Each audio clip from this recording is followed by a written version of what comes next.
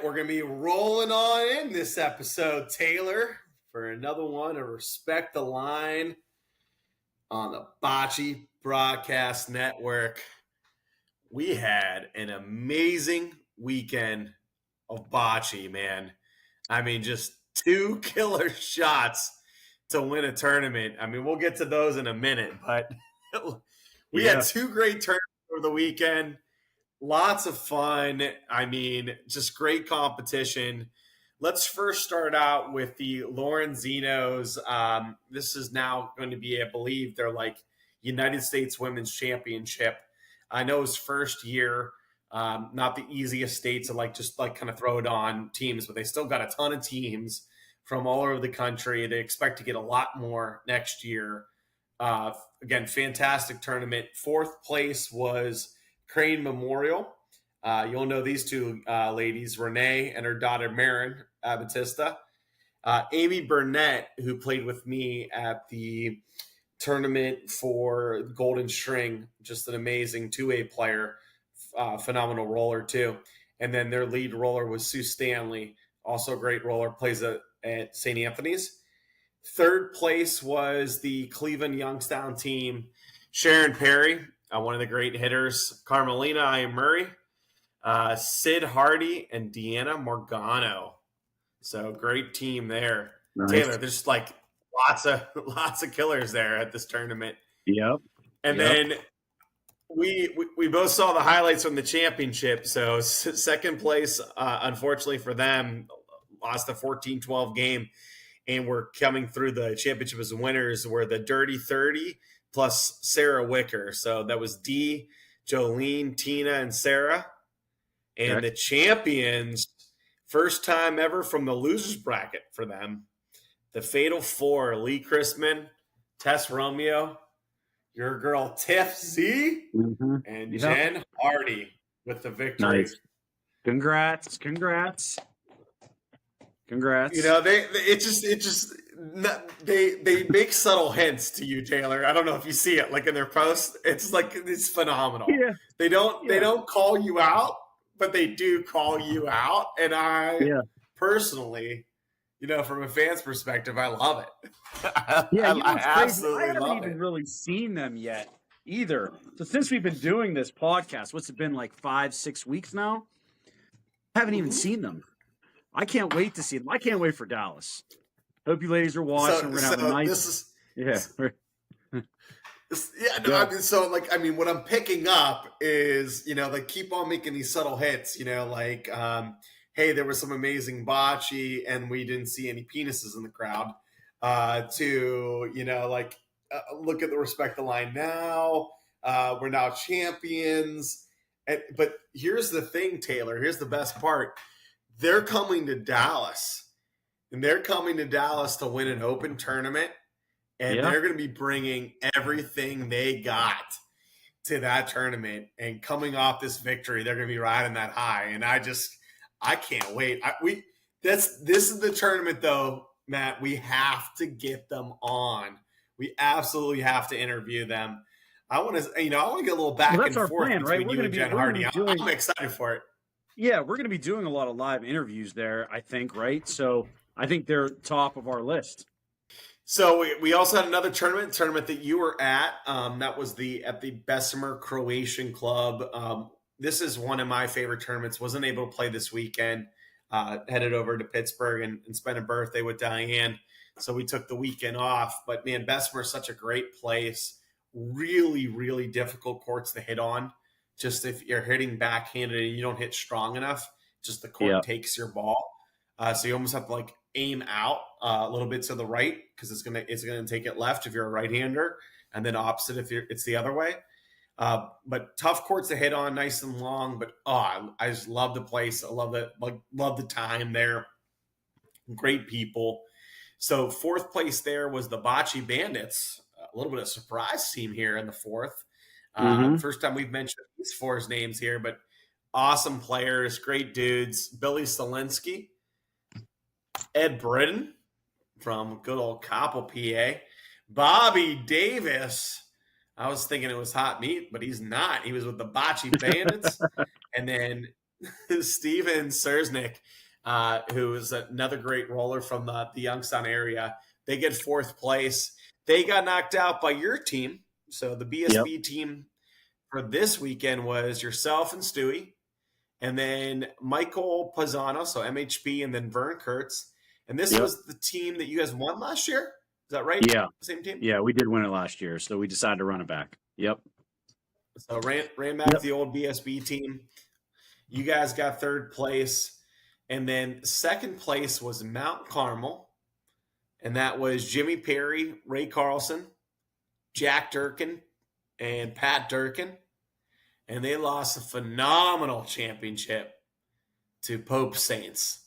And that was Popio, Bubba, Nick Cap, and none other than Mike Robertson, who had his own sort of phenomenal role to win that game in the championship. And so those were our top four teams out there in Bessmer. What do you think about that tournament there, Taylor? Those courts are uniquely difficult. The backboards are tough. There's sawdust on the court. That's how the court is made with some other stuff. So shooting is difficult, and so is rolling. There's valleys and hills on each end of those courts. The Bocce Bandits, so they're interesting teams. So Ed Britton's one of the guys from Koppel. He hasn't played very many tournaments, but their strategy was play the Pauline short. It's really impossible to stick there. So they played the Pauline short so they can keep the game in a comfort level for them, and it worked out for them. They were rolling really well, short. Bobby Davis was hitting. He can hit the ball. He was hitting it short. Once we were able to start kind of extending the court, and we got the Pauline, is when they were in a little bit of trouble. Gotcha. Yeah, so like that's a pretty good run for them, And then, dude, Ray Carlson and Perry, those guys play 3 tournaments a year, and they played unbelievable, and they beat us. So can't they played so good, and they came out of the winners, and they were in the winners championship. They lost. What do you guys play? The 14-0? They got just absolutely smoked in the championship, but. We were joking about it. It was almost better that they got smoked as opposed to like losing like a 1-pointer. And so like instead of it like being like, oh, dramatic victory, we just had it, we would have been in the championship. The fact that they got smoked by Pope Saints, it just felt like this is the best thing that could happen. It's going to make us, like we don't even think about that game. It's like we can never play worse. And they came out of that, not only beat you, but then won the first game against Pope Saints to bring us to the second game and bring us. And they really had the lead and all the pressure to go win that one. And Nick Cap basically stops Mike Robb from hitting and says, "I want you to roll on this Pauline. You have a chance to make 4, which is what they needed to go out." Yeah, just what a freaking roll. I mean, what a call. What do you think about that? Yeah, so, congratulations first and foremost, Bubba, Stephen Fonte. The guy plays in most of the tournaments, man. He plays, he enjoys the game, he loves it. I know winning to him mattered more than probably anybody, so congrats to him. Robertson's a dog. We know that. Am I shocked that he made the final roll or shot? No, I'm not. If somebody would have told me that Popio would have made it, I would have been shocked. Okay. I know that Popio decided he wanted to get loud on the, in the podcast, or not podcast, in the live stream, start talking shit about, oh, do I choke now? Popio, you didn't make the winning shot. Okay. You didn't do it. Like, yeah, your team played great. You won Bessmer. Congratulations. Like, you didn't beat us. I really wanted to play you guys, but we choked and we didn't beat you. We didn't beat Ray Carlson and them. Popio, you listen, man. Congratulations, buddy. You won. Okay. And then Nick Cap. I think that's his second win this year. He won JC, and then he won Bessmer, right? Been playing great, dude. It runs in the family. They got them Cap jeans, dude. Like, he's good. So this is the best part. So like Pope calling you out. Yeah, I mean, like you knew he was going to do that. First of all, Pope's celebration when Mike I was just Robb going to makes the comment on that. goal He danced like a fairy. is It was unbelievable. It was unbelievable. it's so Pope, good. you got, oh, so man, good. Dude. He looked like he was 12 out I there love prancing around. Yay, yay. Like, it's unbelievable. He says he's 60. I guess this was his birthday. I mean, he celebrated it for like 18 days. Yeah, no, 60. Yeah, 60. That's what he's. 60? Who Okay. knows? Who knows what Pope? Yeah, he's like an alien. We can't even really tell. Yeah, for sure. So Popey was dancing around there like he was 12, and then with Nick Cap. So not only does he get the win, but he also had some words into that microphone too. So he called out his brother and said, "Who makes stupid calls now?" So I mean, Cap and Grecos tend to be tough on each other, right? They tend to be tough on each other. You know what's been one of my favorite things lately, and this applies to this so well. Tell me all. I got your back, Cap, on this one. I'm all ears. Yeah.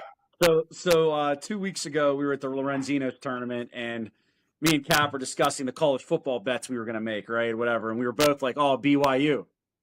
We like BYU. They were playing Central Florida, I think, and Stewie comes running into the bar. He goes, "Oh," he's like, "I love BYU today." Me and Cap go look, and we're like, "Shit, dude." Now we got to take the opposite. But I said, Cap, relax.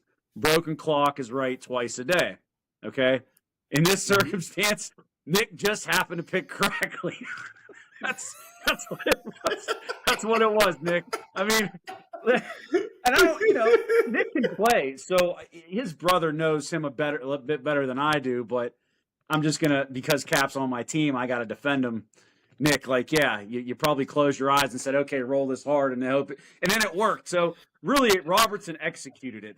Any call is usually execute worthy. If you don't execute it, it's easy to be like, oh, that was a bad call. So in Nick's defense, like, yeah, he might call some crazy things, but if it works, he looks like a genius. If it doesn't, then he's an idiot, right? So it's like whatever. Fair enough. I will say, Danny, I gotta say something. Hold on, real quick. It's nice to know that people are commenting on things when we're not around. It means we are starting to live rent free in these people's heads, which has been our goal. We want to do that. We want to do that. Listen, you care enough about what we say to talk about it, so you knew we were going to talk about it this week. Well played, guys. Well played. I heard it. I heard it the whole time. I heard this is respect the line shot. This better be a top 10 respect the line shot. Oh, this better be a moment. Sure. Right. All right, Taylor, we got some special guests from St. Louis. We've been talking about this game going national, and this is special for me because Dan was one of the first players I played with outside of the Ohio PA region.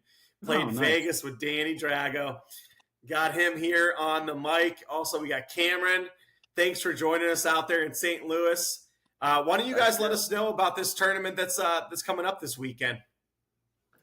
Yeah, so we have the Aldo Della Croce tournament. We hold it every November, and the tournament is named after the founder of our club back in 1975. Aldo and 5 or 6 other gentlemen, Italian gentlemen, all that came over to America, founded the original club, which was just off of the hill at that time. In 1992, we moved to our big facility here. And I'm the president of the club, part of the Zizica Train team, which you very well know of, Dan. You played with the Zizica Train. And we travel a lot. Cameron is the youngest member of the Zizica Train. He's getting well known out there. He's only been playing a couple years, but he's got a lot of talent. So we have him here, and he's my cousin. So thanks for having me. Yeah. Nice. Yeah. Thank you for joining. Love it. So Dan, so you have 2 different divisions, right, for this. You have a women's and then also an open. Is that correct? Right. We're one of the few tournaments that actually have a men's and a women's division. That's the way it was started, so we keep with the history. And it allows the women to play in their own division. They don't have to play in their own division. They're very well welcome to play in the men's division. As we know, a lot of these women's teams are just as fierce, as competitive as any of the men's teams. You can also play mixed. So if you have any males on the team, you obviously can't play in the women's division, but you can play in the men's division. And this year we have 35 men's teams and 20 women's teams. Wow. Nice. So just looking at these rosters for the women's, and the one that of course comes to my head is when I see a Drago. I know Sally's playing with the Bada Blings, and they got Michelle and Melissa, and then is that Erica from Chicago as well? Yes, it is. Yes, it is. Oh man, that is a good team there. Yeah, they're looking to make a statement. Sally was on a team with two of our better players at the club, Gail Morris and Sue Zona, a couple years ago, and they won it. So Sally, fortunately, unfortunately, is the only Drago to be on this trophy in 17 years. Love it.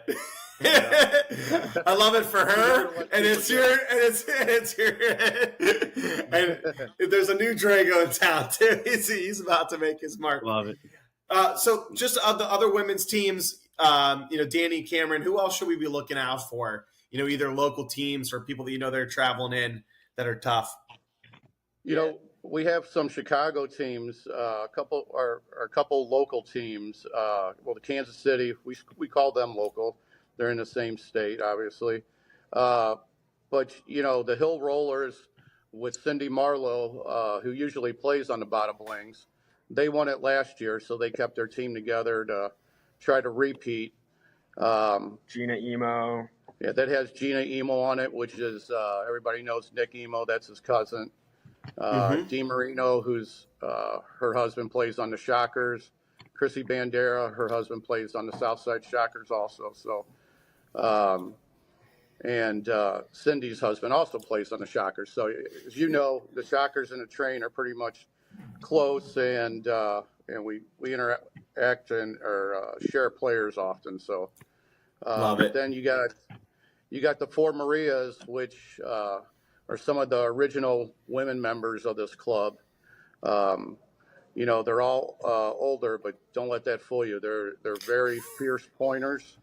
They're no nonsense. So, they have a pretty good chance of taking it also. And then you have Andiamo. That's going to be a pretty good team to contend with also. So, there's always 3 or 4 legitimate teams that you expect to win. As we know, we've been on the other side of it. It doesn't always happen when you expect to win. So the Hill Rollers, who won it last year, came out of nowhere and won it. So the women's division, be very competitive as always. Love it. And so what you'll be doing, just to confirm, is there'll be pool play, right? And then you'll eventually get to a double elimination tournament, or is it single elimination after that? So they do bracket play. So everybody is guaranteed 4 games. And then they'll take the top 2 from each bracket. And then they'll play a single elimination playoff. And these games are to 12 points. They're timed 50 minutes or 12 points, whatever comes first. And then the finals will be to 15 and 70 minutes. Who are the teams that we should be looking out for on the men's side, of this tournament? Because there seems to be some big names here, Danny. No, there is. There's a lot of very good teams in this tournament. You got St. Louis Hill Bocce, who won the Kansas City tournament recently, and they've added my cousin Vince, who you're familiar with. He's from the Sazitza Train. And then we have some clubs from Heron, Illinois and Murfreesboro, Illinois that play on brick dust, but have been coming here for our tournaments for a while. So, you can't count them out either because, they have experience on the synthetics here. You have Bad Boy Bocce from Southern Illinois that they drive an hour and 45 minutes on Mondays, to play in our Monday night league. Jeez. And all Love of them I know. And all of them have actually joined our club now. IABC won it last year. That's the Della Croces and Nick Emo. Yeah. They're always yeah. looking to repeat. Yeah, that's always with Greg and Mike Della Croce and Nick Emo and former President Robert Della Croce. That's a very competitive team, and they'll be looking to repeat. Then you have Volarama. Those are some very seasoned veterans who always seem to put it together, once they make the playoffs, and they're going to be a very tough team. Shockers. Southside Shockers. They've been doing a lot of traveling. I've talked them into traveling with us, and they've been around. They're going to play in Dallas for the first time this year.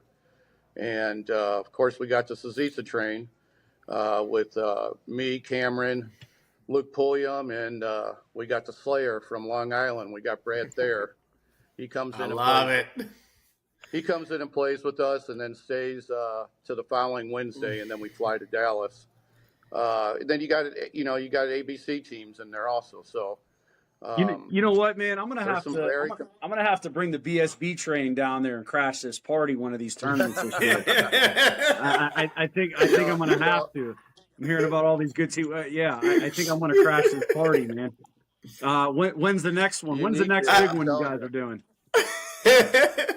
Well, our next big tournament is the January 11th, and we're going to have some more next year because it's our 50th anniversary. So now that you said about the BU and getting involved in that, we were talking about having a big tournament, a big money tournament sometime next year, just not only just in celebration of our 50th anniversary, but also to get some teams across the country to come. And anytime we have a one-day tournament, they're always on Saturdays. I always guarantee everybody a minimum of 4 games. And then we do single elimination, or sometimes we do double elimination. But I'll definitely keep you guys involved because, like I said, I have a ton of respect for Ohio Bocce. It's always good to bring some Ohio teams and some Pennsylvania teams and even some New York teams here. It's kind of a wake-up call for some people here. So, like I said, you guys always put a very competitive team together, and Danny, you've seen us play. I know you guys don't think we're very aggressive, and we're considered overly aggressive here. Lord! Wow! And as you know, Danny, there's no point I don't think I can roll for. And that's kind of the mentality here. So even though we do have a lot more hitters now, but hitting was kind of frowned upon for a long time here. The older Italians, and especially my dad, back 10, 15 years ago, I've seen people pulled off a court because they hit. And that the mentality here in the past has always been, you have to be an 8-pointer before you even think about hitting. And that's probably why the first 30 years I was a member, I've only been hitting for the last couple of years, so yeah, I was always pointer. You know what though? As much as we like to talk about hitting, as much as they'll get all the clicks, every episode Taylor and I would just come back to it. We're like, you got a team roll to win games. And Danny you got a team like roll to win championship. Danny doesn't like it. He's a prima donna. He wants all the accolades. Yes. And here I am just rolling balls, saving frames. That's what I do. Right. Listen, guys, real quick, if you could for us, I know a lot of people are going to be watching this, but really push out there to your local teams and people that travel for your tournament to please register for this Tournament of Champions. Go watch our podcast, get all the rules, understand it, and push it, because it's going to be really, really big, and it's the start of something that I think it is going to grow this game to where some serious things are going to happen. So please do that, and we will make sure we push your tournaments. I will make sure that BSB comes out for a tournament next year. Well, I don't know if we don't want you to bring BSB, but oh no, we're coming full force. The full 4 of us are coming. Let everybody know. Yeah, but the podcast is called Respect the Line. We call the line violations here. Oh boy, that could pose a problem. Like it. That could pose a problem. We'll adjust. We'll adjust. No, and I will tell you the way that Anthony and the Ohio guys adjusted when they played in nationals last year or the year before. I'm telling you, I've never seen anything like it. I've never seen anybody adjust to 90-foot synthetic courts and adjust to the line being called as quickly as Anthony and Brian and the Bocce brothers did. It was pretty amazing. Yeah. Love it. Love it. Well, good luck this weekend. Go kick some butt. Go get some rest. Hopefully Brad's, sleeping in the Volvo van or something, getting his rest out there because you're going to need him to hit on the other side, Cam. You know what I'm talking about? Yep. Oh, I know. Yeah, we'll see you guys in Dallas next week. Looking forward to it. Taylor and I, first time together. We're gonna do our own Respect the Line stuff, so it should be fun. No, I see you beefed up your team, Danny. Yep. We're going to have a good time. Yeah, he sold his soul. Hey, guys, enjoy your tournament. that it did. All right, thanks. You guys have a great weekend. We appreciate you joining. Take care. No problem. Safe travels. All right, so we got that great St. Louis tournament, and now we also have a pretty cool one, I believe, in Youngstown, Ohio. So Club Championship, first one for the Lorenzino's Bocce Club, created by Dante Chiavetti. We're going to have a king of Lorenzino. Someone's going to be crowned the best, Taylor, of the singles tournament bocce. I'm so pumped for this. I was just so excited that Dante allowed me and let me be able to run this thing. And I'm just so pumped to be able to do this and start promoting the hell out of this, because that club is something special. And not just from the people that are in that area that are members, but we have members from actually all over the country, internationally, that are members of the club that are coming in town for this singles championship to be crowned champion. I'm so pumped, Taylor. So pumped for it. 72 players, right? Yep. Yeah. It's going to be a freaking blast. Yeah. All right, so what I'm going to do is just to preview it, I think it's best if we could talk through each of the brackets. So bracketed tournament, what we're doing is anywhere from – we have 70 players that are there. We had a couple last-minute dropouts. So we have 3 brackets at 18, 1 of 16. There are 4 players from each bracket, 2 winners and 2 losers that are going to make it to Sunday. And what we're doing, Taylor, for the first time that I know of, the players that are coming through as the winners, right, that have no loss, since everybody's coming back without a loss for Sunday, those winners, for their advantage, based on their point differential, they get to call out a loser. They get to call out somebody that they want to play that has a loss. So not only do you get to come through and get to be seeded, as some people say, I got seeded, so I get to play against someone that has a loss. As you know, there could be a tougher bracket or a really great player that got a loss. Now you get to call someone out. So if you kick ass on Thursday night, you can call out who you want to play with. I think that's going to be exciting. Yeah, that's cool. That's a nice little twist on it. I like it. All right, so let's go to Thursday's bracket. The play-in game, we got Bo Wetzel versus Bobby Davis. I'll go through the games, and you stop me, Taylor, if there's either a matchup you think's going to be great or if there's something you want to talk about a player. Winner of that Bo and Bobby, they're going to be playing against Scott Altpeter. Okay. And then the second round, really great matchup here, Nick Cap versus Bobby Mitt. Woo. Wow. Right That's actually a really good match. That's going to be a good match. Be a good game. So Nick Cap in the best of the best last year made it to Sunday, had played phenomenal as a singles player, kind of one of his coming out parties. And, his dad, of course, played with Bobby Mitt, for all those years. And now Mitt's coming back and playing a singles tournament. I love it at Lorenzino. So we're going to get a little bit of drama and a great matchup there. We got Bobby Gentile, I would say definitely one of the favorites, versus Anthony Del Torrio. And we got Nikki Amendola versus Shawnee Nelly. Oh, man, that's going to be another good game. A couple rollers going at each other. Yeah. Oh, you know Nelly's going to be talking. He's going to be all on something, screaming. It's going to be great. For sure. Another great one. This is actually one of the first 3 matchup playing game. MHP, okay?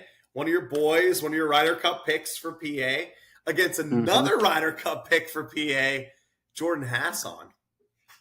Oh, wow. That's going to be a great first game. Yes, it is. Winner of that, you think they maybe get the rest? No, they do not. They don't get the rest. They have to play against Matt Estes. Winner of that is waiting on Matt Estes in the next round. I love it. It's going to be great. I love it. And that's a pretty good bracket for them on the bottom. We got Dante. Heck yeah, it is. We got Dante Lovell and Nate Kirk waiting down there. Next game is Rocco Guerreri versus Jake Tanner. And we got your boy Levi going against Dylan Palsy to finish it off with the bracket. There's going to be some good games in this Thursday bracket. It's kind of sneaky good. Absolutely. I might have to come watch that. It's going to be some good stuff. All right, moving on to Friday. Let me go share my screen here so we can take a look at this bracket. All right, so Friday night at Lorenzino's, we got a really good bracket again. We got Rock Delicio leading us off. He's playing against Bobby Gratz. Bobby was like one of those sneak picks that came in on Sunday, made it to Sunday for the best of the best. Winner of that game gets to play against Nick Jennings. We got Chooch versus the new biggest shit talker in Bocce, Cosmo Iamurray. So Chooch versus Cosmo. Chooch is going to wreck him. People don't know Chooch. Let me tell you something. That dude can play. Cosmo, you're in trouble, bro. You're in big trouble. What are the games? What are the games going to? 12? Games are to 12. Games are to 12. You know Cosmo, he likes to talk a little bit. Oh, 12-3. 12-3. Sorry, Excuse Cosmo. Me. I gotta write that down. Cosmo, I'll make sure you're reminded of this as you're playing. Because right below you, so a very possible matchup for you is not only Timmy Wilson, but he's playing against you, Matthew Taylor, in that 4 spot. Mm-hmm. You got T. Will, baby. You excited for this?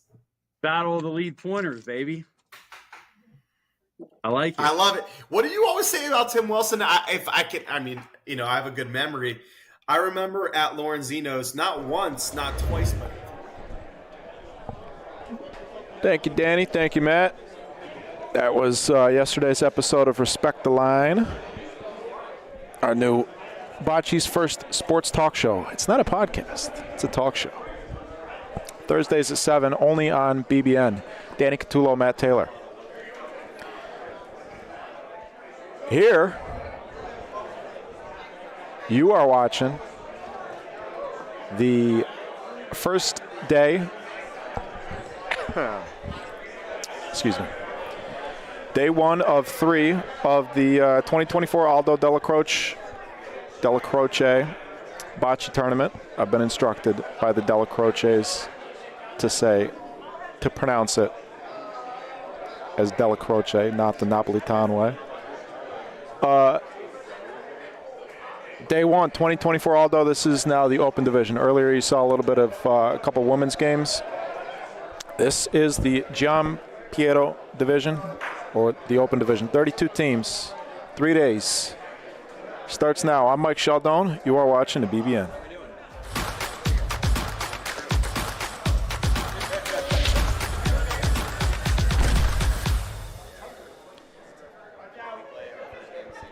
We are on court 5 this weekend.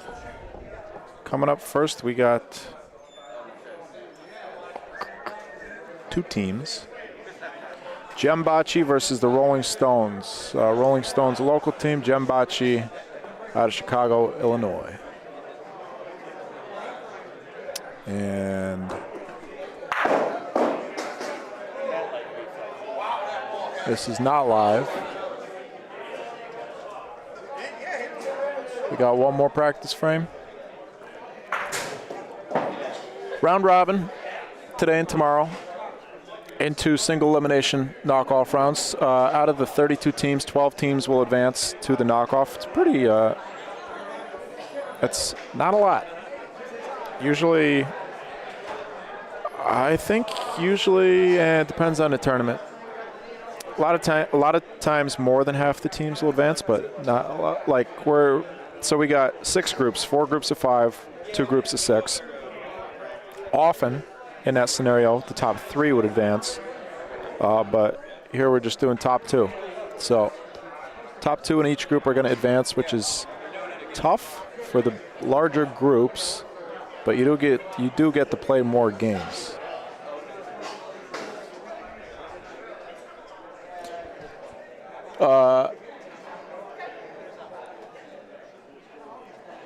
I believe all of the games until we get to the finals are to 12. 12 points or 50 minutes. And then once we get to the finals, I think it's 15 points or 70 minutes, whichever comes first. Got a couple limoncello shots making their way over to the booth. Shout out to President Dan Drago, Sally Drago, for stocking the bar with limoncello after they had to run out several times during nationals to get more bottles of limoncello because they don't stock it here. But now they got limoncello. Next up, espresso. Thank you, sir.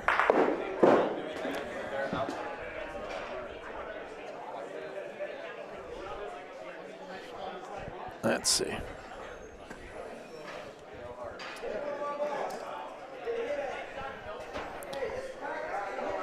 Joining me in the booth, St. Louis, St. Louis, St. Louis.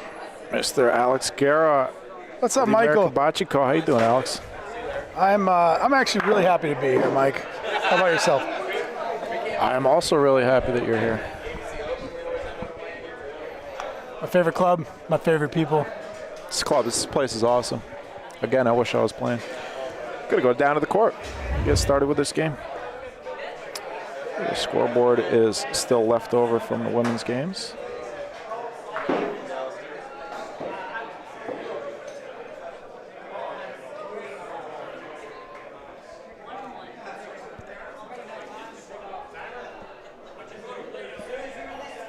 Perfect timing. Polino's out, first frame. Jem Bocce in the house.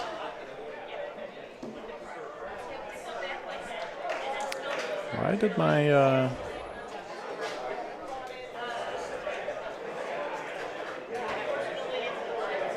sorry about that. Why is my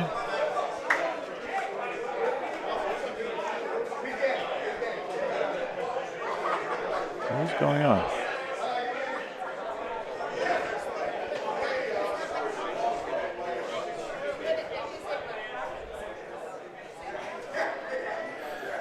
Something is going on with that camera. That's not good.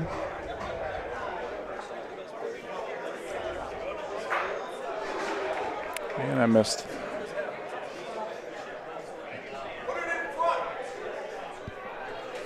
Okay, while Mike gets the camera sorted, I will at least introduce one of the two teams. We got the Royal Blue versus the Turquoise Blue.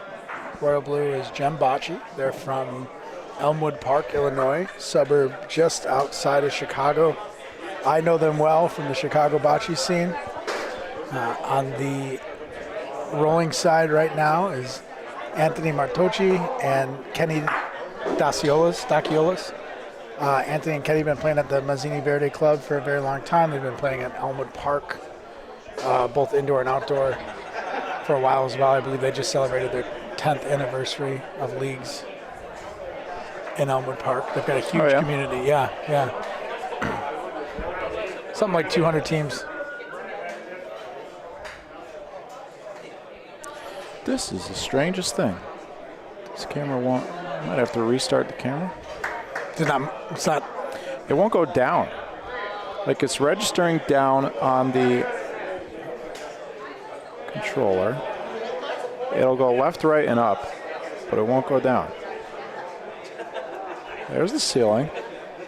Definitely goes up. And now it goes down. All right, there we go. It's like blowing in the controller or blowing in the cartridge. With the I just Nintendo. needed to stretch out a little bit. Yeah, a little bit, yeah. It's rusty.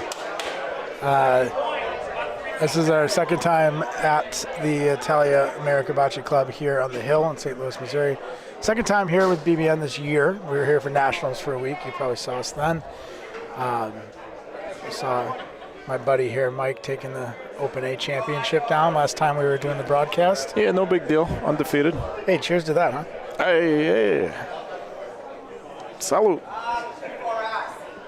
To you at home. Chin down. Kicking off the broadcast with a little limoncello. Oh, I was going to sip it. Oh, whoops. Okay. So Jem, and then they're paired up with the two Joes. Both these handsome fellas on this side of the court. His names are Joe. In the purple here? Royal Blue. Okay, yeah, royal blue. Yeah. I'll buy that. Sure. I am colorblind. Are you? Yeah. Okay. And then that's Leo. Right, Leo Chirco rolling the ball. He was reffing a lot. Leo. At Nationals, he was reffing a lot of the Punta Rafavola. He's a board member here at the IABC. I think he might even be the vice president. I think you're right. Yeah, very, very helpful to the club, and certainly was on full display at Nationals. And just like a lot of clubs here, St. Louis has had an uptick in competitive players. A lot of, there used to be one or two teams here that would hold it down in any sort of competitive tournament environment, and over the last few years you've seen that number grow to like 10 or 12 this year. Maybe not favorites, but actual contenders. A lot of these guys can roll now. You're seeing that. I'm paying attention now. I wasn't paying attention. I was distracted. That was the weirdest thing whatever.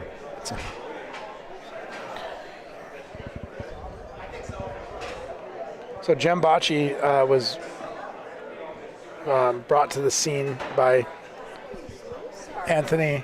Yeah, does Jem stand for something? Nice shot. I believe it's the three neighborhoods on the west side of Chicago. Elmwood, Maywood. Not Maywood. Yeah, it might be. I should know this, and I don't. It might be Elmwood, Mazzini, and then whatever the G is. Yeah.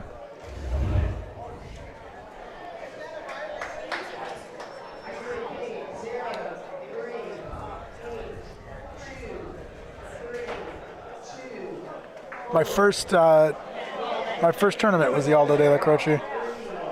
What year? 2021, 3 years ago. What do you mean your first? That was your first tournament? Mm-hmm. In 2021. Mm-hmm. It was on the back end of Nationals. I joined. It was McDee's first Nationals. It's been a crazy. Wait, but. Vegas. Vegas 2020. Then COVID hit. And then this was my first non-Vegas tournament. Okay, yeah. Gotcha. So I did Vegas 2020, then COVID hit, then I did Vegas 2021, and then this was my first time rolling on quote-unquote real courts. Mm-hmm. I rolled with Vito Buonsante, Andy Zimmerman, and Lauren McDermott, 3/4 of the team that still exists today. Look at this, a little touch for three. Nice roll. Nice ball. Jem Bocce leapfrogging. Yeah. Little Tiger Woods fist pump. Celebrate. So who's your team this time around? So it's the same team, but with Frankie Estello instead of Vito. So Andy Zimmerman, you, Frankie Estello, and McDee, Lauren McDermott? Yeah. And Frankie and Andy came up together in the 2008, 2009, that was his first bocce partner. Frankie's traveled the country. He's lived in New Orleans, and actually, believe it or not, Heron Southern Illinois at one point. Oh, yeah? Yeah. Lived out west, L.A., and found his way back to Chicago a couple years ago, so he's been back on the scene a little bit. And it's been... This camera still refuses to go down. I'm sorry. It's all right. No, it's just my neuroticism. Whatever. Yeah, Frankie, so you guys held a tournament. For those who aren't familiar with ABC, you want to give a brief synopsis? Sure. American Bocce Company started as the Wicker Park Bocce Club 11 years ago, and then we started doing social leagues, bar leagues, really targeting young people, a lot of women, a lot of newcomers to the sport, and then sort of were so inspired by the community that we kept going with it and started a company and organization that was focused on growing the sport from the ground level in Chicago mostly. A couple satellite markets, Detroit. Our buddy Gino Pilato in Boise, Idaho started something in the kind of ABC umbrella. And then after about 5 years of that, we wanted to sort of integrate the sport too, so we started doing national tournaments, and ABC Open was in 2021 as well. I didn't play in that, by the way. That was before the St. Louis as well. So you held a tournament before you ever played in one? Yeah. Interesting. Yeah. Very few people can say that. What are we measuring here? That dark blue ball is obviously... I don't know much about these Rolling Stones other than getting to know Leo more this summer. I do know a fellow with the hat on the other side, Travis. On the left there? Yeah. So just to finish that thought, so ABC, your company, American Bocce, co-hosted a tournament in New Orleans this past March. That was awesome. But we went to the club, and I'm looking around the club. There's pictures of Frankie on the wall. Yeah. Like, wait, what? Yeah, that was funny. Some people like to weave big tales about their life, the big fish stories. And Frankie's one of those guys where he tells you a story about something crazy, and then you show up to the club, and there he is. Yeah, it's just proofs in the pudding. on the wall. Winning championships in New Orleans 10 years ago. We got an answer for you, by the way, in the chat. Hello everybody in the This chat. is Jem? I haven't taken a look at it yet. Yeah. Hi, Dad. Thanks for watching. Galewood, Elmwood, Melrose Park. Okay. So, Thank you, Lisa. all right, so those are neighboring cities, neighborhoods in western Chicago. I don't know if Galewood has bocce courts or if that's just where the people are from. I'm not sure. But it's the Gem name, I think, has become a formidable name in bocce tournaments. They play a lot at Roma Lodge up in Racine, Wisconsin. They're now playing down here. They play the ABC Open. What a ball. And I think Anthony Martocci is the kind of the glue. He died. If Tasha's when here, I see the name Gem, I expect to see. Yeah. You've seen Anthony LaBarbera on that team. You've seen Mario Dato on that team as well. Maybe Julian Batullo. But it's really Anthony's thing. Hi, Laura. We had beef, chicken parm, pasta, salad, veggies, and cookies. Wonderful spread by Guido's restaurant. Is that what it was? Something's going to happen here. Still sitting one for Rolling Stones there. One red. Tie ball game. We got timers on the games this year. This is the first time that Aldo's featured a clock. How do you feel about that as a player? I mean, it seems like it's becoming increasingly popular in order to accommodate the growing number of teams and tournaments. It has to be met with a certain level of respect by the teams so it doesn't get abused. It's a tough adjustment. A lot of people will play pretty quick in their bar league or their weekday league, and they'll come to a tournament and really focus and consider all their options and slow the game down a little bit. And this doesn't quite allow for all of that. You got to play with a certain pace, or you'll fight. And then I always say, if your games if you're the one always getting timed out, then your team's probably too slow.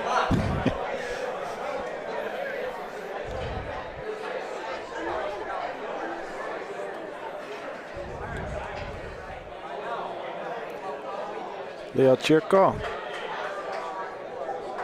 Great line. Very nice ball. It's rolling out a bit. Ron Dog, what's up, Ron? If we got any friends, so Ron's from what, Western PA? Or?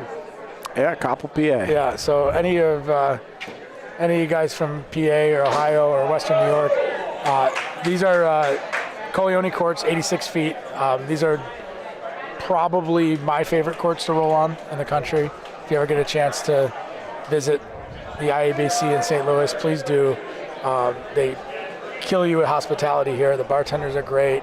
Dan Drago, the president of the club, really likes to roll out the red carpet for bocce players, as they call them, across the country. Actually, in PA, that's one through line of PA and Missouri. Oh, yeah? The only two places I ever hear anybody say bocce, Pennsylvania and Missouri. It's interesting. It skipped a lot of towns. Yeah, I don't know how. I'd be interested in the etymology there. What do we got here? We got one ball back for Jem. It's the third ball here for the Rolling Stones, and that's a beauty. Yeah. Look at that. He might have made two. That's great. Played that rondina, rolled deep onto the wall past those front two blockers from Jem. And Jem's going to probably take the same line, I'm guessing. Yeah, I would imagine. Not quite enough rondina unless it sucks in. It's a good ball. The speed is perfect, though. Ball. Look at that. Oh, and it rolled out a bit. If it was two, now it's only one. You think they'll take the point? I don't know. I think this is a pretty hard point to sell. I think he could make three here. Man, I think you roll this ball. I don't. 3-3 game. Early game, yeah. I like it. Cut across it. Try to bump that blue on the side. This guy keeps grabbing his crotch. Oh, could make three with a little bit of Paulino here. It's going to be short, though. Short, yeah.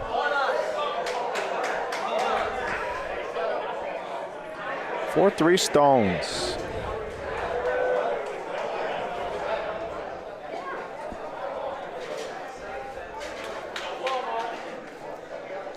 You've never played in the Aldo, right? No. The only tournament I've played in here was the Open A. Open A, right. I'm getting last year's Aldo and this year's Nationals kind of mixed up a little bit. Yeah. It all blends together. Is that looks like a Salsicha Train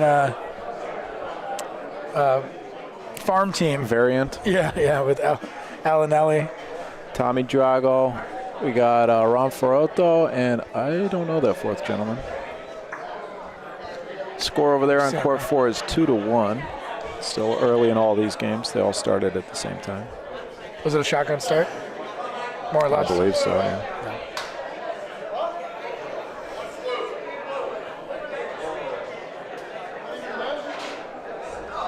How's the Airbnb?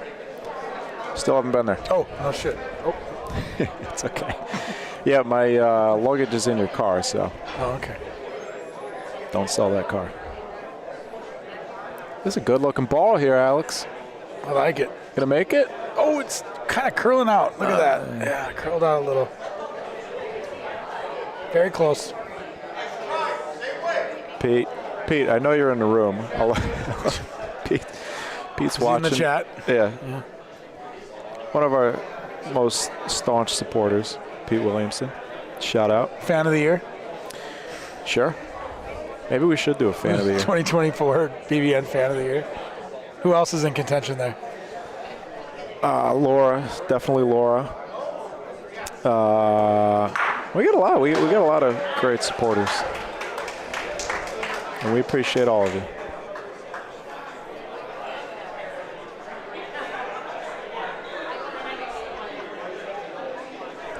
So what is this? The fourth or fifth frame? Sixth? Fifth? Yeah. 5 frames, 20, a little over 20 minutes. It's pretty Good pace. yeah, pretty average pace. About 5 minutes a frame. I think open tournaments on 86-foot courts, I think should be clocking just under 4.5 minutes or so. PRV a little Seems like right. PRV is about 5. I'd be curious. We had the pleasure of going to Montreal, Canada for the Canadian Club Championships. That's available on BBN if you want to go back and check out some of that. But we played, I think he's going for both of them there. Got one of them. Still 1 point sitting for the Rolling Stones, though. Or for Gem, rather. Yeah, for Gem, yeah. Oh, yeah. Close. But, so in Canada, they played PRV, 3-on-3, six balls each, 12-ball PRV, which is a lot, to say the least. Sure. I've never seen that. Yeah.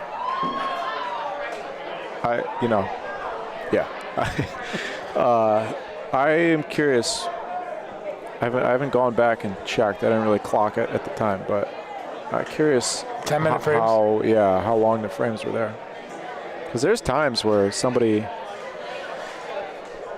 one factor in the length of PRV frames, as Jem's going to have one ball back here. Not sure who's got the point. So he moved the Polino enough back into the left to give himself the point. It was a kind of a wild roll, but worked out. Yeah, Rolling Stone's sitting one, Gem with one ball back. One factor in the length of PRV frames, of course, is the skill, because the fewer mistakes you make, the less you have to reset the balls and all that. But just the nature of 12 balls on the court, 12 balls to roll. They're fast courts, so the balls take longer to roll.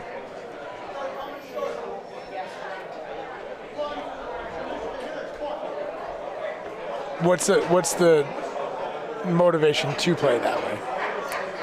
Well, it used to be one of the what do you call it? Disciplines? Yeah, exactly. One of the disciplines of Worlds, but they stopped doing that. These guys keep rolling it past where I can get it in the full one shot.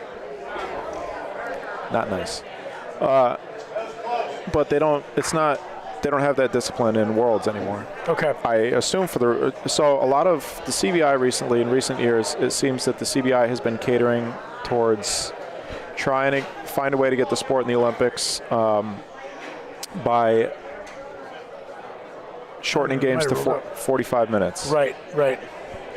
And it's just not possible to play a 45-minute competitive game of 12-ball PRV. Mm-hmm.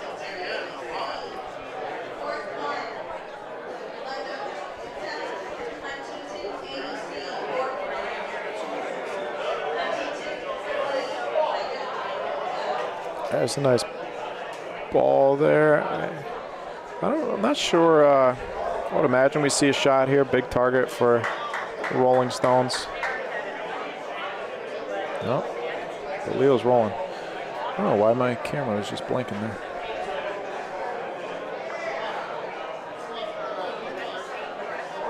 What is going on?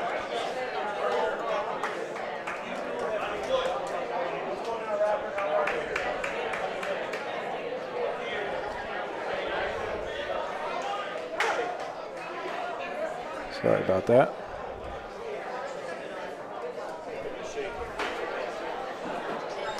Oh, it's an aggressive angle.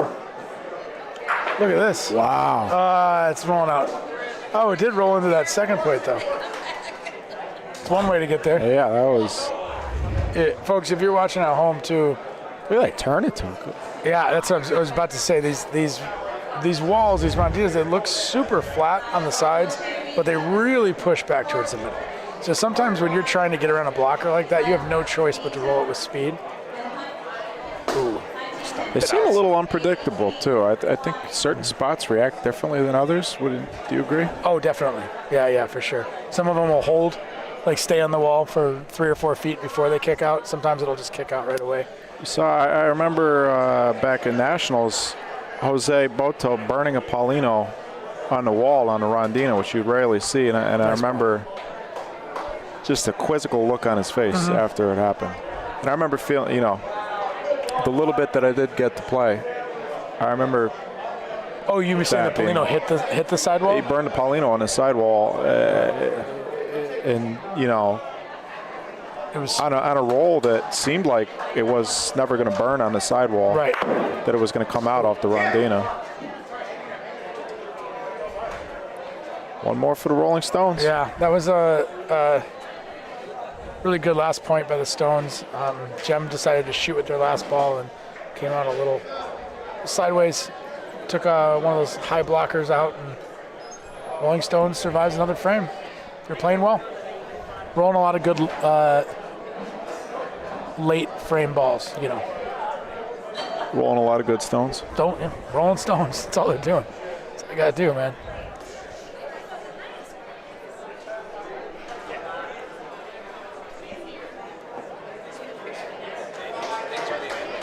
I will say, too, if you've watched us broadcast in St. Louis, we've always been on the same court.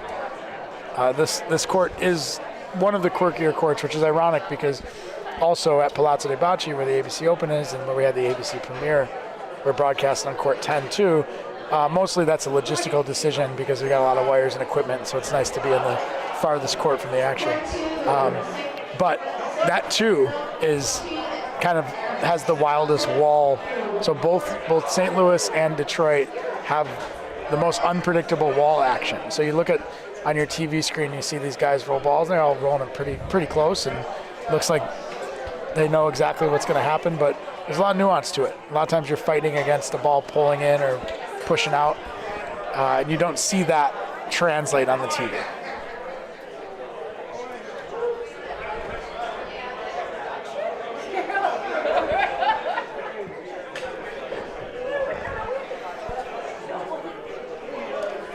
Anthony Martocci. Goes by Tosh. Guy loves bocce, man. Plays all the time. Super nice guy. He's got a great disposition, too. He cares. He's committed. He makes the right decisions, but he's not a hothead.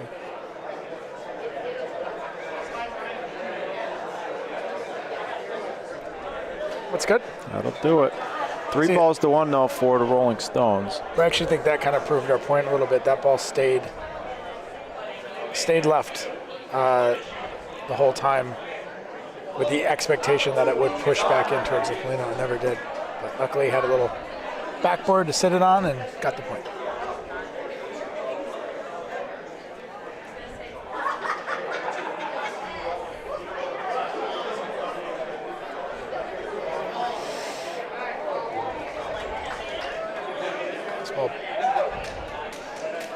Hits the brakes, falls short and right. Another thing that you don't necessarily see on your screen is how much the speed of the ball affects the line, or vice versa, right? So if you see a ball, someone says, "Oh, why is it going left now?" Or now it's going straight. Well, now it's going straight because you rolled through the brake.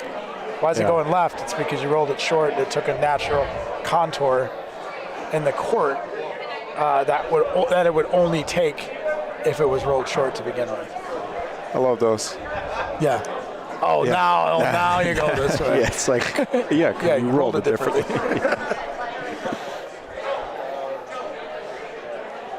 I watched our guys Danny Catullo, Matt Taylor on the Respect the Line podcast, or what are we calling it? A TV show, podcast? It's a talk show. Talk show. Thank you for asking. Multimedia. I watched those guys today. When did they record that?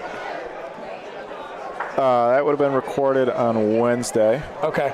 That was yesterday's episode. And they had President Dan Drago and his cousin Cam Clifton, who's a really good up-and-coming player, young guy. Makes Michael here look like an old head. Thank you. They were on the. That's all you want, right? You want the respect. And they did a good job. I thought Dan did a good job. It's always harder than it looks to talk about this stuff like that.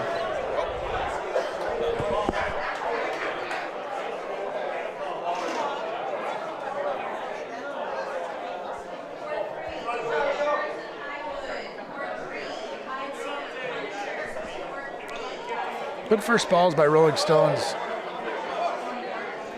are dictating the tempo of this game. It's a ball that I would shoot. There's that wall pushing it. It might catch the. Yeah, look at that. Goofy. Catches the goofy side. Cuts across the blocker.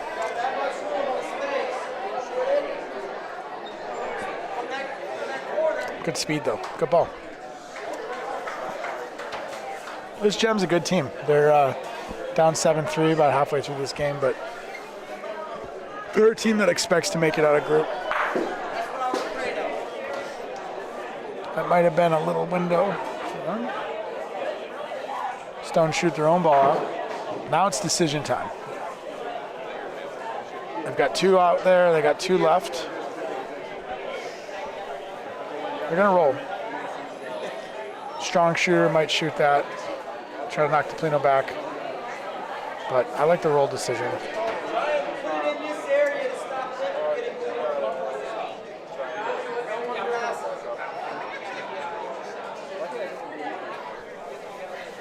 Last ball coming in.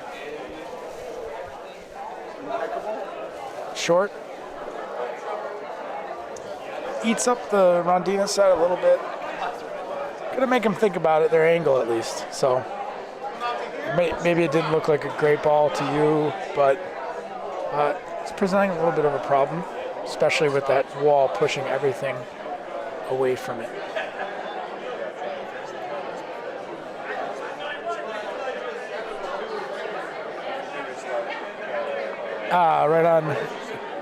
Right on cue. Look at that. Does its job. We got 5 courts in this club. We got 5 games happening right now. There's players from Chicago, St. Louis, Kansas City, New York. New York's in the house. Yeah, we got a Long Island team. Yeah, it's good to see them here. Those boys like to travel. Mike Lisi, maybe a fan of the year candidate. Sure. Shout out to Bocce Social, Mike's newest venture. Yeah. On Franklin Square, Long Island. Look at this. They're right back in it. Wow. 3 spot for Gem, and we got ourselves a game. I like that roll. I think he was intending to roll that ball on the side in, but he gave himself a chance, right? Well, there wasn't a whole lot of cell potential there. Clips the inside, just the right speed. 3 points blue.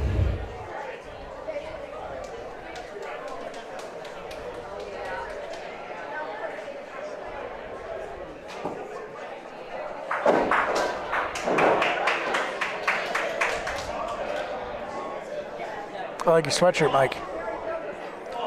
Do you know what it is? No. Should I? You might know what like the play on the logo is. It's yeah, it's a play on the yeah, Enron. yeah. I didn't know if it was like. It's Tim Dillon merch. You know Tim Dillon? No, that's what I was looking for. Yeah, that's the part I don't know. He's a comedian from Long Island. Okay.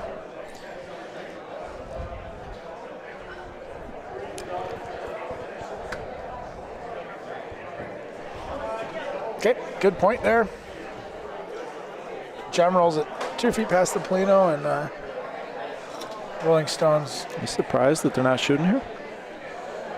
They've been fairly conservative. The shooting has been lukewarm in this game. The pointing's been good.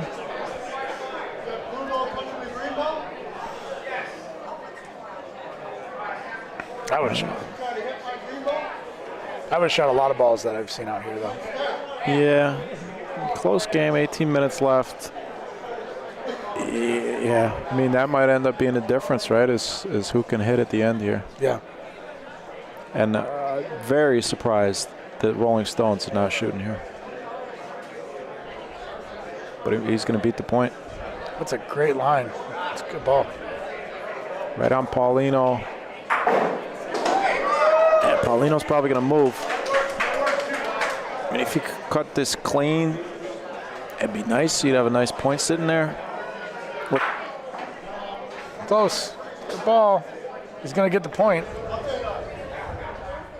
But they're down a ball in the frame, so.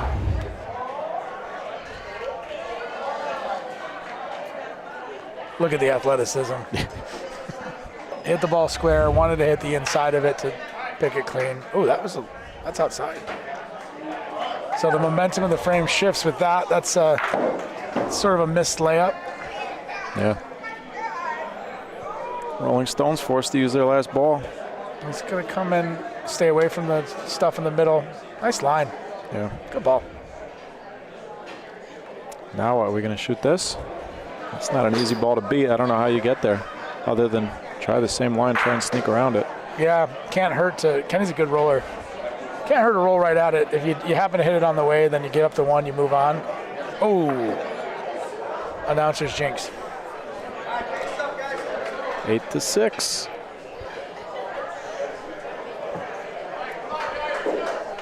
Good crowd here on night one, huh? Oh, yeah. I didn't even look up from the screen. The courts are surrounded. Nice. I do think that court, this is court 5, right? The one we're on? Right. So I think that court 4 is drawing a lot of attention because these are popular people in the club on court 4. Yeah, we got a IABC team and a Southern Illinois team, right? The Shockers are they a mix? Yeah, I think they're halfway between is what I heard or something. Good roll. Southern Illinois. What'd you call me?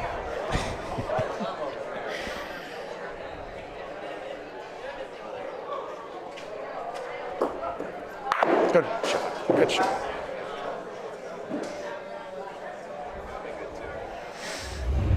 All right, shooting's heating up a little bit.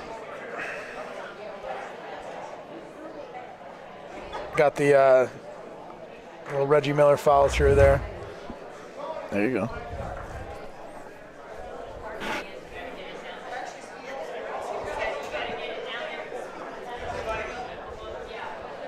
Leave. About 1.5 feet. Would rather leave that on the Rondina side, the pro side.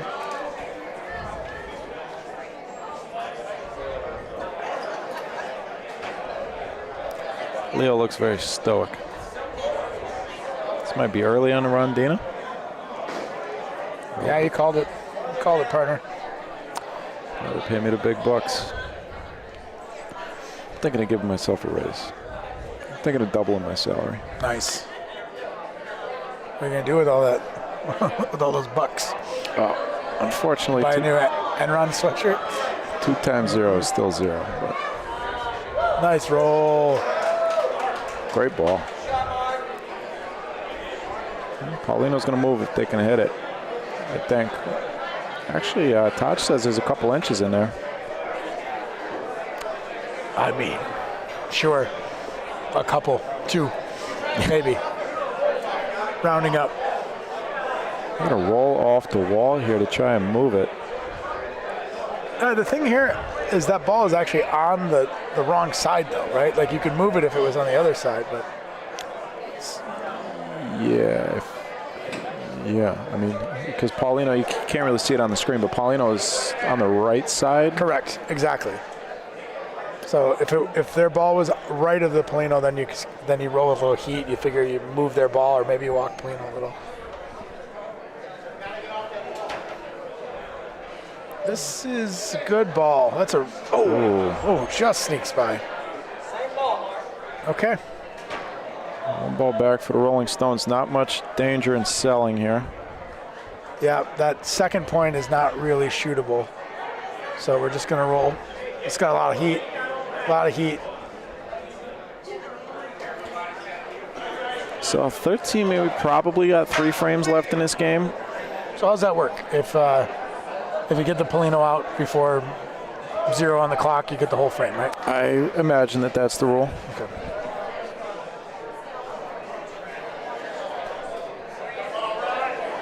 Gem really needs to win this frame.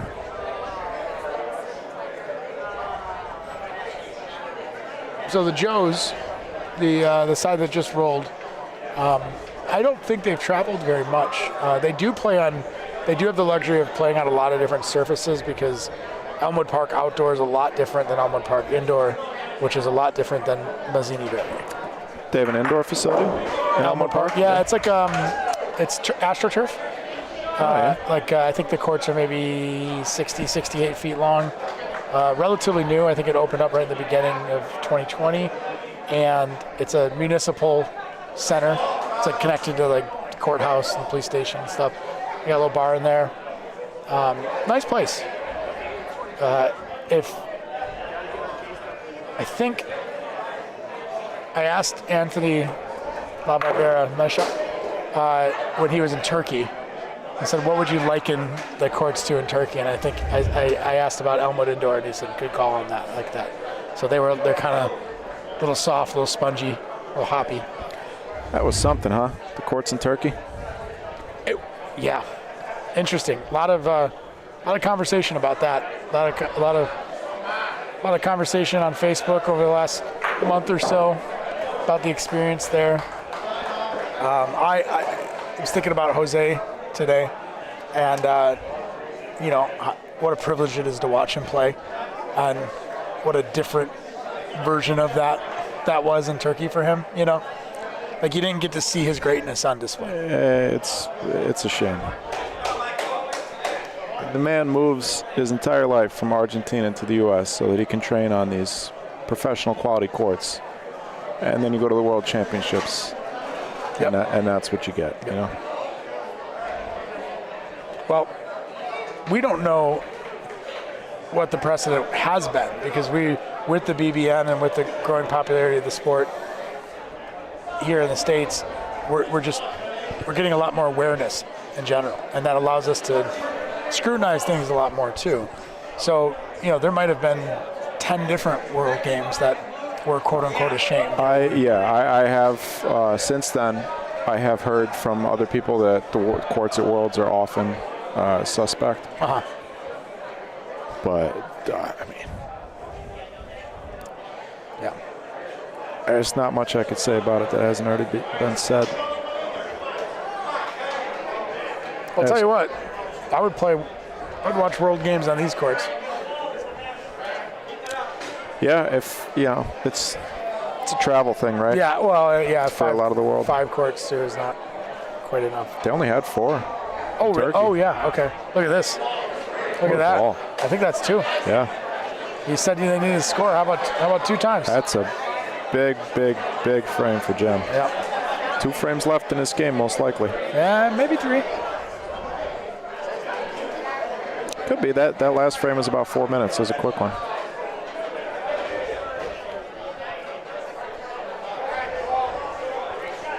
Hey, Milan.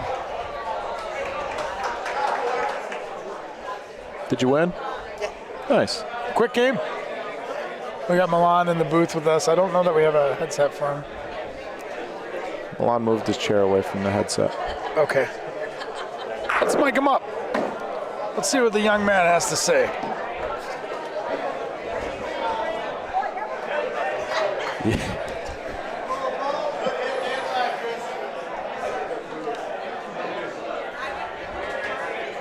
A lot of chords we're working our way through while this possible penultimate frame gets started.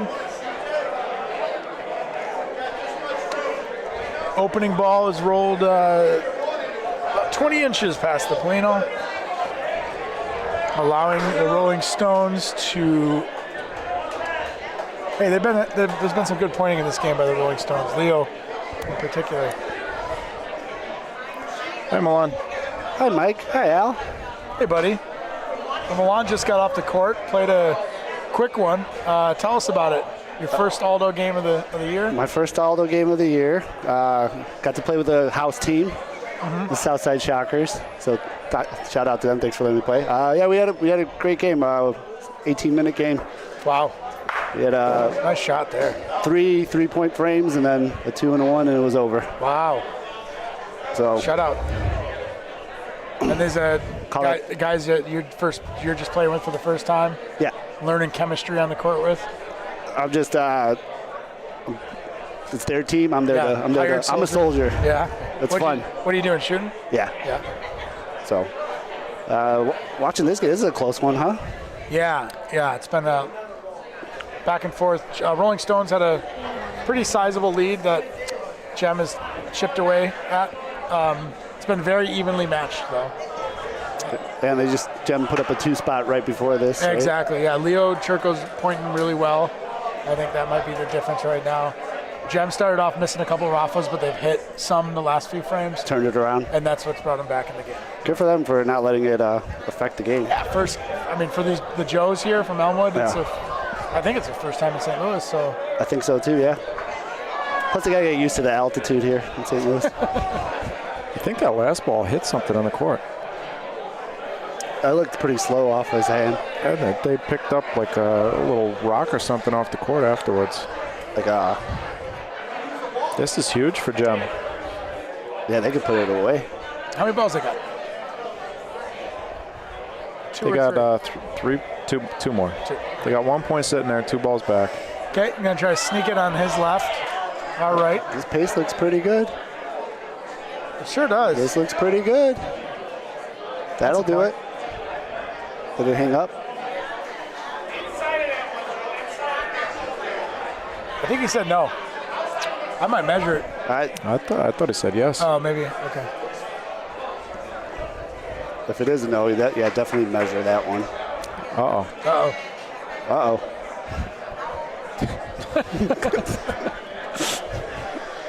Two. Two's the call. Okay. All right, lead change. Another 4-minute frame, so it's probably a 60% chance they can sneak out of 2 frames here. Yeah.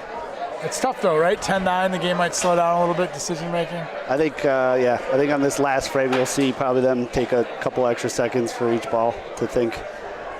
If they're aware of the clock. Yeah, it's not. Well, this side's staring right at it, so I hope so.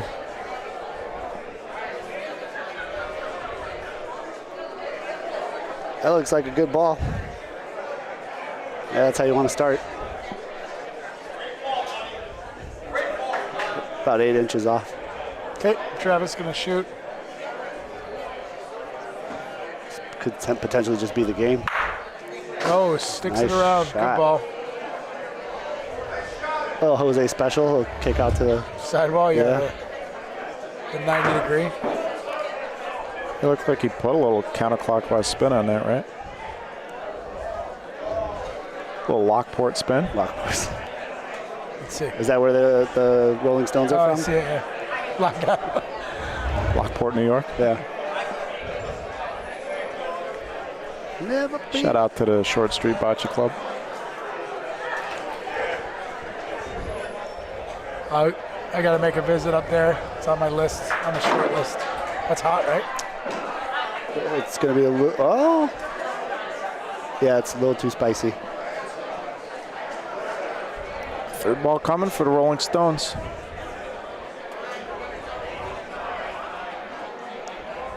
Big ball here.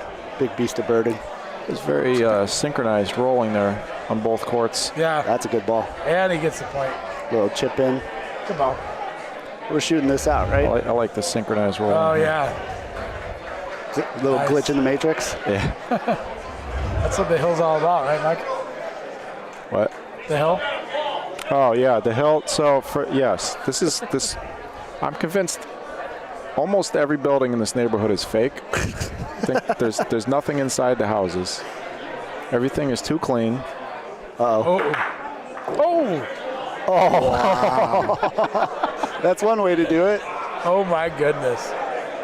I think He made two. He cleared everything. They could potentially shoot for game here. I mean, if he could stick around, that's not really. Milan, what would our PRV friends say there? Shoot the bully. No. Open botch. Open butch. Sorry, that's what our 90-year-old friends say. Oh. Oh. Oof.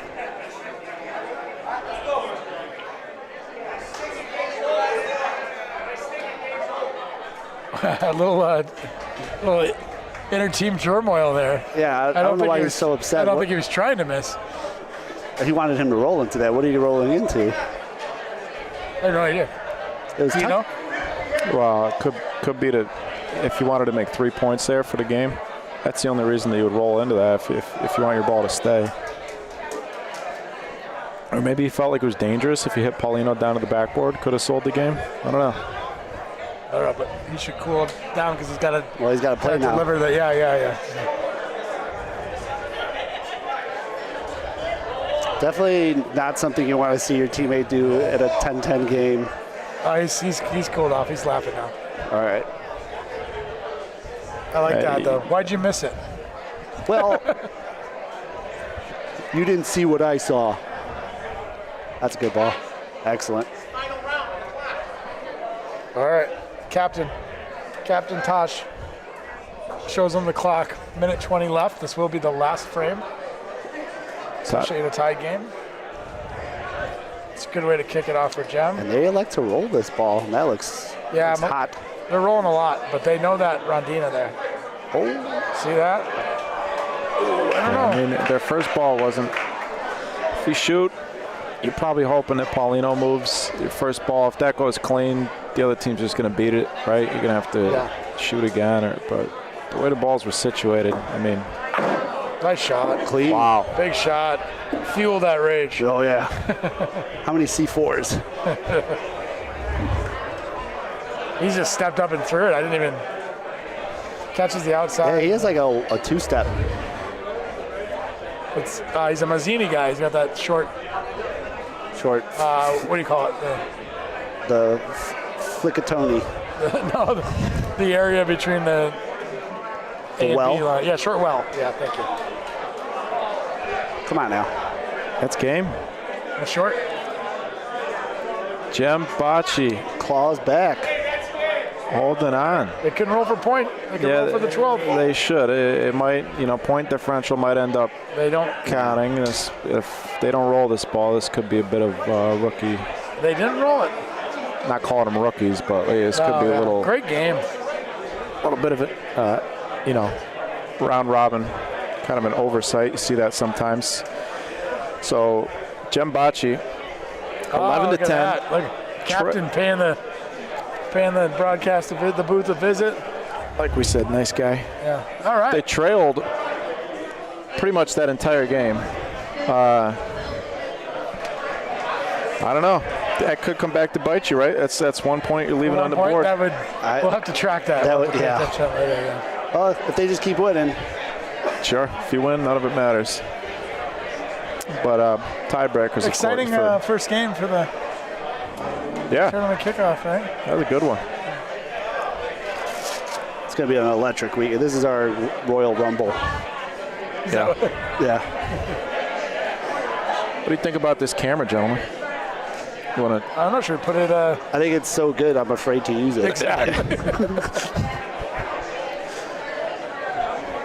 I think we'll try and put it to use in the next game. Yeah, close-ups.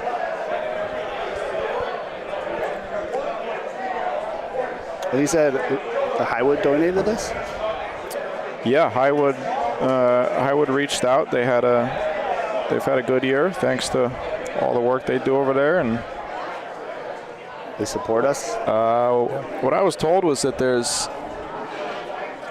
their first on their mission statement is to promote the sport of bocce, and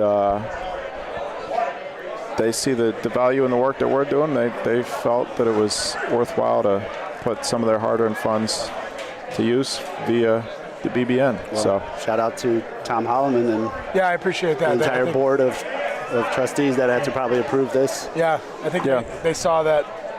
I think the growth of the club, part of that can be attributed to getting more eyes on it, which has been a direct vehicle through BBN. So yeah, Highwood capped membership. Yeah, exactly. For like the first time.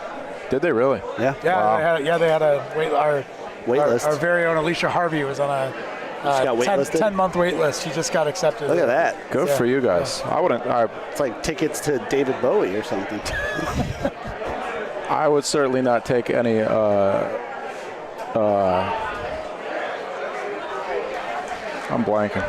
It's all right. It's early. It's only game one, Mike. I left my house at 3 o'clock this morning. That's true. Yeah. Eastern time. What am I trying to say? Credit. I would not take any credit for their. They do a ton of work there at the Highwood Club. But as far as promoting the sport of bocce, I will acknowledge that is part of what we do. They do a ton of work in the community too. That's what I think the bocce world doesn't see as much too. Is that like they're really the local? Yeah, like the city of Highwood. It's a really small town, but it's very active. They have a lot of festivals and they have some of the best restaurants in Chicagoland area. Yeah, for sure. Do they? Yeah. There's a thing called the Highwood Act in the in Illinois state legislation, which is and I'm not 100% on this, but it's something like liquor license distribution is not X amount of liquor licenses per city. It's per like capita because of Highwood, because at one point they had so many, it was like, oh, if any city can have up to and then Highwood they abused it a little had a bar bit on every corner. So it's a great town, and I think Highwood is at the center of that, and like kind of at the core as far as the values of the town go too. So and that's I mean that's this too, right? IABC, the Hill. That's why these are the premier clubs in the country. Yeah. What's this, our third year straight here, Al? Fourth? This is our fourth, I think. This is 3 out of 4 for me. Oh, you missed one, yeah. I missed one for my good friend Rick Swanson's wedding, and my old bocce partner. Oh yeah, thanks, Rick. Yeah, he's not watching this. I know, but I took his spot. I took his cool spot. guy stuff in Austin. He's a big surfer. Yeah. In Austin, Texas. But yeah, I just like this. This is the most packed I've seen it in here. We were just saying that. Yeah, it's a nice. What is tonight? Friday night crowd. Friday night, the place to be. IABC. Good bar. Can't you see? It's three. Good bar. See if we can get a look around the room. All right. That thing get cable on it? First time on camera. For a second. All right. People have to sign a waiver to be on this thing? Don't give them any ideas. I think they actually agree once they step a foot in the club. Let's see, do we know anybody we know? Yeah. Go to the guy in the green hat, tall guy there. Oh, Mike. That's Mike Zaporaniak. Put the zap cam on. The zap cam. You've been zapped. All right, well, that wasn't fun. He wasn't a fun subject. There's just... We got some players on the court now.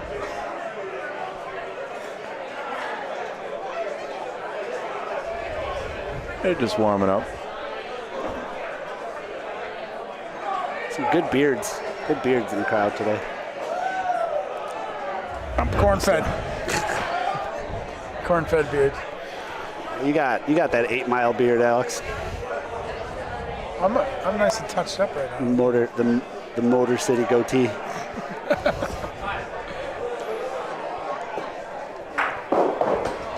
Let's see if we can work that in for a few frames. Yeah. Be happy to. Should we get on the? Should we get out there with the people? Amongst the folks, we could. I haven't figured out how to run the audio from that yet. Because this thing always gives me a hard time running audio through I wouldn't know what we wouldn't be able to communicate very well. Yeah, we really need there's a whole. The equipment is lovely. We very much appreciate it. Then along with the equipment, then I have then I have to buy get a bunch of cases and stuff to travel with, and then things like that, audio, batteries. It's all these little things. You're a media mogul. Yeah, I'm one of first of its kind.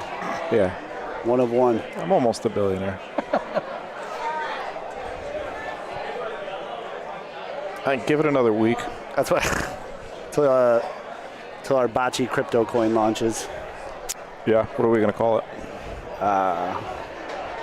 Rafa coins. NFT line. Yeah. It's just monkeys rolling balls. A couple updates for you.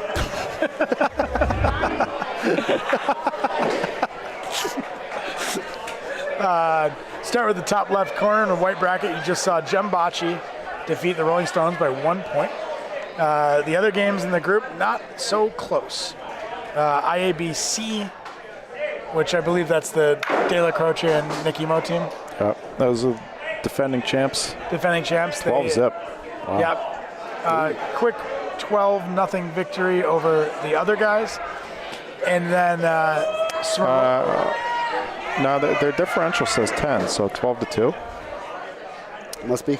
Oh, okay. So they beat the Aaron, and the Sunshine Girls. And then it looks like Smeraldo's little store won 12 zip over the other guys. Moving to the right in the green bracket, Vinny's team, that they won 12-6 over the Southside Shockers. That's the other Southside Shockers. There's Southside Shockers A. Yeah, they're A, you're B. We're B. We're just Shockers, I think. Oh, and then Shockers B won 12-3. Yep. Over First Bank and Trust. It's quick math. Blue bracket. Put a deposit in. St. Louis Hill Bocce. That is He deposited some points in. that's the Weinbauer team.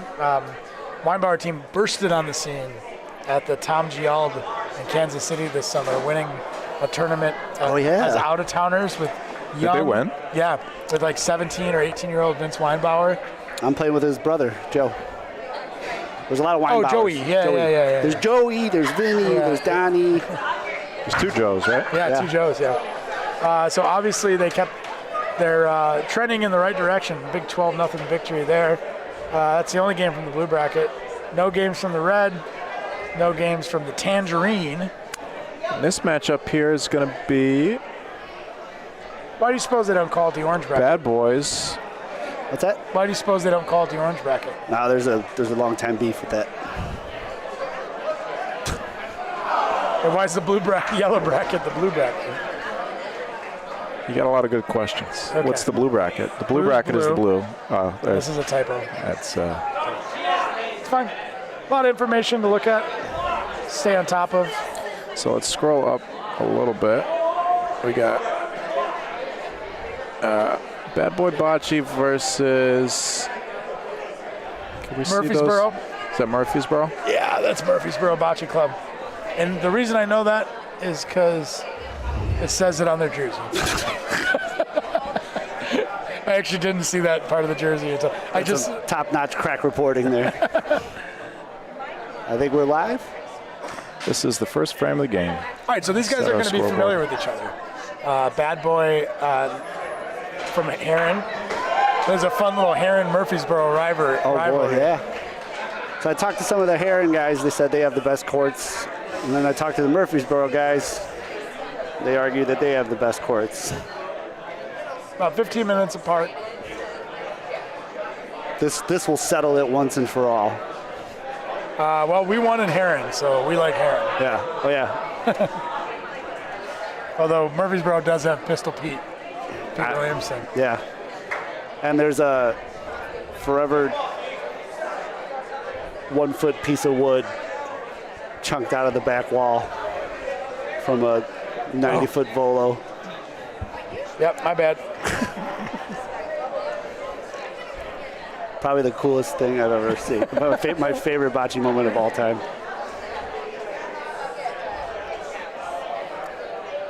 Chris Newman, signature backwards hat, often a toothpick. He's the Samuel L. Jackson of bocce. Milan, you want to go crazy with our new camera? Yeah. We want to get on this. We got a couple frames. I think just like here in tight shots. Yeah, I would say just slide your chair around and so you can rest your elbow on the fence. Yeah, we'll just react to it. Yeah, react. And you'll have the headset on, so. I could. Yeah, leave the headset on.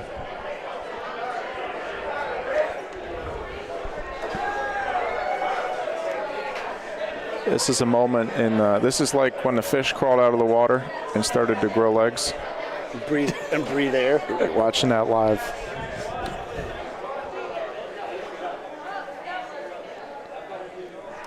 All right, great question. How do I turn it on?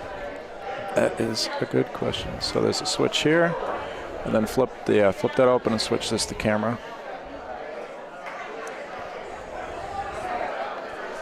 While they get that sorted, this is the first frame. Bad Boy Bocce has 1 point. That bluish, greenish ball on the right of your screen, left of the Polino. They're rolling for their second. He's rolling into the backboard. It looks pretty good. Just rolls out. So Bad Boy will start with 1. Great logo. Good team unity here. Hold on, just tell me when you're ready. That's on that side. We just saw. Who do we see? Chris Newman and Silas Johnson. Silas something. On the other side, we've got Billy Meyer and Brad Hill. Billy's got the glasses. He's rolling the Polino out here. Oh. And Brad Hill is the fellow in the gray ball cap. Brad is the captain of the team.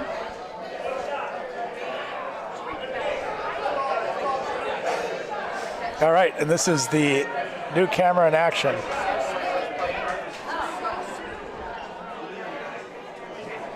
Look at that. Great ball.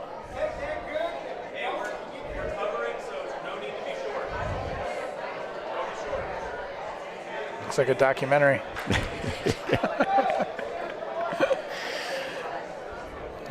You got to work out exactly what the best way is to use this thing. Because we don't want to like dizzy you with the shot coming back. It is. That's pretty cool. That tight shot is nice though. It can be a little much. We'll figure out how to use it. I think it'd be great for like conversations between players. Yeah. Maybe a little crowd work.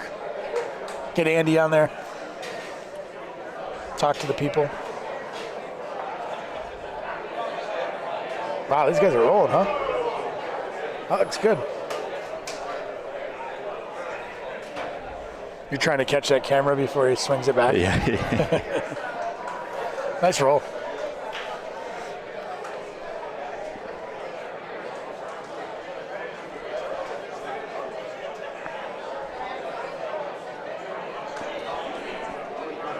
Lefty. A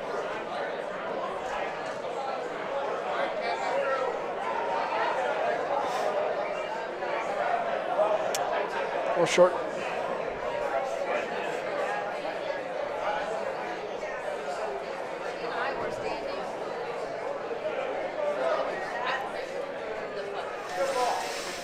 Okay.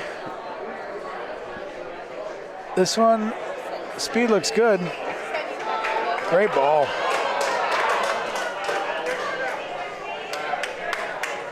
Come on, Brad.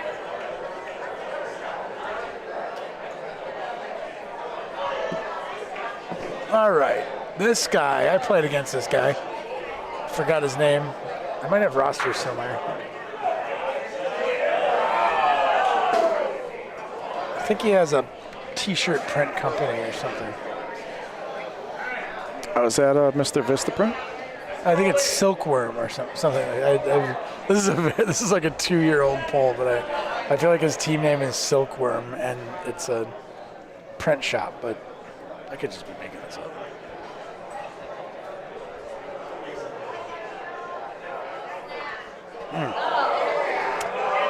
Oh, that might be too green now.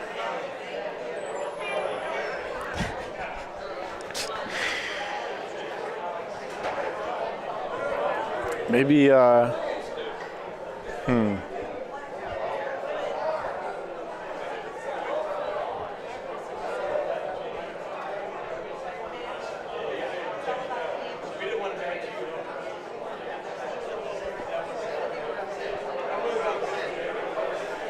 That's a little hot. They call it 2.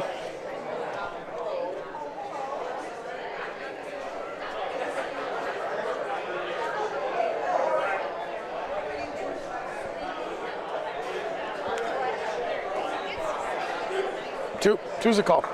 2 for bad boy. 3's up.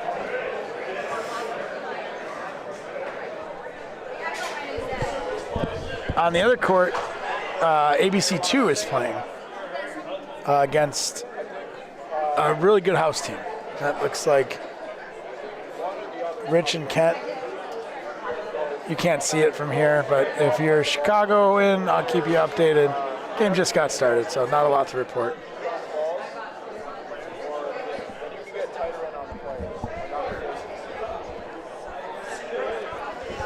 All right, Silas, opening pointer here. Good ball. So in the Heron-Murfreesboro Circle, which is Southern Illinois, folks. This is like Carbondale, near Southern Illinois University, way down there. Illinois is a huge state. When we were down there visiting from Chicago, we were actually much closer to Arkansas than we were back home to Chicago. It's kind of like the South. I mean, it's the South. Do you know that? What? That Southern Illinois, like where these guys are from, is like pretty close to Arkansas. I did not know that. So, really pretty country out there, farmland, rural, obviously. But there is a school, Southern Illinois University, right down there, and there's a couple towns that have embraced bocce. I don't know how it came about, but that's a great scene. Nice ball there. And this bad boy bocce team, some variation of I think there's a pub, Pin Oak or something, Pin Oak Pub down there that was sponsoring a team. Nice Polino shot. And they've sort of evolved into a national traveling team. They came out to New Orleans, ABC Open, seen them all over the country, really. Good team, ready to break through, get a national tournament victory.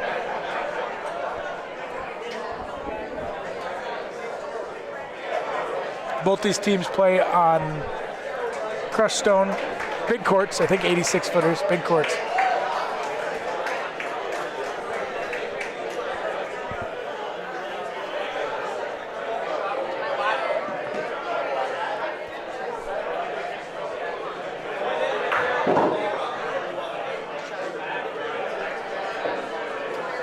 Another Murfreesboro team just finished up on court 3, playing against our Highwood friends. That's Vanessa Garippo's team. So just kind of looking around the room here. Vito and Vanessa just beat the other Murfreesboro team. Looks like 12-5. Here's the 4K little conversation. Toothpick. Signature toothpick. That's a great shot. I couldn't see that when I was looking at him in person. Yeah. Right? I was like, I think he has it. That's cool. First impression here is we gotta put this thing on a tripod. We're going the length of the court here. Polino's way back. Do you have a tripod in? I took them out. Oh. I took them out. You saw how tightly packed that one bin was. I couldn't get it to shut. I was going to bring one too. Didn't fit in my luggage. Just talking shop here. Talking shop. Talking shop. Shop. You got a good New York accent? Talking shop. Hey, I'm walking here.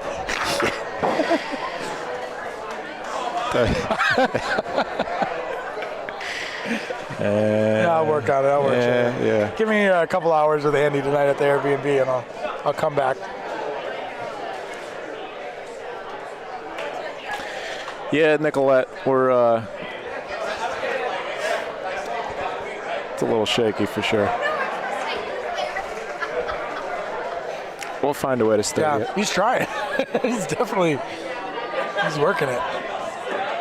That's a cool shot, though. I do like that. I'm walking here. No, not yet.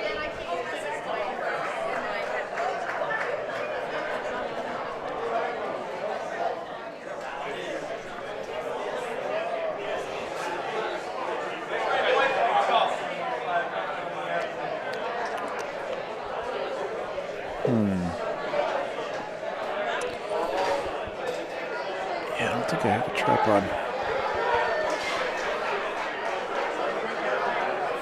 Milan might have one in his car. Wouldn't surprise me. Yeah, actually, he might. Milan, you don't have a tripod, do you? Did you bring it? You didn't bring a tripod, did you? You did. Yeah. Please, thank you. There you go, right on cue. Milan does have a tripod in his car. Comes At least something has no shock to rest it us. on. This is Huh? a man who schleps a lot of things for a lot of hobbies to a lot of places. You can leave it. I got Nice these roll. batteries will last for like 20 hours. Good roll by Brad. Like I said, this is, the first fish that crawled out of the ocean. Hey, we're having fun. He couldn't run a 100-meter dash right away.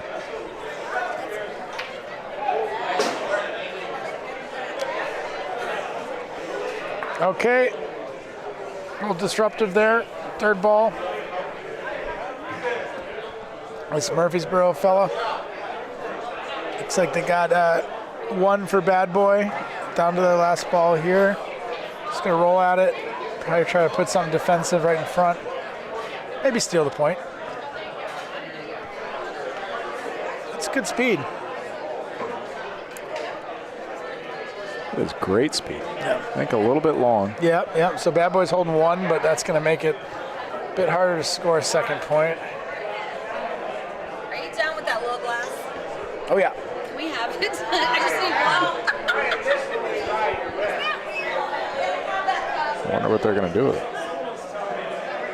Piss test. Brad doesn't like it. I didn't see it, but yeah, he. Brad, my man.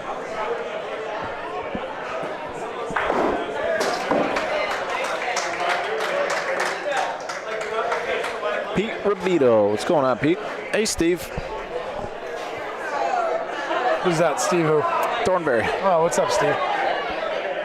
Steve, your friends would have made you proud. They just won 12-5. The Robert, Vito, Vanessa Donko team off to a 1-0 start. RVVD? RVVD? Isn't that the name of a tall green tree? Arborvitae?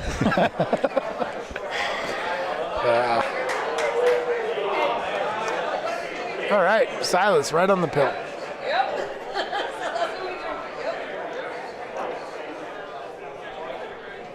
The ball looks small in his hands.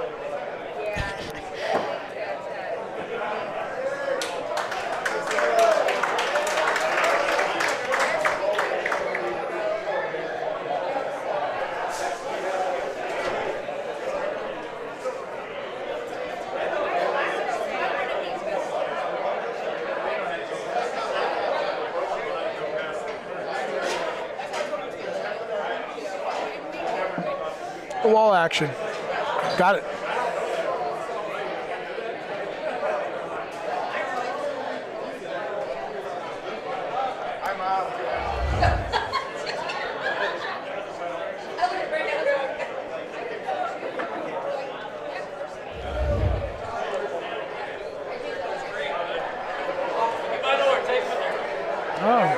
First tape measure of the tournament. At least. What are you going? I'm going. I got green. I'll take gray. All right. That's one more limoncello for me. I told you I'm colorblind.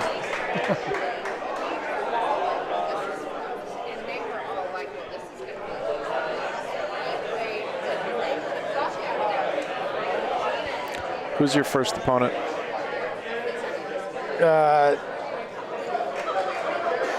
The Rolling Meatballs. Nice. Good name. Yep. Don't know who they are.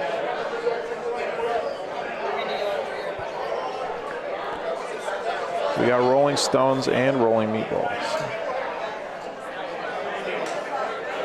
That's going to work. I like some real hardcore names here. Punishers.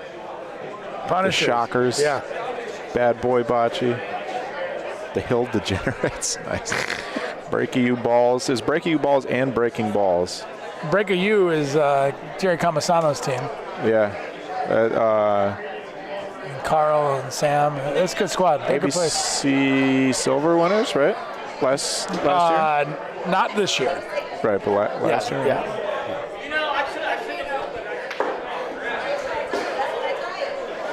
Nice shot. We haven't seen much backboard action yet. No. This Polino is going to be real tough to get to because, again, those walls push out. So you'll notice a good ball with that Polino in that corner will still be 18 inches off it. That'd be a great ball. That would be a great ball, yeah.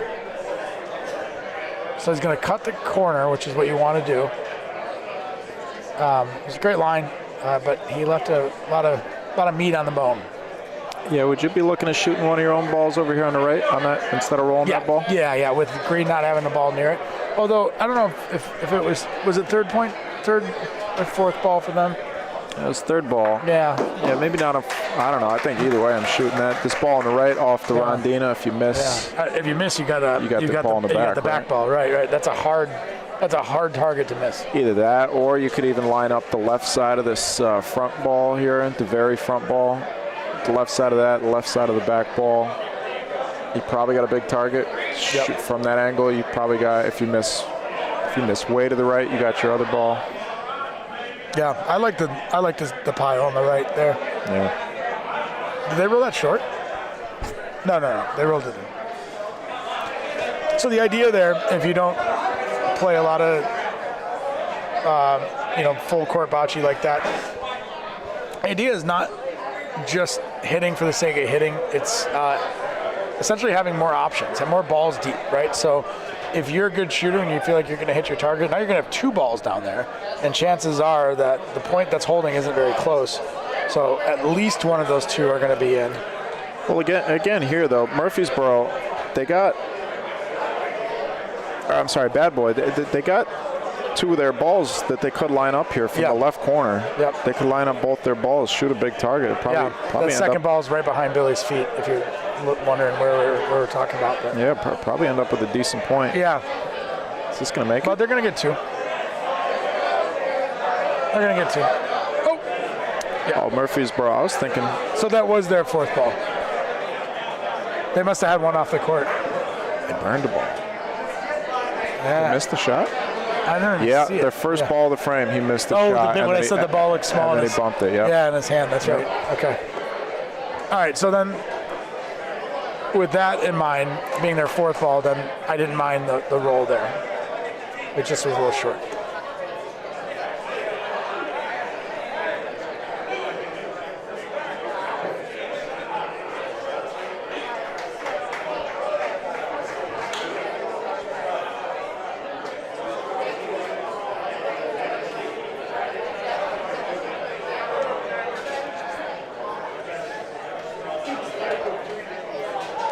Opener's a little long.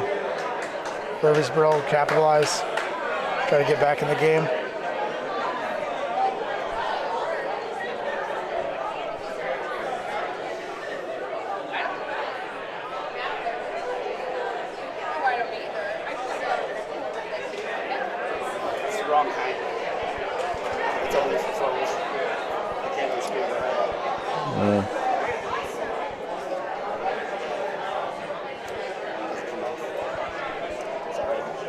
It's okay. Thought I packed the other one.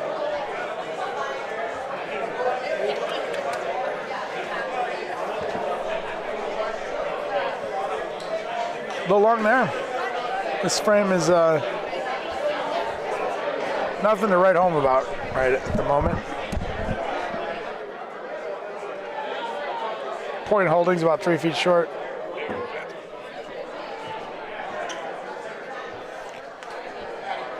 Looks like we got Milan back in the booth with me. Milan.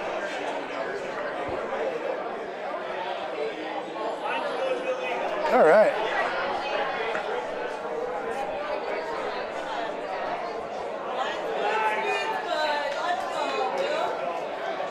Oh, Milan. All right, maybe it's just me. Is it just me, or is it just me in this booth? Let's check it on the chat. Rubito, friends of the Shockers, love it. Who's hanging out? If you're watching the Aldo, All right. say hi. There's Milan. I stole Mike's headset until he gets back because I forgot how to unmute the other one. Okay. All this technology. So Bad Boy's got a couple options here. Oh, sorry. There's one more ball for Murfreesboro.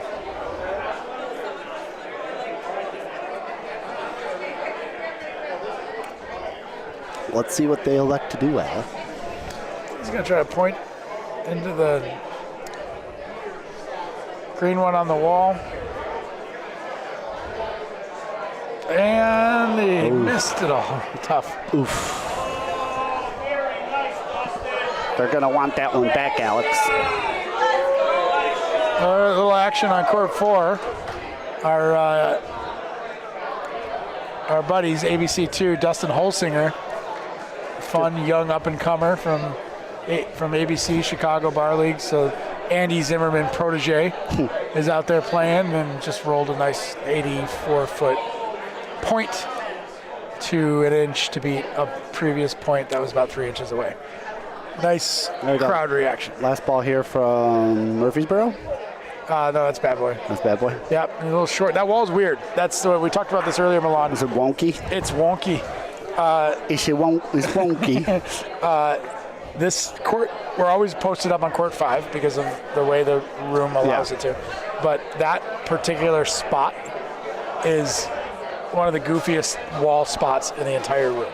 So you'll see shots like rolls like that, and you'll see good players roll. You go, I could do better. I actually remember from nationals where they just were it was eating people up. Yep. Oh, from watching them in the booth. Mm-hmm. Yeah. I remember. I very much am familiar with this court after about 16 hours of staring at it. Sure. And it's that spot, right? Not that camera, I'll tell you that much. All right, Mike's back. All right, Boss Man's back. I'm gonna follow suit. Make sure he cleaned up after himself.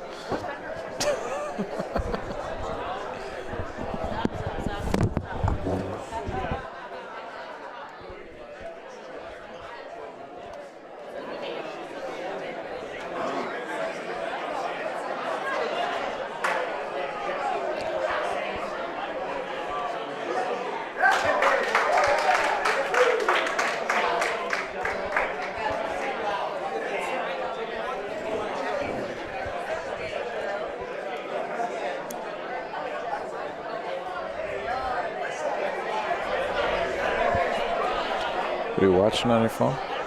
Yeah, always. Just running up the numbers.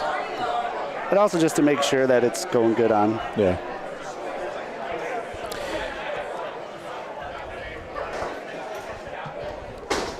Curious if Will is live in Reno still. All's well running. Great. Looks like he fixed his. I know he's having an issue. I will. Well, he won't hear us. So we got a nice ball there.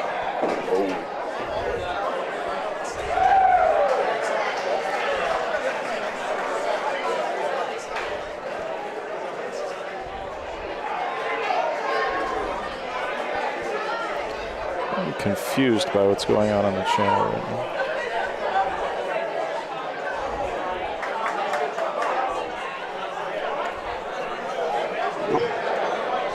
Got Bad Boy sitting one. Murfreesboro trying to roll in on this one. He's gonna leak just out.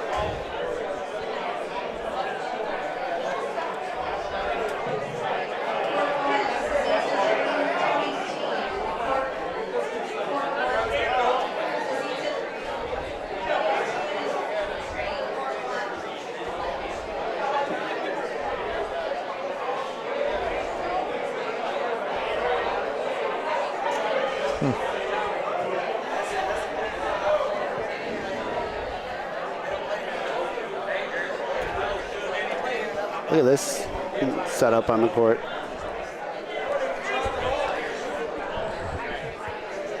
Murfreesboro burns 4 balls trying to beat that point. What do we got? 2 balls back for Bad Boy? Mm-hmm. What do you do here, Milan? Oh, I mean, they have this wall of backboard balls. You don't want to touch the Polino. I can roll into it. Unless you hit Paulino. Paulino could go out of the court if you hit it. Yeah, shoot backwards too. Yeah, could come back over half court. They're gonna drop 2 balls, take the point. Oh wow. 9-1. That makes I guess sense. yeah. There's no need to get cute here. Commanding lead.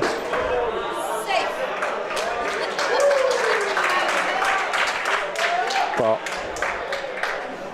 we're gonna have to experiment a little bit more with that handheld camera later. For now, I'm gonna switch that input back to one of our other cameras.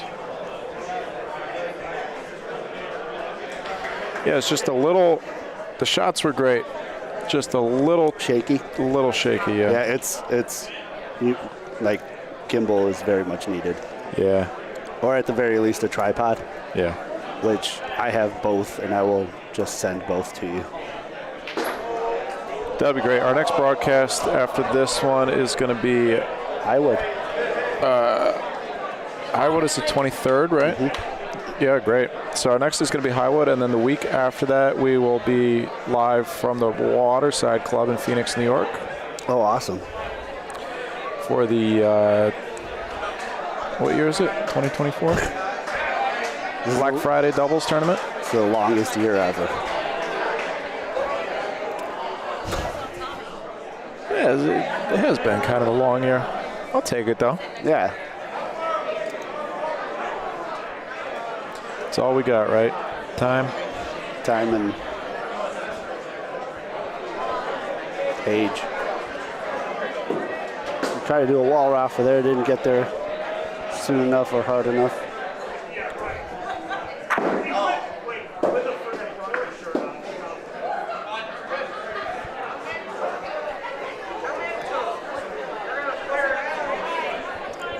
Well, 20 minutes left. Bad Boy Bocce, barring some sort of catastrophic, has this game pretty well in hand. You've got probably 4 frames to go after this. Look at that. What a ball. That ball is visible from the right side for a righty shooter and for a lefty shooter. Yeah, he's already lining up for the shot. Got it. Just enough. Nice shot. I put a little spin on it at the end. Just enough. That's going to sail past. Oh, it's going to work. Wow. It's a little bit of that I mean, I think that's the call there. There's a lot of things could happen. Could bump that ball like that. Could lay on the inside of it for the point. Could touch your own ball. Could make your own point. But yeah, it came back last. I thought he was gonna blow past, but he made just enough contact, and that's worked out great. They're sitting 3. But Murfreesboro's got 2 balls in hand. Surprised they didn't elect to maybe shoot one.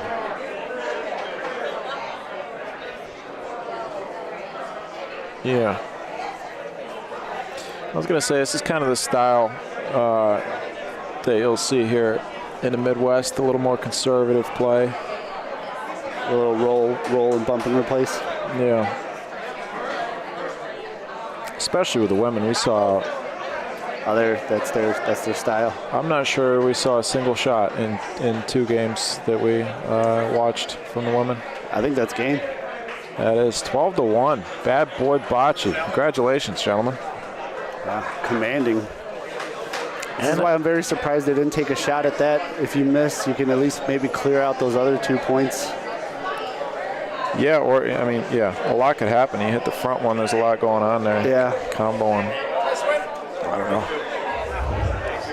Handful of things to combo on. So, bad boy 1-0. Murfreesboro 0-1 to start it off. Long way to go for them. That is a bracket of 5. It's one of our. We've got 2 brackets of 6. So, a bracket of 5, of course. So, get 4 round robin games.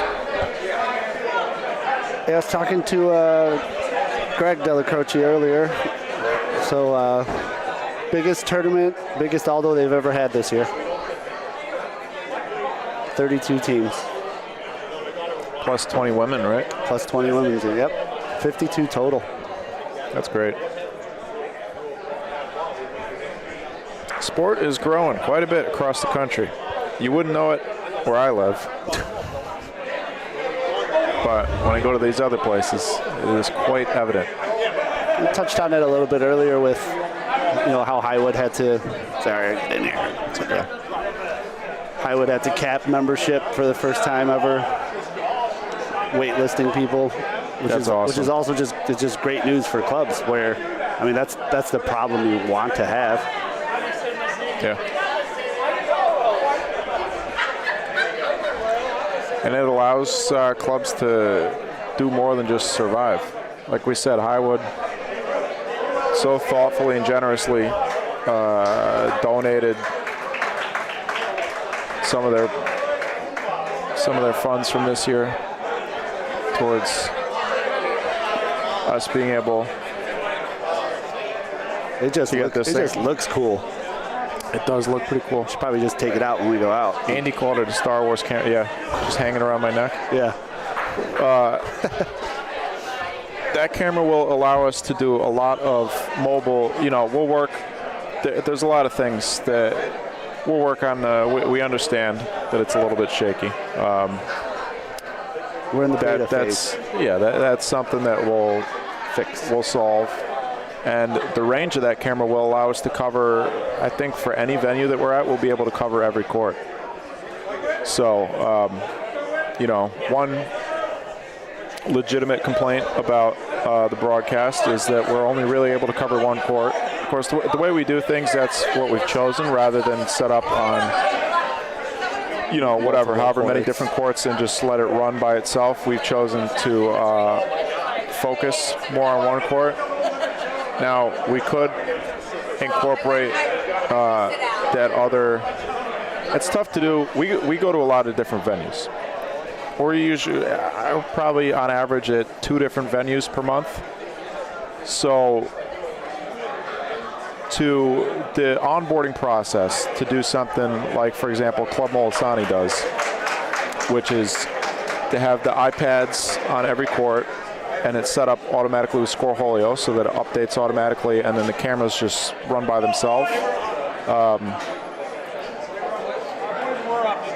To do that, to set that system up at every different venue that we go to, first of all, there's a lot of different hoops that you got to jump through to be able to do that. There's the Wi-Fi and all that logistical stuff, but then beyond that, just educating people on how to use the system and getting people to use it and commit to just be in the booth.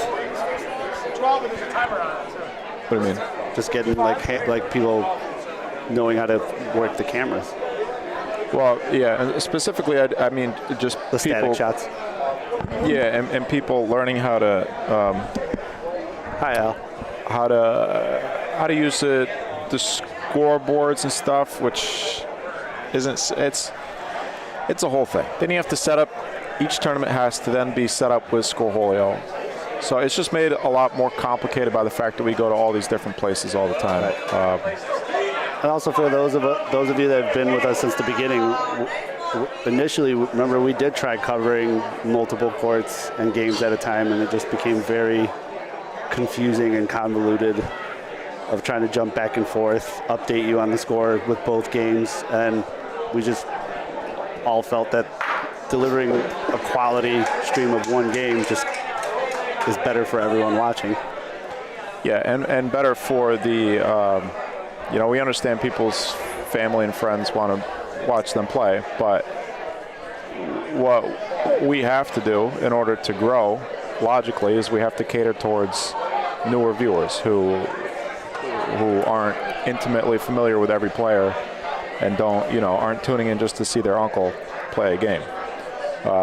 So, in our view, the way to do that is to focus on putting on the best broadcast that we can, which requires that we focus on one court. So, but anyways, I say all that to say that now with this camera, we will be able to cover other courts. We're still going to be focusing, for the most part, on one court at a time, but this will allow us to walk around the venue and cover other games and do everything else that's involved with walking around the venue. Interviews, checking in with people, showing people around the place. Yeah. So, Am I back on? You've been on. All right. So you'll see a lot more of that camera in the future, and like I said, we will find a way to stabilize it mechanically. Chicago in the house. The Snipers. Is that their name? Chicago Snipers? They're reinforcing the stereotype. A lot of aggressive names in this tournament. I just gotta scooch in a little bit. All right. Come on. Come to Papa. I got 2 laps. Thanks, Daddy. I think I was leaning this way just to get the better angle, like I kept leaning further and further that way to see the court. What, you did? Yeah. Oh, yeah. No, but I just thought you were having a stroke. Say she sells. Nowhere in the world I'd rather be than right here in the booth with you two guys. Hey.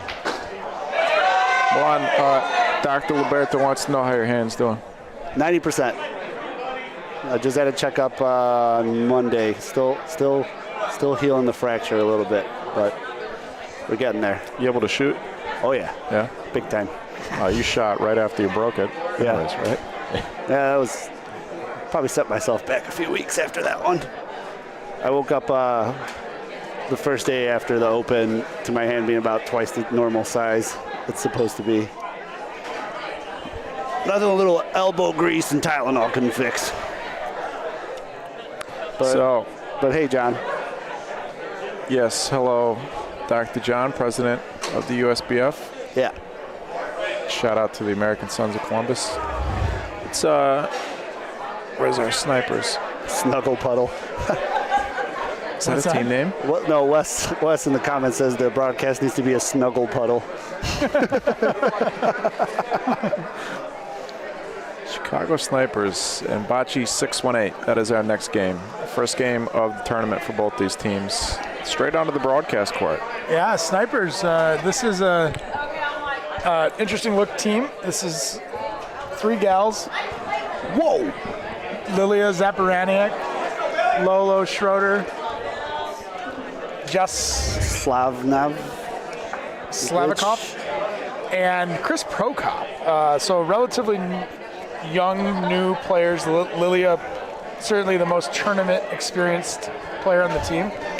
Could have went one direction and brought a 4th lady on and played in the Laurel division, but instead they decided to play with the guys in the Open, which I like, whatever they want to do. Most of the tournaments that Lily has participated in, at least all but one, I think, have been co-ed or mixed or open. So she's not afraid of these big bad boys. Looking forward to this team. I would say that a lot of denim out there. They're all more than capable rollers. It'd be interesting to see who sort of takes the captain role. It's going to be about decision making. 618, I know nothing about whatsoever. In fact, is 618 a St. Louis area code? I would assume so. Yeah, that's how many tournaments they've won. I can tell you where the 518 is. Is that New York? 618 is actually Southern Illinois. I'm 518. What's that? I'm 5'1". Some Arkansas folk. 618 is that Murfreesboro Heron area. So all the way from the Sunshine State, where the bomb ass hemp be. Where you never find. Those are the first two balls of the game. A state that's untouchable. All right.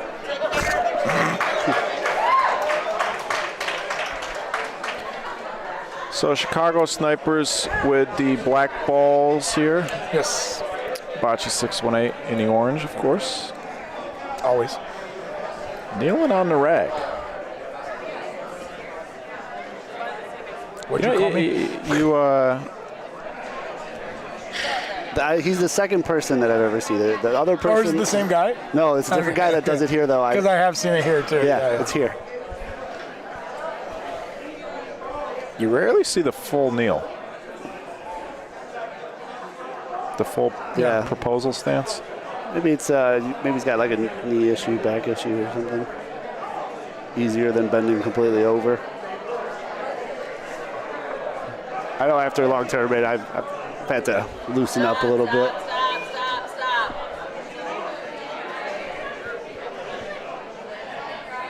All right, everyone dialing in. I had a banana and 2 hot dogs earlier, so I'm good to go. And some peanut M&Ms. Are you going for a theme here? More. Huh? Nothing. I think that's one black. Oh. Leave me alone. I had more unhealthy food today than in the last, I don't know how long combined. Fortnite. Hey, Chick-fil-A at about 4 o'clock this morning in the Albany airport. What'd you get? Spicy biscuit, some tater tots. I knew it. I was going to say it. Tater tots? Yeah. You only got so many options, Chick-fil-A breakfast. Not impressed. That's a good ball there. All right, 1 ball left each. First frame. Little spotting technique there. For your new viewer, that's how much room he has to roll the ball. Not necessarily where he wants the ball to be rolled, but just showing him a horizontal view. This looks pretty good. It does. They put it. You put the foot there. You put the ball there. The game's easy. Actually, that really was where really the foot was. Yeah. All right. I'm shooting this. But I'm shooting it because even if you take Paulino, Chris is. Paulino's great. Yeah. Chris Prokop.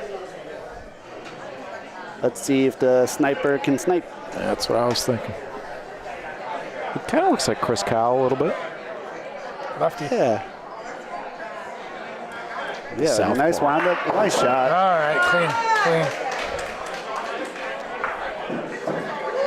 Good way to start the game. You always want to get that first hit, set the tone. Nice breath work there. Yeah. Got the cheeks blown out. Can we see that replay again? Yeah, a little Louis Armstrong. Yeah, playing the. A little Dizzy Gillespie. Yeah. Oh. Le'Veon Rose.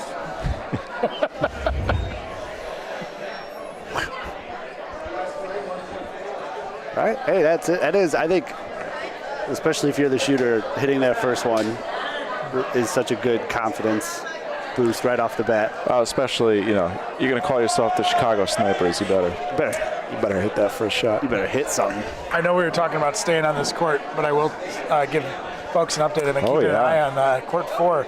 We could actually. It is 11-10. Chicago ABC 2 is winning.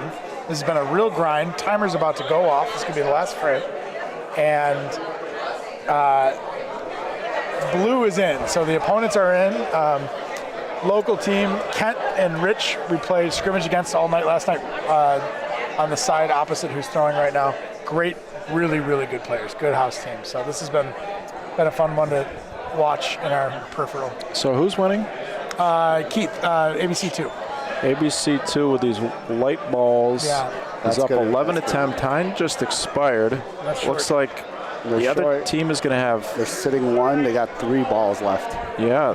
Keith is interesting. Patrick's got 1 more ball. I don't know. The other guys are going to have 3 balls back. Yeah, I'm just kind of surprised he didn't shoot that point. That's what I was thinking too. Because you hit that out, you're going to put yourself with a ball in the back. A little bit of Paulino, though, could make 2. Oh, that's a good roll.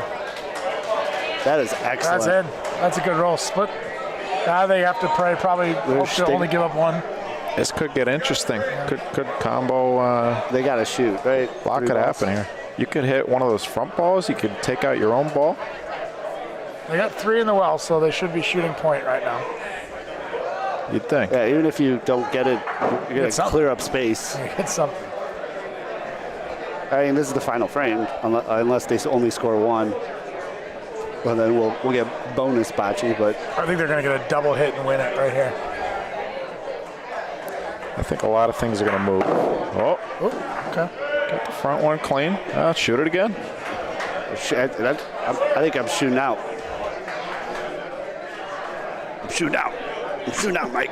Probably. I mean, that's game point. Well, they are sitting second point. Oh, no, they're not, right? Yeah, they are. Yeah. They are? Okay. So I think that now they're shooting point. Yeah, 6-1-8. Now they're going to shoot point. If they hit this clean, then they have an option to roll in for the game. Then they'll roll in for the game. Big shot here. Oh. Crossed himself up. I think you got to shoot it again. Now they're playing against the loss. You got to shoot it again, though. Got to shoot it. You only need 1 to force another frame. Yeah. You could also. You could point it if you trust your pointer, but that's a tough. He's pointing. It's a tough. He's pointing. Maybe they know the court too, but that's a tough. It's a tall order. Maybe he's not shooting. Okay, last ball of the frame, maybe the game. That's gone. That's hot. That is a big win for ABC2. That's a good house team. Coach Andy, very proud. And we'll go back to a regular scheduled program. Back on the Halloween court. Last ball to frame. Looks like 1 point sitting there for 6-1-8. That's. Hey, we got a tie game. Sail away, sail away, sail away. Who sings that? Is that Enya? Yeah. Is it embarrassing that I knew that? No. You're a wealth of knowledge. He's the one that sang it. It's a good song. It's a good song, guys. Bridget Reedy. Hey, Bridget. We miss you, Bridget. Why are you not here? She's holding down the fort. She said she's never setting foot in St. Louis ever again. After what they did to the DeLucas. You know who I really hope to see this weekend? Mr. Gus Torregrossa. I know. Should we shoot him? I mean, we have his number, right? I don't have his number. I do not. Oh, I have a picture of his business card. Oh, yeah. Instead of entering it into your phone. I have a picture of it. I use my business card scanner app. His number is probably on Google. We could probably Google his name. I think if you just Googled Gus. That's the name of his film on Prime, yeah. Good ball. Great ball. Who was that, Jess? A fun little anecdote. There's a gentleman I work with that puts Post-its notes on his iPhone to remember to do things. That's good.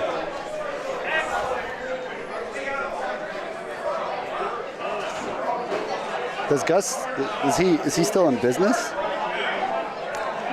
No, he's retired. A little wide right there. Third ball coming for 618. Gus, he had a fashion store. For those who aren't aware who we're talking about, this man was just the most fascinating character. We had the pleasure of meeting him at Nationals this year back in June here in St. Louis. Real fixture in the community. Yeah, if you like to, I highly recommend searching the video "The Most Interesting Man in St. Louis" on our channel, and just listening to. He sat in the booth for about 17 minutes, I think, and it was just nonstop. 17 minutes. It was the best 17 minutes of my Nationals experience. It was amazing. It was something else. So yeah, he also has a film about his life called Gus on Amazon Prime. He has Flavor Flav, his phone number. He showed us that. I gotta get a suit from him. I don't care. I don't at whatever cost. He's gotta have some stashed away somewhere. For sure. Okay, aggressive route here. Yeah, last ball to frame. Nice ball. Wow. Yeah, Paulino's in the open shoot though. Paulino, right? Yeah. All day. They're out of balls. We got the deep ball. This could be a four bagger.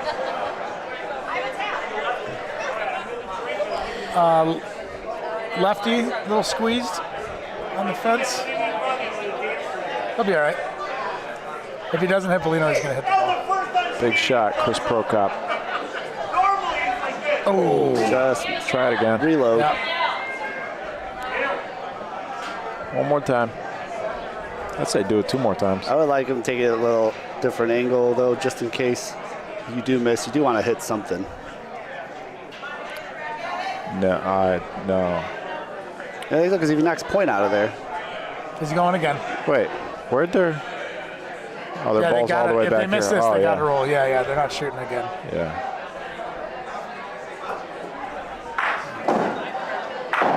Little overcorrect. Right, Now they should get the point back. Yeah, that's good, though. That's fine. Yeah, that was what the miss should have been on the first one. Yep.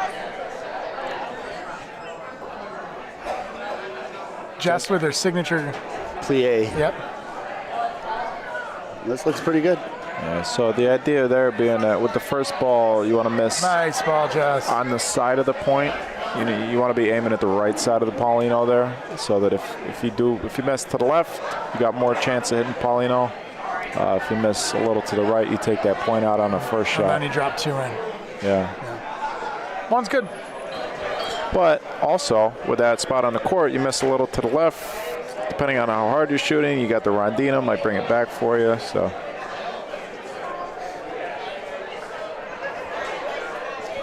Slightly easier shot for a righty. Yeah, always. You think? Down the left wall? Yeah, left wall, left arm. Yeah, you like to roll. I think it depends on the way that you shoot, right? A lot of righties and lefties. A lot of people will stick their counter. You do it. Yeah. I do it. Yeah. Stick your counterweight. Your other hand out. For me as a righty, I would rather. Yeah. Good roll. I would rather shoot down the right wall than down the left wall. I think. But in that situation, I mean, the Paulino was pretty wide open. Yeah, it wasn't. You weren't pegged to the wall. But there are certain courts where it can really. You can't. There's certain courts where you can be really squeezed on your strong arm. I don't know. Yeah. I'm just trying to make conversation. Yeah, these fences are backed off a little bit from the court. Yeah, you're right. Some courts, the fence is like right there on the court. It's a good opening point by Lolo. A little 10-inch teaser right either or. Yeah. The field goal special. Yeah. I don't know if these fellas are shooters yet. I haven't seen any. They shot one on the previous frame that they missed. That's a good point. Is that going to make it? Just a little short.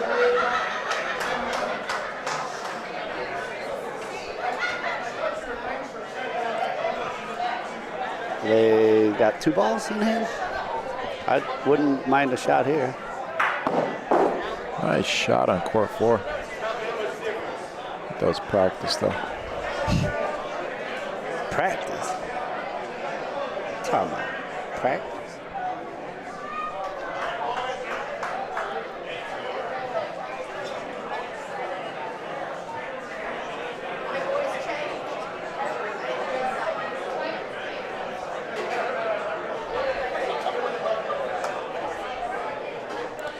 Last ball coming for 6-1-8. 3 balls back again. Building a little wall there. The flying V.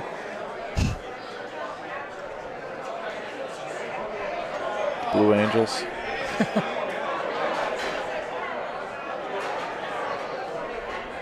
Oh, Paulino's covered this time. Oh, that's going to work. That's going to get weird.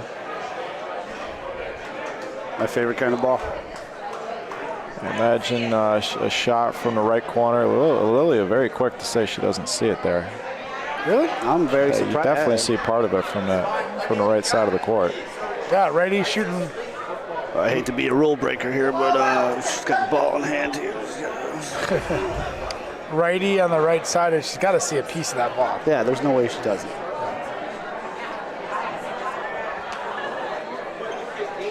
Come on, sniper. Yeah, I mean, and it's 3-0, right? Yeah. So, hey, you gotta snipe it. I told you, snipe the police. You can't put that on your shirt and then roll. Oh yeah, there you go. Shooting this back orange ball. There's an arm. Looks like me. Oh, she got it. She got an arm on the.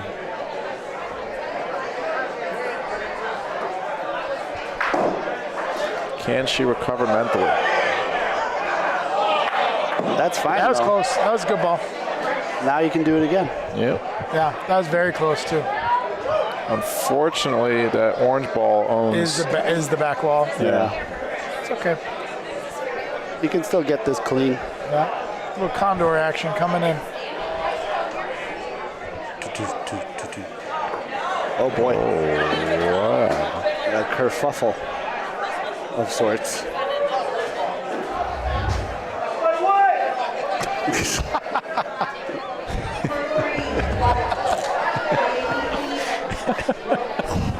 We're not laughing at Lilia. Her husband over here just yelled, "That's my wife." After that shot. Incredible. Why are we rolling? I don't. Oh. Prove me wrong, Lolo. Prove me wrong. Not right. quite. I mean, Excellent roll. Almost did it. All right. She's her points look really good so far. This is a Lolo fixture in the ABC community. Plays a lot of bar league short courts. Does not play a lot of travel tournaments. that would explain it. Short court player. Yeah. Roll heavy. And she's actually a pretty decent shooter at Cleo's. Cleo's, Mike, you've seen is our Monday through Thursday league spot from like May through October. That's one. It's like out back. Yeah. There's like a fire escape, right? Yeah. Yeah, some rats. On and off the court. That's she's a good player, but again, I think New Orleans she played this year. She's played a couple of Vegas tournaments, but ABC Open silver, but that's about it. Yeah, so just probably not accustomed to shooting on longer courts. I would have liked to see her rip it. I think she's more than capable. She just needed the encouragement. Yeah. She needed someone to say, we put sniper on your shirt for a reason. Shoot it. Yeah, there's no damage done if you miss it. You give up one. Yeah. It's a very low percentage shot trying to roll on that. Yeah. She almost did. She almost did. Yeah. If that picks up a little more. A fun line. I think that's good. That's good. Yeah, I like shooting this ball, I think. Yeah, instead of trying to figure that out. Yeah, big target. It's right in the way. You could easily waste a couple balls trying to beat it. Well, the knee pad has spoken. I like that. I might try that. I'll keep that in my back pocket for when I get older. Maybe just put on 2 knee pads and wear them. Yeah. There's a guy. Oh, he did it. Wow. Excellent Nice ball. What was his name? Oh, That's good. yeah, that's good. Dad, if you're watching, remind me of this guy's name. There was a guy in New York who used to Knee pad Nelly? who used to wear those yellow rubber gloves, like dishwashing gloves when he played. Is that legal? There's no. You got Loretto in Canada. Yeah. He has got the Toronto. batter's gloves. Yep. Yeah. And then I think the old man in Kansas City. Sorry, he's not the oldest. The old man. He's the oldest guy on his team. On the J Wolf team, on the Cardello team. I've seen him wear gloves before. Yeah. Yeah. Like latex, like the throwaway latex gloves. Yeah. Oh, really? There's someone that did it at Nationals this year. I don't know his name. Don't look. I'm terrible with names. Okay. I just learned yours like 2 weeks ago. Yeah. And again, I'm talking about the young guy on Kansas City. If I'm super young, waiting for my opponent and somebody steps on the court with latex gloves on, in my head I'm thinking, fantastic. Scrub my balls. All right.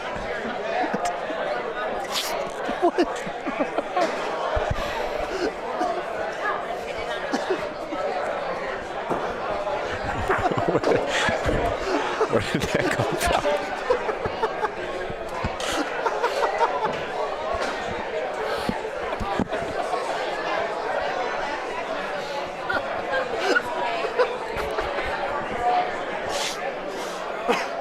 Last ball of the frame for the Snipers. Gonna be 2 balls back for 6-1-8.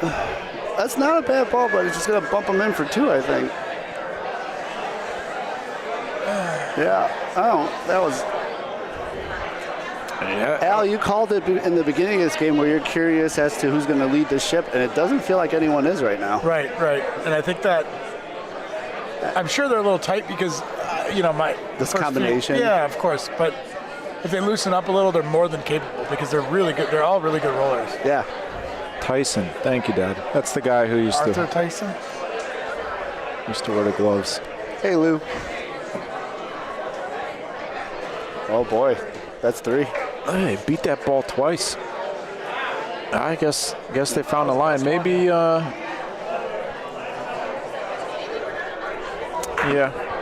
maybe a little more room If I'm on that wall 6'1", side than I thought. if I'm 6'1", right? Like I'm immediately because I'm guessing these guys aren't like That's way early. That's no good. super traveled players. Right. But I'm looking at that and I'm going, that's my spot, right? Next plane, I'm going right back to that. Yeah, They ate him up there. You watch them get uncomfortable over there and make a. Yeah. That last ball that they rolled, the Snipers, that was just not a good decision. There's too Interesting much. why they already called that back ball in. It set the whole tone for the frame. So. Yeah.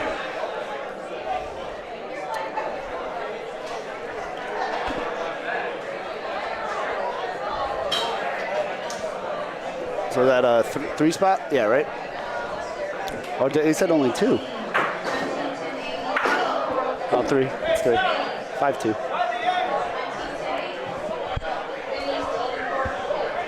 Okay.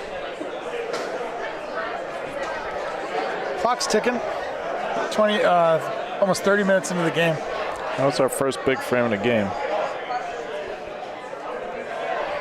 Oh, I should. Yeah, I guess I think Chris has been the only one really shooting. I think I saw 6-1-8 maybe take 1 or 2, but I guess in a game where everyone's rolling, pace is going to be so much slower. Well, Lilia took a couple shots. Oh, that's right. That's my wife. This is going to be about 10 feet short. So it's a good opportunity for to get right back in it.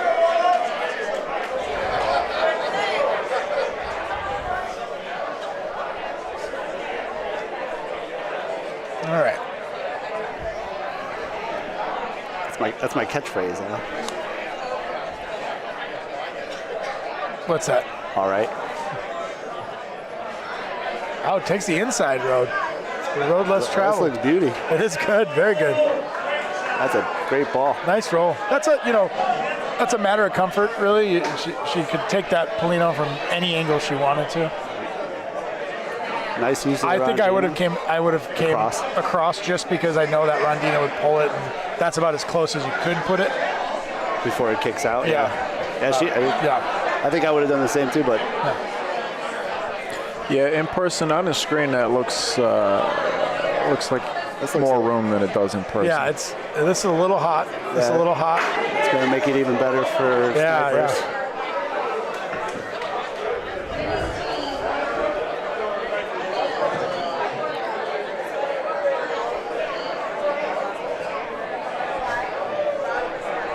Just scanning the crowd, waiting to see Gus's hat. Might be too late for him right now.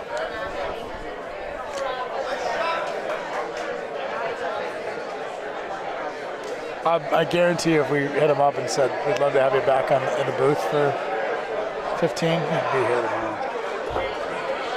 Nice Polino pick. Great shot.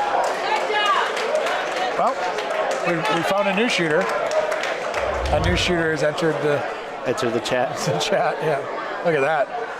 That's a nice shot. Yep. Must have had that shot in one of those cargo pockets.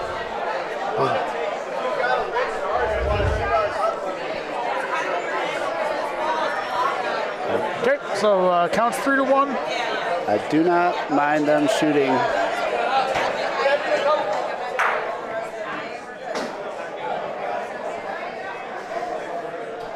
You take this at the right angle, you actually have Polino behind it too. Yeah. And a miss would be their ball, but it could still work out favorable for you. Lolo's holding the ball though, so they're not She's shooting. rolling. She could also give Lily a target later Or on. even a secondary target on the.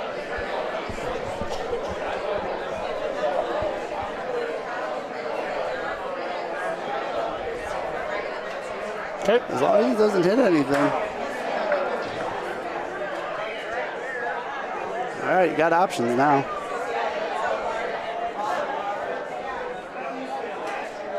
I see it's a hard point to ask.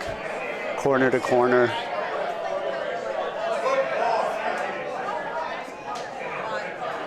She's gonna roll.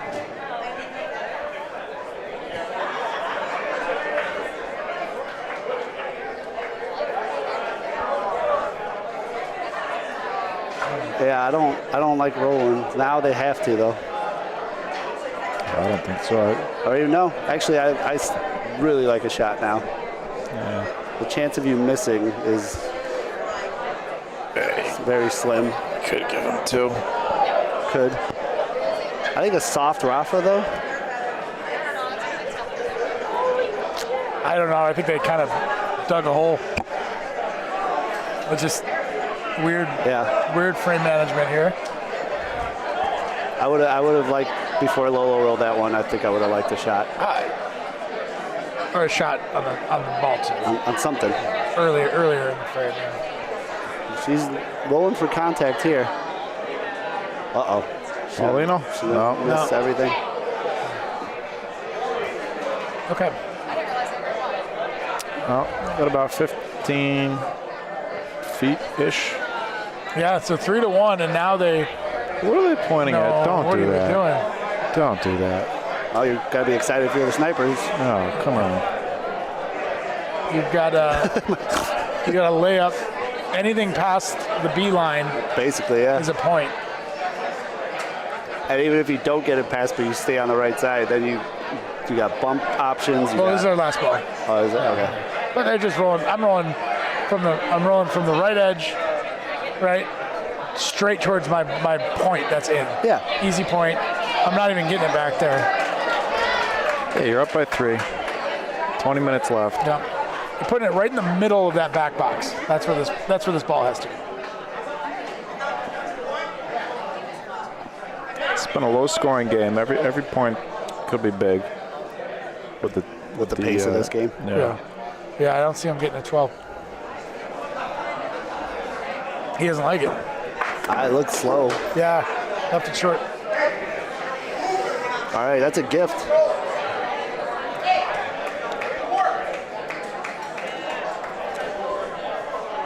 Speaking of gifts, you got a welcome bag?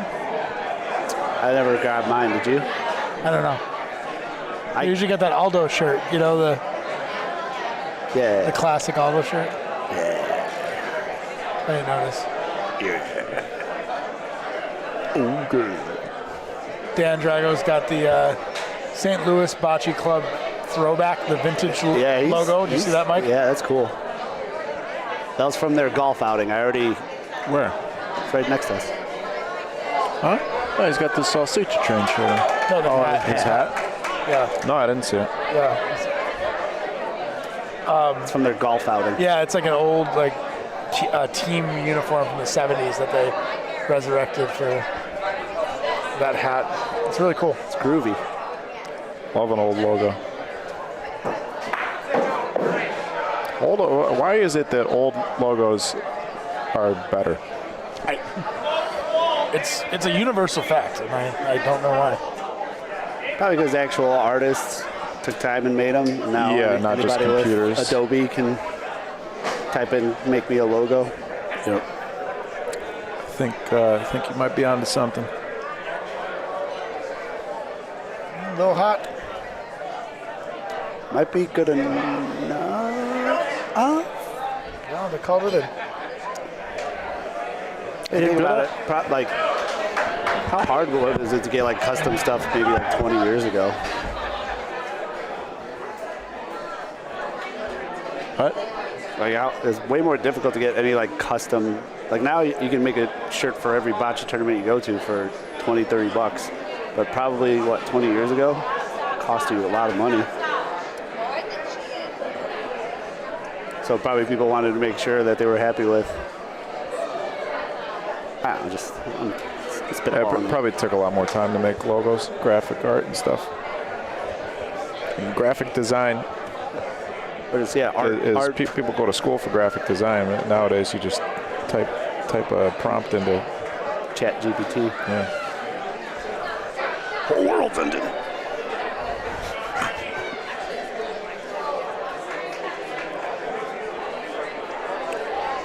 I'm loving these Tyson facts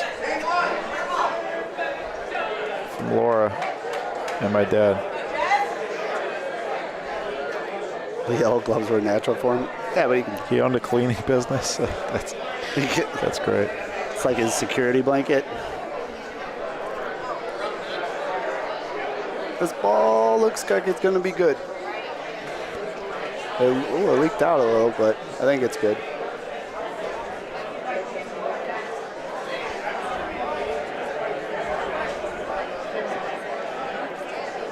Snipers might want to definitely get into a clock management situation here. They could very well score a couple and still lose like 7-4, 7-5. They gotta.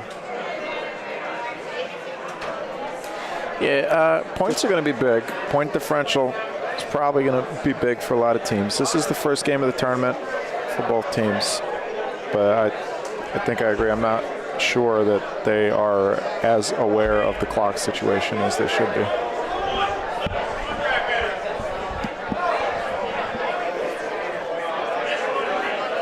What'd I miss? It's interesting. I was just talking about, not sure if the snipers are as aware of the clock as they should be. That's going to sail past.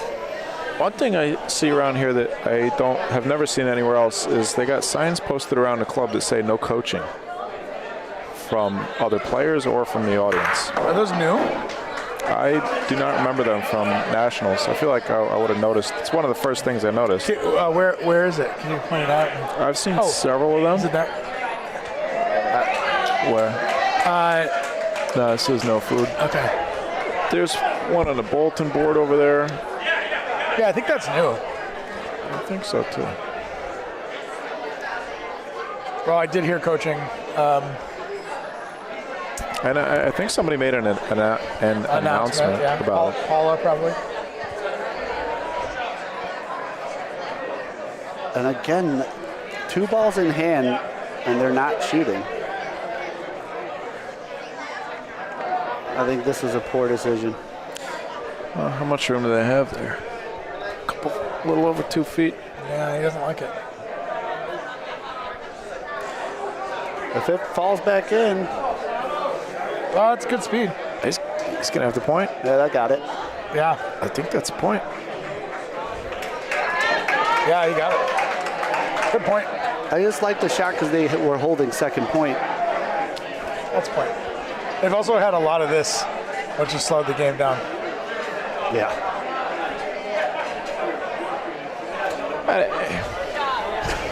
I don't like the chicken. Try the this steak. thing. Oh, you don't like it? What's wrong with this? Well, we don't like this.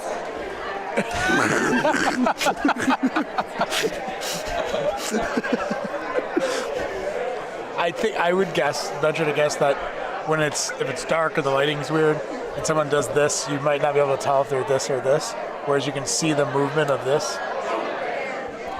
I like That's that. a stretch, but I feel like I'd get at least a C for creativity if that was my answer in school.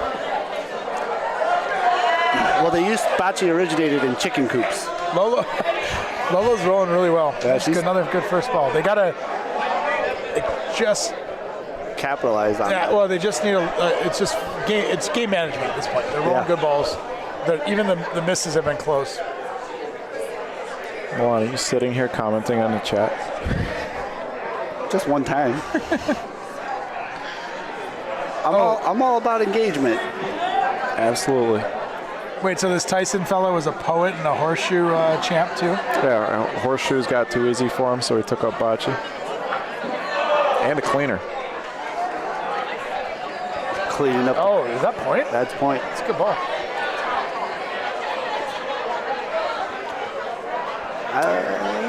One more big frame from 618 essentially puts this game away. Let's see if Lowell can replicate her first point. Here I like using the wall a little more. Rondina. Yeah. Yeah, you come that way. You could land on the other team's ball. You can make your own point. You could also drag.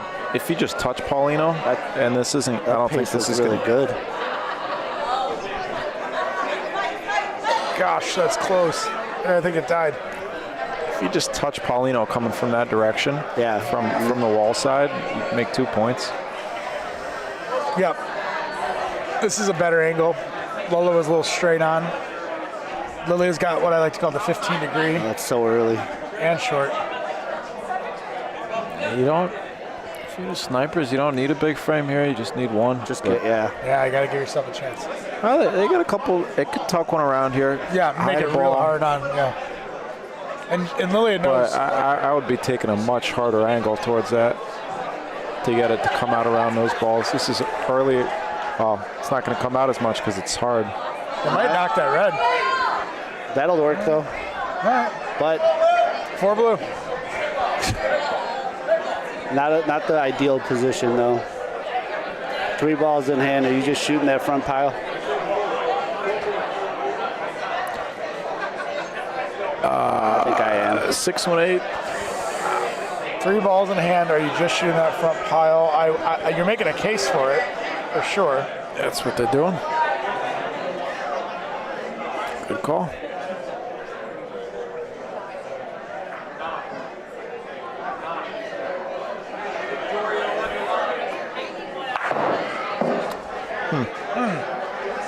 Didn't see that.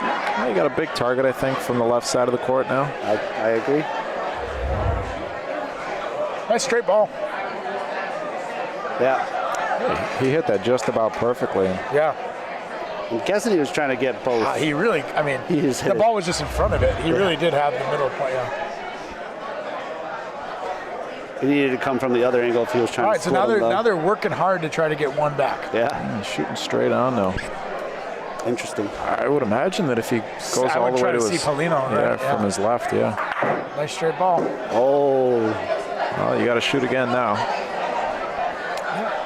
I haven't seen this other fella shoot though. Actually. Let's see. You're also thinking about that lead, right? With 10 minutes to go. 2 blacks in the back. Don't want to give up a big frame. 6-4 is anyone's game. That's hot. Might make That's two. hot. It's going to take Might Polino. make Mo, 2 for. No, just one.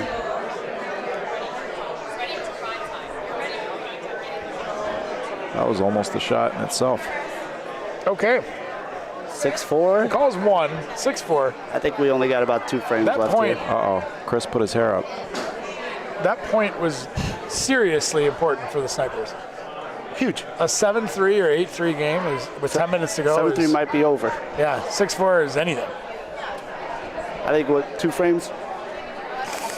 Yeah, I mean, we were clocking earlier, and we were. They've been slowing. The game's been slowing down, I think. Well, these guys are slow. I mean, these are slow players. Slow players. And slow players, yeah. And they're not. There's not as much shooting, which, as Milan, you said, like a rolled ball takes what 15 seconds to get to the 20. Yeah, where's the. Well, Chris has got his hair up now, so he's in sport mode. So you think he's shooting everything now? Oh, he's like a pair of Crocs. It's got the adventure like, strap up. Yeah, he's going for velocity, aerodynamics.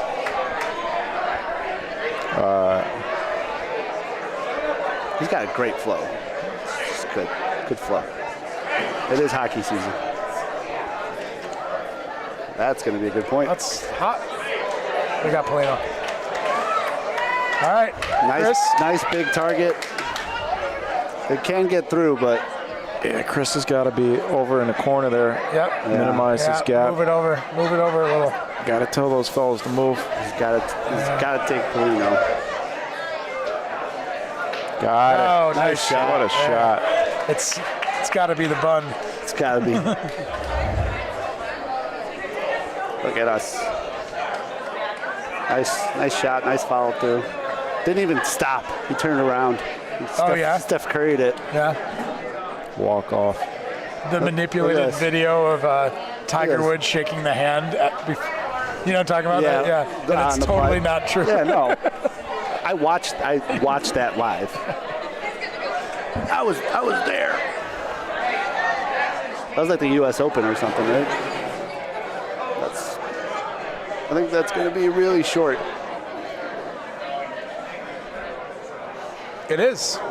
Now you're looking at the wise words. Some sort of big target. You do have a big target with the right side of this front orange ball and the right side of the point ball. A shot, you're thinking? Absolutely. That's what I'm doing all day. That's not an easy point to beat at all. I think, have we seen anything full court, really? Point-wise? Not this game, right? One frame. Maybe remember the one where down here? Oh, where no one could get to it? A third frame is in play, though. I will say, with 7.5 on the clock. Got a touch. Nothing. That's gone. One more ball for 6-1-8. Snipers not going away.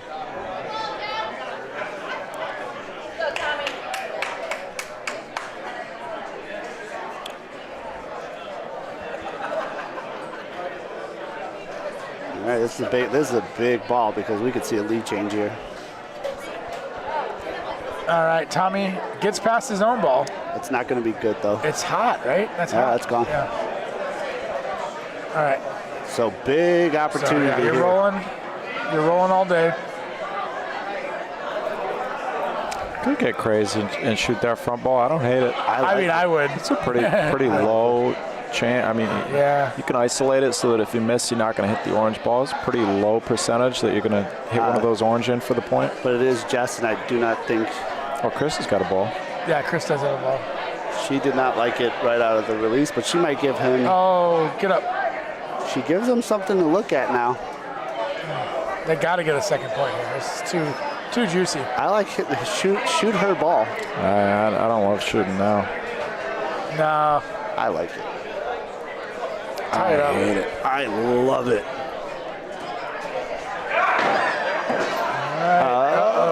Okay. That's gonna. No, it's court's peeling it. It wanted to come back, right? Yeah. Okay. 6-5. The other side of the coin is that was the shortest frame in a while. It was only 4 minutes. This is the slower side. Yeah, we might have 2 more. But if they're in control of this frame, they could just put it away here. It's an interesting thing when you're on this time, right? Because you can start to consider clock management. The other team starts getting a little frustrated, the team that's behind, right? Even if you're not doing anything wrong, even if you're not, taking advantage. All right, Lowell's been excellent this game. It's a little hot. It is hot. It's very hot. But I'm really not sure how aware. I have not seen anyone indicate anything about the clock this game once. Right.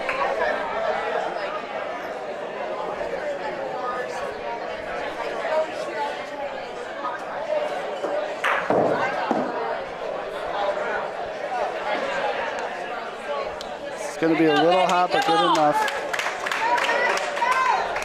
I've had a Glorilla song stuck in my head since I woke up today. Glorilla? Glorilla. You know Glorilla? Nah, dog. I don't know. I really don't. Is it good? Yeah. She's got some good songs. Well, that was a quick Rafa. I didn't even hear. Yeah. That was a really bad miss, though. Let's see. Yeah, little hand flip. No, that's my wife from Mike on that one. Little hand flip. Well, now you're thinking, let's make sure we get another frame. Yeah. Yeah. Which they should. They really should. Oh, this is a good ball. This is a really good ball. Low Schroeder. Wow, that is in. Low Schroeder. Big ball. Player of the game right now. POG. Player of game. POPPA. The POG. Start announcing POGs. Does Michael know what a POG is? I don't think so. Okay. Vaguely. You know what a slammer is? No. Oh, God. Not this again. Nice shot. Wow. Blew your audio out with that. That's right. We got filters. That was excellent. Clean, too. That's great. Bang. Bang.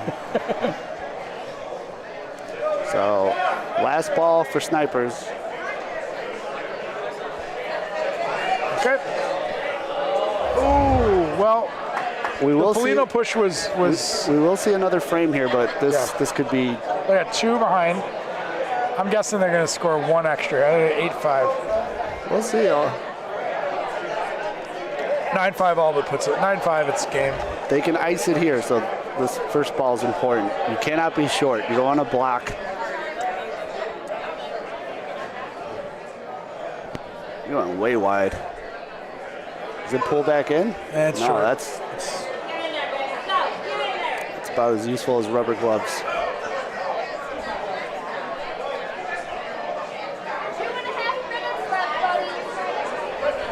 Someone call the clock. Oh! Yeah, that would be against the rules here. 2.5 minutes doesn't change much. There's going to be 1 more frame no matter what. Well, unless there's it's like he went wide too. Is that pulling back in though? No, that's a good line. That's a good ball. This is danger zone. If he touches Paulino. No, that's nice ball. All right, 8-5, not insurmountable, but pretty insurmountable. There's been opportunities for big frames here that just haven't been capitalized on, but we'll see.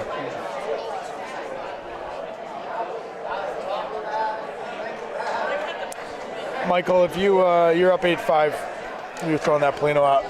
What's going through your head? I'm putting deep. And putting in a good first point. Yeah, I mean, you're putting it deep because you want to give them less options to manufacture. I want to shorten the space for the playing field was less. He did put it deep, and he sailed it. He sailed it. Oh boy.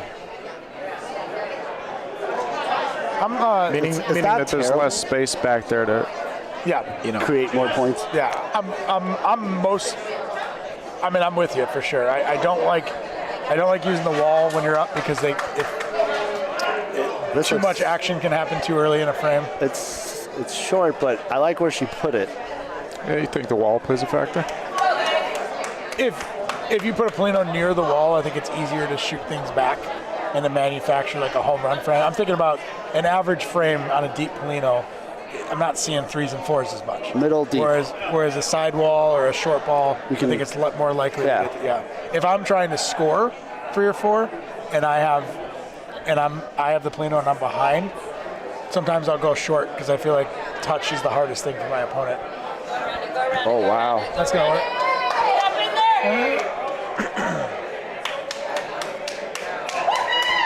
There's not much to do here, but Paulino's covered. I think they beat the point because Red's only got 2 points or 2 balls left. So beat it, make them throw. Get rid of balls. If they miss, if they miss the next one, then they're down. Then you have 2 balls left with nothing behind you. But I think they're just. And also that point differential might come in play later too. If it comes back. Got it. Excellent ball. That's huge. Yeah. That's huge. Yeah. Mate too, 618 makes a mistake here, leaves the ball short or something. A lot of pressure on them now. That was an excellent ball. All right, we're talking about the clock. Yeah, I think they're asking if they continue the frame or not. Yeah, you continue the frame. What would Steve Balboni do?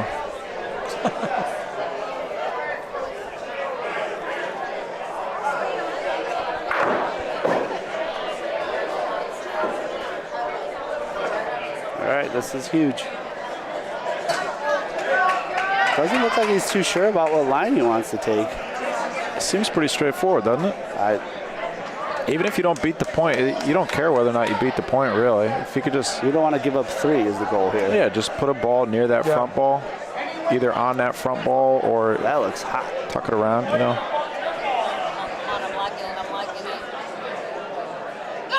Gotta get lucky.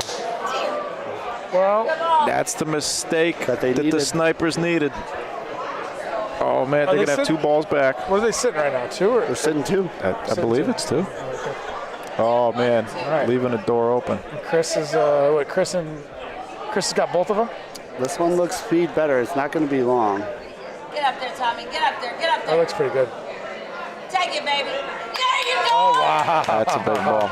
That's a game saver. Huge. That is a game-saving ball. You got to shoot it. Well, actually, you can come off the Rondina and bump it out. You can also shoot pile. Yeah. You can shoot pile and then point. Yeah, that's. I'll point off the Rondina. He can replace that, and that would be at least 2. Or point into it, push it, and then point again. Yep. That might be the most realistic way to do it. Otherwise, you shoot, even if you shoot that and then you shoot pile, I mean, your only hope really is to catch that perfectly and get the pile too in one shot. Know. I mean, I think shooting that ball clean is very valuable on Polino, but shooting pile, you never know. I mean, there could be, we can't see if those balls are touching each other or not. They're not. They're not? Okay. No. It's probably about good 2-3 inches. All right, so he looks like to try and the Rondina. If he gets the speed right, just like that last ball. Yeah. If he gets it right, he could get 3 if he gets it just right here. But the goal is it's got to bump it out. Chris Prokop. He used to be pro robber, but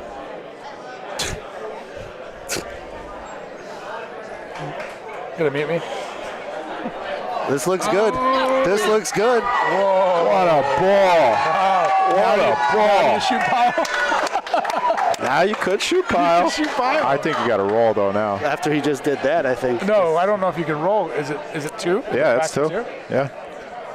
What a ball. It might be 3. This is huge. That was incredible. That was amazing. To save the game. Oh, he doesn't. Can he do it twice? Body language? Doesn't love it. But he's got a why not? Why doesn't he like this? Got no Paulino. He got it. He did it. Chris Prokop. Wow. 2 perfect balls. Wow, tree. Unbelievable. What a frame. You guys like Bocce? What a frame. That was one of the best frames you'll see. Wow, that third ball for 618 was just a big mistake, leaving that one long. Fourth ball was incredible. Chris.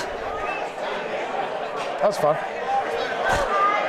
That was What neat. are they doing a tie? One more frame. One more frame? Wow. No ties here. Just one down. Just one down. Yeah, this is it, folks. Sudden death frame. Whoever scores wins. All right.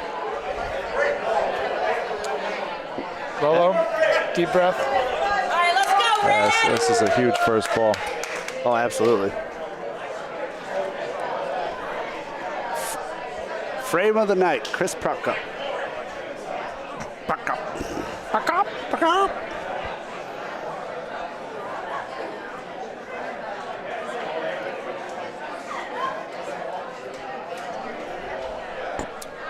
I like it. I really like it. That's a great ball. That is fantastic. That's another one of those teasers. That one's about 13 inches. Go, Garrett. Took the word right out of my mouth. 13? Teaser. Oh. Inches? Well, they wasted no time. The fastest frame played once the clock's done.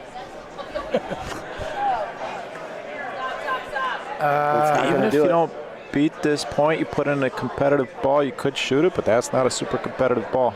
No, it's not a good second point.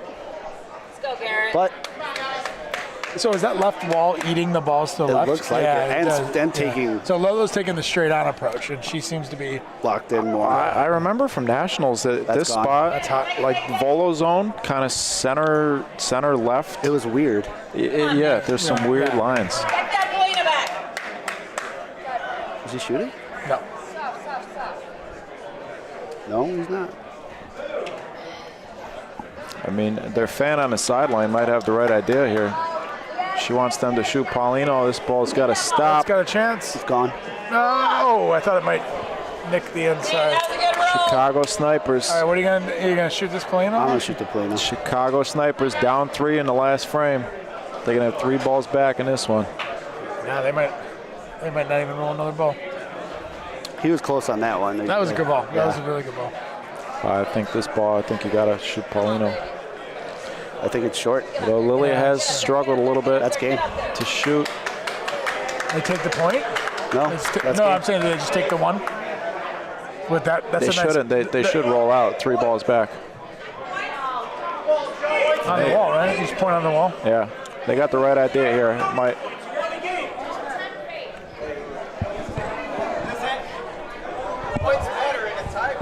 We shouldn't say anything, but Oh yeah. they absolutely should roll these balls. Do you see those Tiebreakers shoes? By the way? could come down to points. You see those shoes? What are Chris's? those? No. The slippers? Yeah. Somebody's wearing slippers. All right. You could also sell here too. That's a good imagine? defensive ball. She's got electing it. this angle, which I'm kind of surprised. I like it. You got to be on the wall, though. Oh, No, Lolo, she's taking the. you got to get to the wall, Lolo. Or That's just fine. do that. That's fine. That's enough. That is not fine. I don't care if she beats the point. That is not fine. Yeah, Chris is saying stay on the wall. Yeah. I mean, I'm just rolling a straight ball down the wall side, and if it falls in, it falls in. You know what? I don't like the feeling of this, I know me. right? And now they only have 2 in hand. I'm kind of thinking maybe like just get rid of it. Oh, why are you rolling this way? All right, now you do nothing. There's just such weird lines in this spot on the court. It's a little bit short. Or just roll into Honestly, that now. I don't know. If you touch your own ball too, there's so much. She was very safe with it. Wow. Okay. Yeah, that's Excellent. So Chicago Come on, Snipers wow, big down comeback, 3, yeah, good 2 job. frames, score 4 and win. Wow. Nice game. That was awesome. Chris Prokop. Yeah. What a frame for Pro. That's Let me a see the shoulder lean. legendary frame for Chris Prokop. Do we get Do I get him on there? Yeah. Tough game. Chris.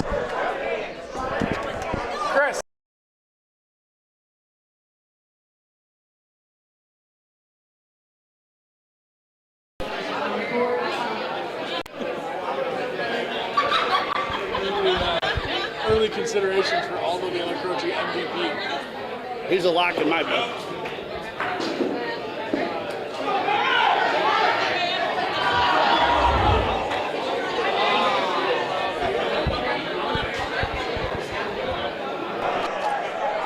We were muted for a second. I was just going to hand it to him on the court. Chris spoke up. Want me to just give him the headset? This is, I want to ask him about that last probably. frame. Yeah. Talking through. No. Here he comes. No, you want to? Yeah. I'll just give him the headset. Okay.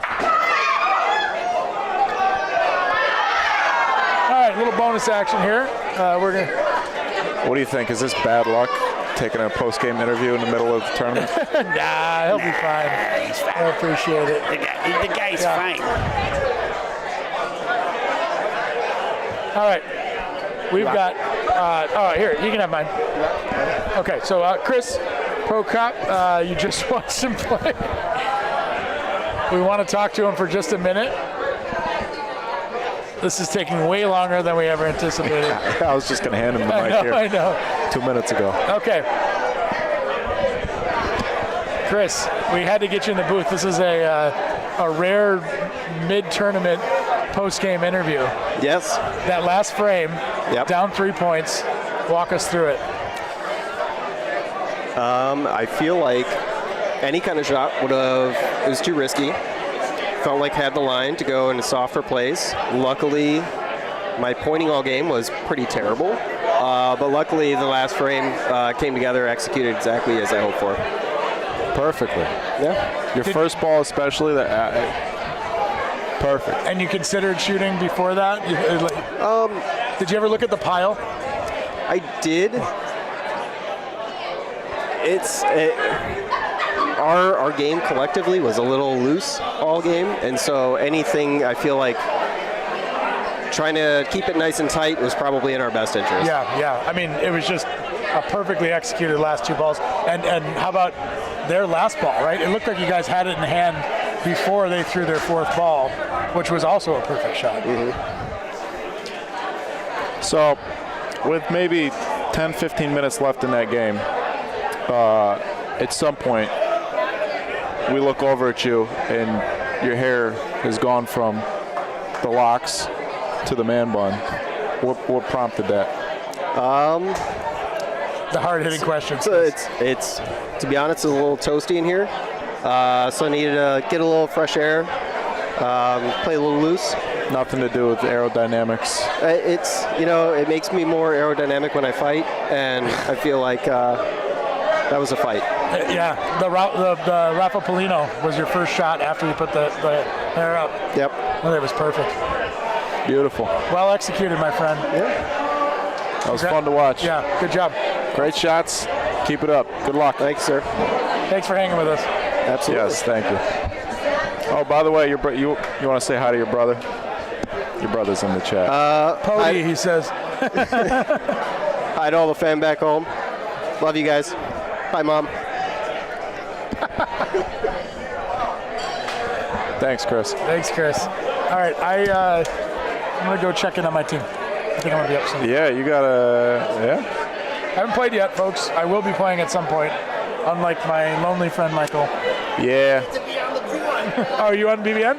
Nice. Oh, do you want me to find a suitable replacement? Sure, please. Okay. Please and thank you. Yep.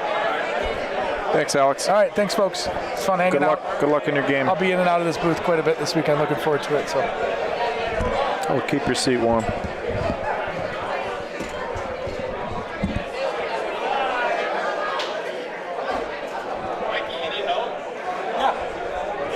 Yeah. Yeah.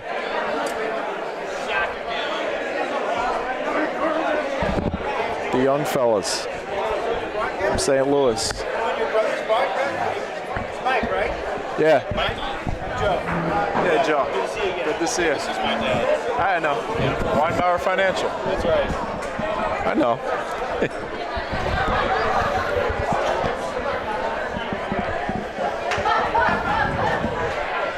How we doing, fellas? Oh, we're doing good. Doing good. Did you see the end of that game? The end of this one? Oh yeah. That was the snipers. Yeah, snipers in 6-1-8. That was something. Snipers were down 3, time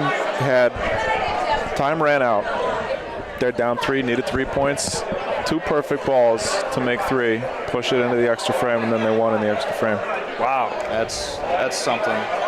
That was awesome. Those are fun games to win. How you holding up?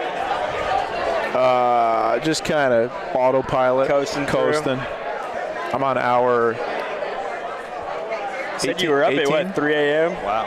I left my house at 3 a.m. Yeah. I saw that this morning. You posted it on the road. Yeah. I don't. This is practice, right? Are you playing in this, Mike? Yeah, I think this is just No, I'm not playing. one up, one down. I would love to. I'm definitely going to sneak onto the court for some cash games or something. You have to. I can't come all the way down here and not roll play. a ball. Right. I mean, can't do that. Especially, these are my courts. Is that right? I'm undefeated. Is that right? Won the Open in Nationals. National Open. The Alliance, if I remember correctly. Kind of a big deal. We snagged Dr. Joe, the Slayer, Brad Thayer from you. And Sal. Are you playing with Brad? Yeah, he's on our team. Nice. Who is that? Dan too? Me, Dan, Luke Polium, and Brad Thayer. Yep. The Slayer. And who's your team, Vince? Mine is me, my dad, my Uncle Dino, and Vince Mancuso, who won the ABC Open with Nick Emo. A couple Vinnies and a couple Weinbauers? That's right. That's nice. Keep it in the family. Oh, yeah. Oh, it's fun. We won the Gialdi tournament in Kansas City. Oh, yeah. I heard about that. Congratulations. Thank you. It was fun. Is that your first tournament win? That was. Nice. Good for you. Well, I guess I won a one-day tournament here, but that was my first, Feels different, bigger. right? Yeah, it feels a little bit different. Yeah. That was just like an in-club tournament, but this is winning a bigger tournament. That feels a lot better. Yeah. I'm sure you felt it when you won the Open Nationals. That was another one. I was just exhausted. But long week for you. Yeah. I was happy to win, especially that finals game. Oh, yeah. I love those guys. I respect them very much as players, but I enjoyed beating them. Was that La Barbara and... Yeah, La Barbera, Natale, Hunter, and Miles. Yes. That was a fun game to watch. I was in the booth that game, it's a actually. solid squad. Yeah. I was. Well, you did a great job. You're natural. Appreciate it. So we got one more practice frame here. What's our matchup? Southside Shockers versus the Shockers. Both of the Shockers play league night here. They're kind of, one's a little bit more serious, kind of travels. The other one's a little bit more casual, just league night type of deal. Yeah, whoever loses has to change their team name. It's actually interesting. The Southside Shockers that travel, in the first game, one of their players, Jim Marino, blew his calf out. Oh. So now they have that sounds painful. Yeah. He blew his calf out? Yeah. I'm pretty sure that's what happened. Am I right? Something. He said it just like popped. Yeah. It's like he can't put too much pressure on it, so they have a fill-in. They found somebody. Joe Mike from Kansas City. He's going to be filling in. He was just here watching, hanging out, and now he's playing in the tournament. Maybe that's my way in. Yeah, I guess they could have asked you. But then who would broadcast? I got a lot of work to do here. So it looks like Southside Shockers lost their first game, 12-6. To Vinny's team. Yeah, my Uncle Tommy pulled it off. Vinny, is that your team? Vinny's no, team? that's you're Uncle Hill, Tommy right? Drago. That's my Uncle Tommy. Bocce, yeah. Oh, okay. Him, my cousin Paul, Dr. Ron, and Alan Ellie. Good old Al. And you're just Salsicha train, right, Cam? Yeah. So, Southside Shockers 0-1. Other Shockers 1-0. 12-3 they won their first game. Where are your guys' brackets? Blue. Vince, you. We went 12-0 our first game. Nice. Nice strong start. I think we won 12-3. We're Tangerine.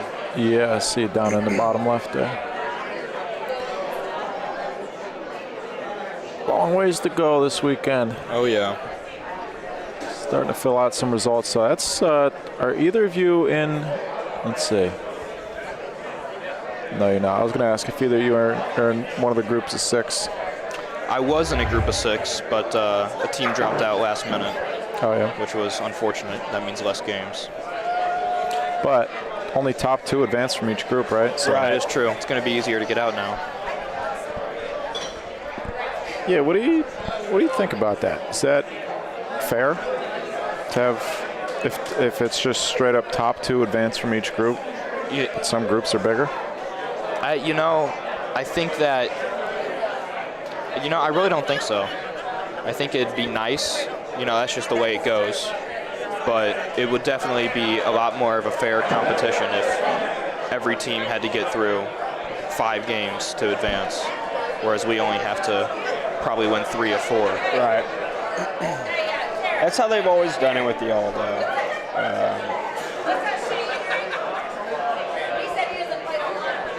Just the way that Robert likes to run the tournament, I guess.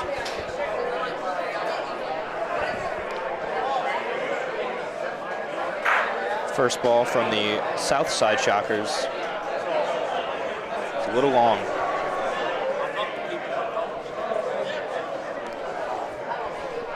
Trying to time the clock up. Looks like a better ball. Yeah. Ron Bazikas, maybe a little short, might inch its way in there. Here it looks a little short, yeah. Milan's calling it short. Joey Weinbauer, Vince's brother, making his tournament debut. That's right. My brother's playing with Milan for the Shockers. Oh, yeah, it's your brother? Yeah, this is his first Bocce tournament ever. Bocce. He's playing pretty well. Yeah, first game went pretty well.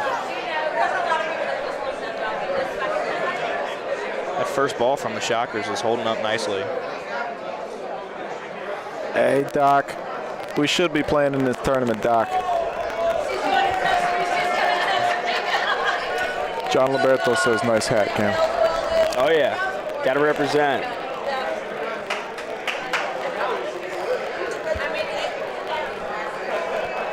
This one might be the ball. 3 balls back, though, to start it off for the Shockers. Mark's calling a Gotta try one. Rafa. Gotta try one. You have to. You're going to roll 3 balls in there and hope you get another point. Whoa. A little wide. That looked, they're really not shooters. No. These 2 down here. Shockers are the more casual of the 2. The more casual. Come up, have fun. Does your brother shoot? He does. We've practiced it a little bit. He's really not bad, but him being with Milan, one, it'll get him a lot of good experience because Milan's played in a lot of tournaments, which I think is going to be good for him. And 2, if he can throw a good ball for Milan down there, they don't need it. All Milan has to do is worry about that. This is going to be a slightly unfortunate frame for the Shockers. You'd think, though, if your brother's comfortable shooting and the other guys aren't, they might. Maybe switch them. Yeah. Yeah, I don't hate that idea. Maybe after tonight they'll discuss it after this game.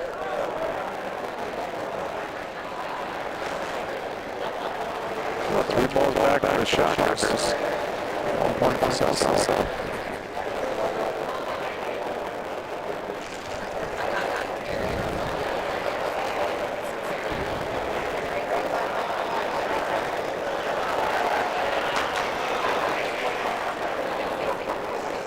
Southside guys are from Illinois, right?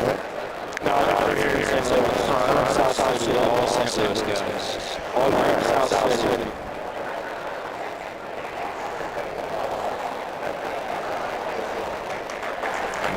It's just associated Southside Shockers with Southern Illinois.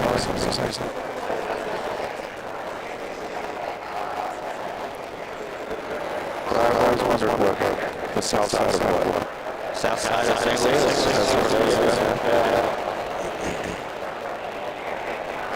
What's going on the south side? We're in the south side right now. Yeah, it's in South City. And they all kind of do a lot of fun in this area. And a couple of the arrows,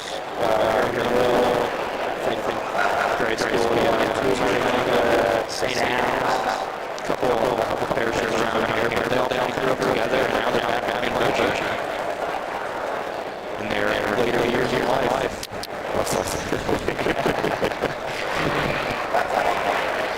Well, relative to, you know, the teenager.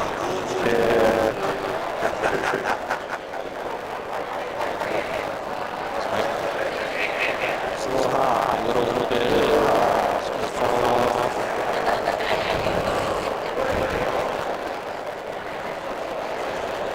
Are you ready to shoot now? I think so. Chris is a great shooter down the other end, the one-on-one left. I would think he should have done that on the first one, really. You can see it every time. Chris is pretty consistent. This is what you don't want from the south side. You don't want to roll 3 balls at a time and waste everything while you're trying to do this. I think we got that.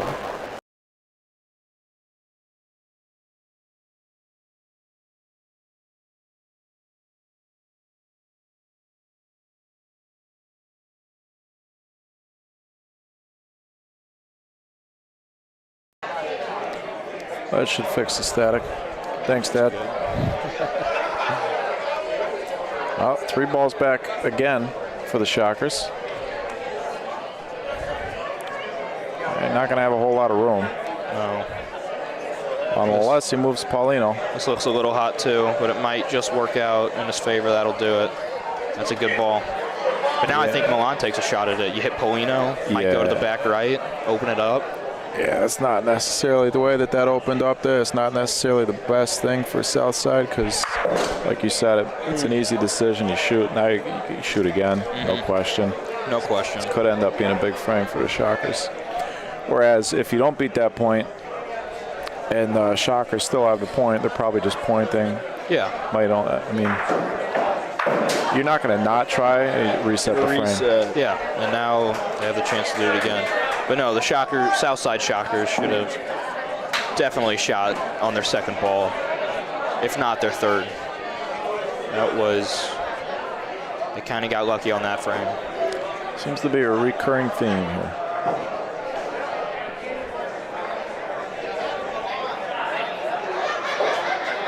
Nice hit from Milan. Looked like he was trying to stick it too. That would have been a nice shot. Yeah, I haven't seen that very much out of Milan yet. The Sotomano shot, backhand stick shot. What's it called? Sotomano. So, Sotomano and Sopramano. The easiest way to remember. So it refers to the position of the ball. Okay. Sopramano is like super, like above. So the ball above the hand. It's when you shoot with topspin, what we would call underhand. And then Sotomano is just the opposite. It's ball below the hand, the backhand stick shot. Okay. I've never heard that before. Nice ball, a little short. It was a nice ball. Looks like Milan's going to Rafa it out. There's the Supermano. Am I saying that right? I didn't see which way he shot. But it was underhand. Was it? Yeah. Yeah, Sopramano. Sopramano. See if my brother can put a good ball on here now. Looks a little hot. Just a touch. Couple feet.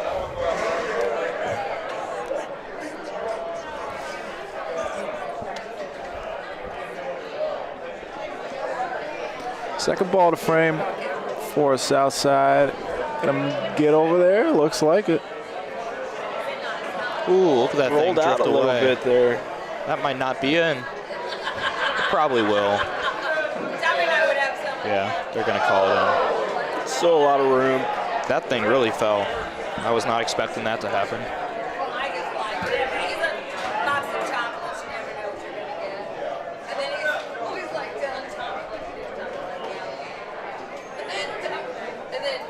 Better speed from Joey. Yeah, this is going to be a good ball. Well, Paulino for 2, maybe? Not quite. Not Nice quite. ball. Great ball. 3 balls down for the Shockers. Got to expect Chris to shoot here, at least Either or, really. Preferably point. Oh, he's shooting.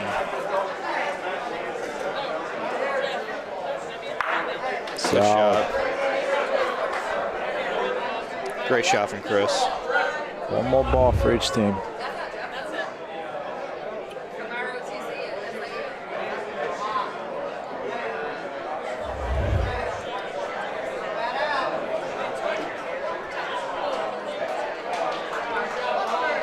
Milan's going to roll in for the point again. He's going to give Chris a decision here. Or is it Joe Mike lagging? Joe Mike's going to elect to lag. I don't think he's a shooter.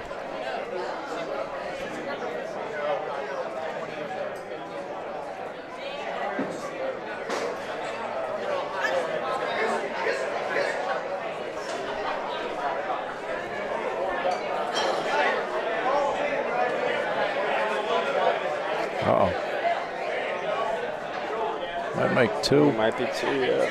Possibly. I think so. That's one thing at the Kansas City club. They sometimes are scared to shoot the ball. They like to play for the bump a lot. And personally, that's not my game. Nah, that's such a big part of the game. To be able to win, competitive tournaments, you got to be able to shoot, right? Oh, yeah. And you got to know when to shoot. 100%. Got to risk it to get the biscuit. Oh, yeah. Scared money don't make money. In his defense, he wasn't coming here this weekend to play. Yeah. Oh, is that the gentleman who...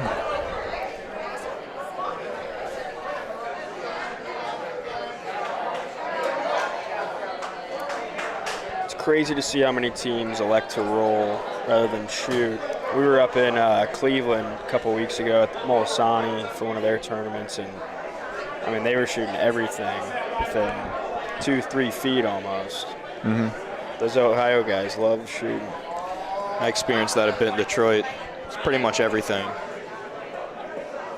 If they think they can hit it, they're going to. A lot of it depends on the way, the ball placement and the situation. But yeah, they're watching these games. For me, I'm dumbfounded how often teams are trying to point on, wasting 2-3 balls trying to point on something that's going to be real low percentage to beat. Great ball there, though. Tony Bandera. Now let's see. Now Dino's going to try and Rafa at this other end.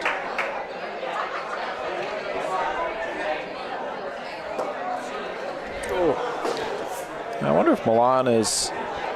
I get the sense so far in these first few frames that Milan is really encouraging his teammates to shoot. Yeah. So I don't know. You know these guys better than I do. I don't. Do you think they would normally be as inclined to shoot as what we're seeing here? No, not at all. Not. Just from what we've seen them play in league, I don't really know if they ever really attempt to shoot. Very casual players. They come, they have fun. I don't think they've ever really attempted to practice shooting, and if they have, it's not as much as other people. It's a good ball. Look at that. It's a great ball. Ron and Chris are very consistent shooters for Southside. Very. Yeah, that's almost took their other ball out. Narrowly missed it. No run up from either of them. Just stand there, step into it, and I think for Ron at least it's a hip or an ankle or a foot problem, but for Chris I'm not too sure. Ron's always got something going on. That's a good ball. By Mark. That's a good ball. Yeah, Shockers out of balls though. Last ball to frame here. Go for the bump play. Looks like you hit the wall way too early though. Way too early. Yeah, might stay up if it's got the speed. Might do it. Look at that. Wow, he beat the point. I thought you were right. I thought that was way too early too, but it just didn't come out very much at all. I think it's from where he was standing. I think if he had a bit more of a steeper angle. And if you got the speed, they'll hang up a little bit longer than some of the other ones.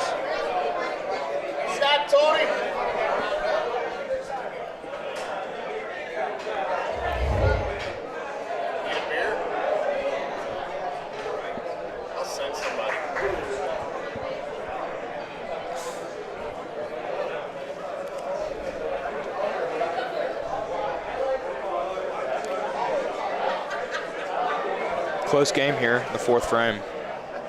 2-2.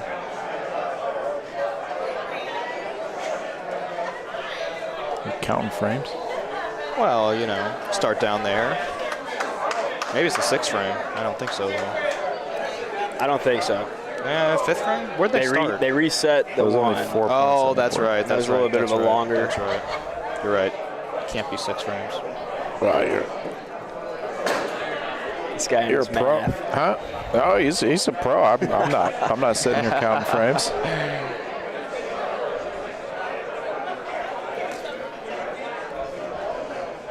So Southside got the ball advantage with that miss. Milan looking for Paulino now, or that. Nice shot. Clip that. Or that. Ooh. I'm assuming Chris is going to elect to shoot again. I don't know, Cam. We might be seeing that shot later on the BBN Instagram. I think so. We just missed another shot on the court, but I had to see that a couple more times. Nice Paulino shot, huh? Got him, too. Here, Mikey, I don't know. I'm thinking, is Milan out of shots? Did he shoot 2? Yeah, Milan shot twice. Well, I would say if he didn't, I'd shoot your front ball down. See if you can sneak a ball over in that corner. Let's see if Joey can. Southside Shockers do like to play deep, though. This ball's going to die and get the point. That'll work. They like to play deep? Yeah. Oh, yeah. All the time. Why do you think that is? I think it just plays to their advantage more when they first started up. They couldn't shoot as well, so they'd play deep in the leagues, kind of trying to take the Rafa away from some people. And now that's just kind of the game they've developed. They can shoot long, and they try and use that to their advantage as much as they can.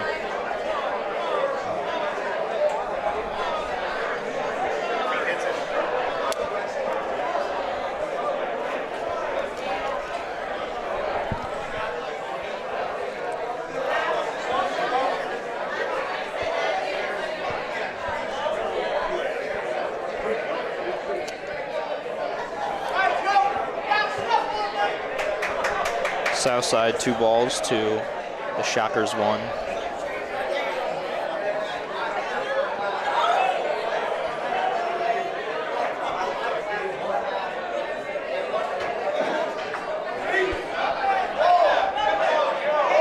do it. Pretty good ball. That's a great ball. Yeah. That's a great ball. There you go, like you said. Pointing on the back wall.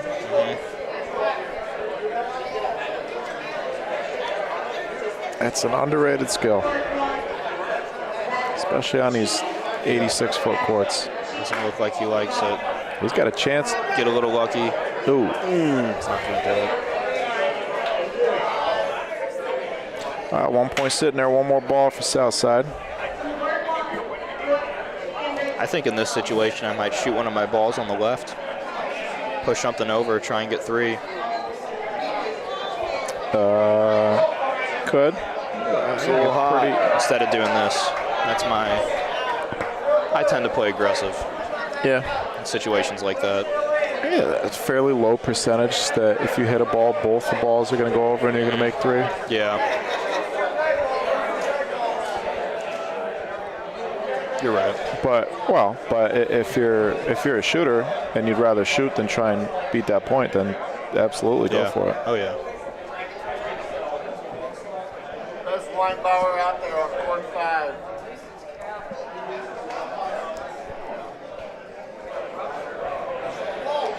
You're getting heckled, Vince. I know. Always. People tend to always like my brother just a touch more than me. I know the feeling.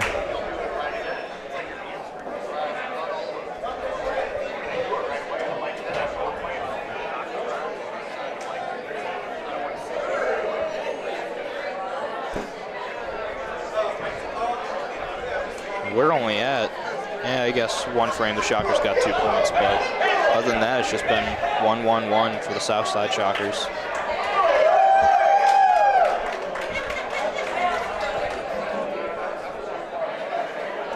Whoa, it's a little hot. Might grab it though. What's this gentleman's name that just rolled? That's Mark. Mark Weckenberg. He stands. He's got kind of positions his body sideways, like facing court 4, when he shoots and when he points.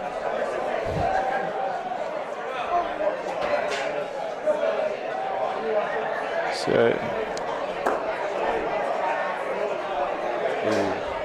almost took a camera down with that shot. Cam's boss. You see if is he? Mark is my boss. Mark's yeah. Cam's We're boss. both Tony LaMartina Plumbing here in St. Louis. I better not critique his shot too much then. I missed it on the replay, but he throws it just up. Notice that he turns. That's a his great shoulders. cover ball. That's a great cover ball. Touching the Polino. Yeah, square up his shoulders to his target. He kind of turns it to the right a little bit. He was asking me the other day at work kind of what he needs to start doing differently. You can start with that. Square up his shoulders. Because that is a big thing. That's the thing that I think I struggle with the most when shooting. Just keeping a nice square frame. That can be tough, right? Oh, yeah. You naturally kind of want to like bring a shoulder back and use your whole body to shoot. Dip the shoulder a little bit, and it just... Dip's what kills me. The dip I dip down, I miss right. Look at this. Oh, what a perfect shot. Wow. What a shot. Fist pump from Chris.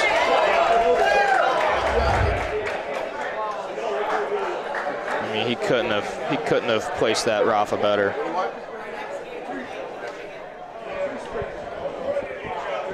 Hi, Mom.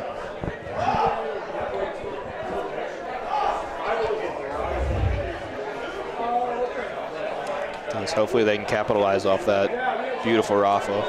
You gonna make it? Yeah. That might have inched in there. It might be a measure. Milan's gonna check it out. Called it too. One more coming.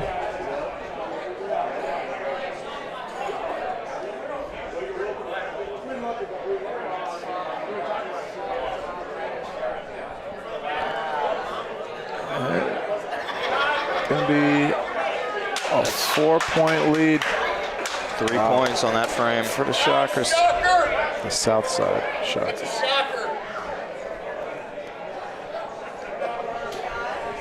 What a shot. Great frame from the Southside Shockers. Really everything. Great first ball. Beautiful Rafa. Then 2 good legs to seal it off.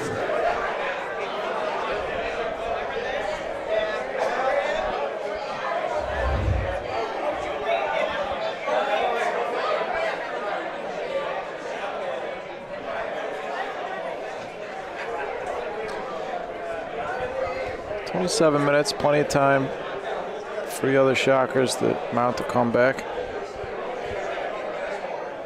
Another deep Paulino.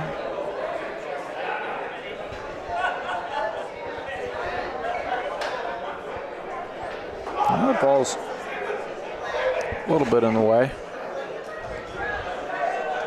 It's a good 4 feet short though. Probably a little more. Joe Weinbauer. Uh-oh. Get around it. Yeah. That's helped him out a little bit there. Well, he's coming in with pretty good speed. Just not the right line. Milan's gonna shoot. I don't see a line from where oh, maybe Polino. I think that's where he's going. He's got Polino in half a ball. Just missed it. Right now they're going to lag at it. I think I agree with that call down 6-2. You can't really afford to just keep giving up 1-point frames. He did have a target with Paulino there.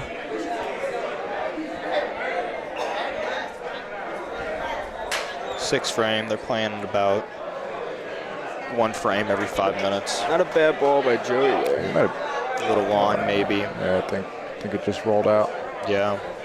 Yeah, what you were saying, I like that call from Milan. They're down. They're at the rate they're playing and the points they're scoring. They're going to need everything they get now. Everything they can get. Looks a little hot. Well, Paulino, though? That's going to do it. It's going to bring Chris out. That's going to bring Chris out. Yeah, I'm not sure. Curious if the Shockers have 2 here.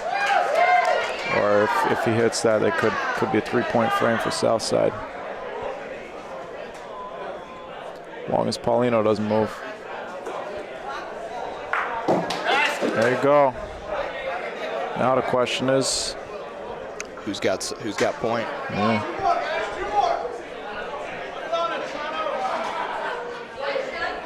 Kind of an awkward angle for us here. Yeah, Southside's in. 2 balls back.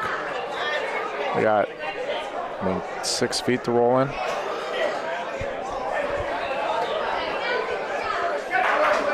Shockers are in trouble.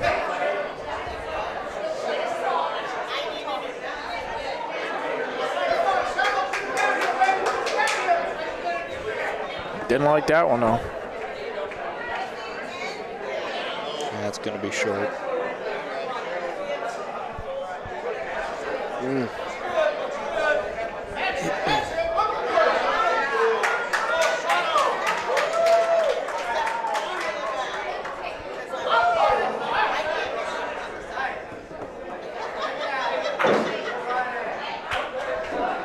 Last ball to frame.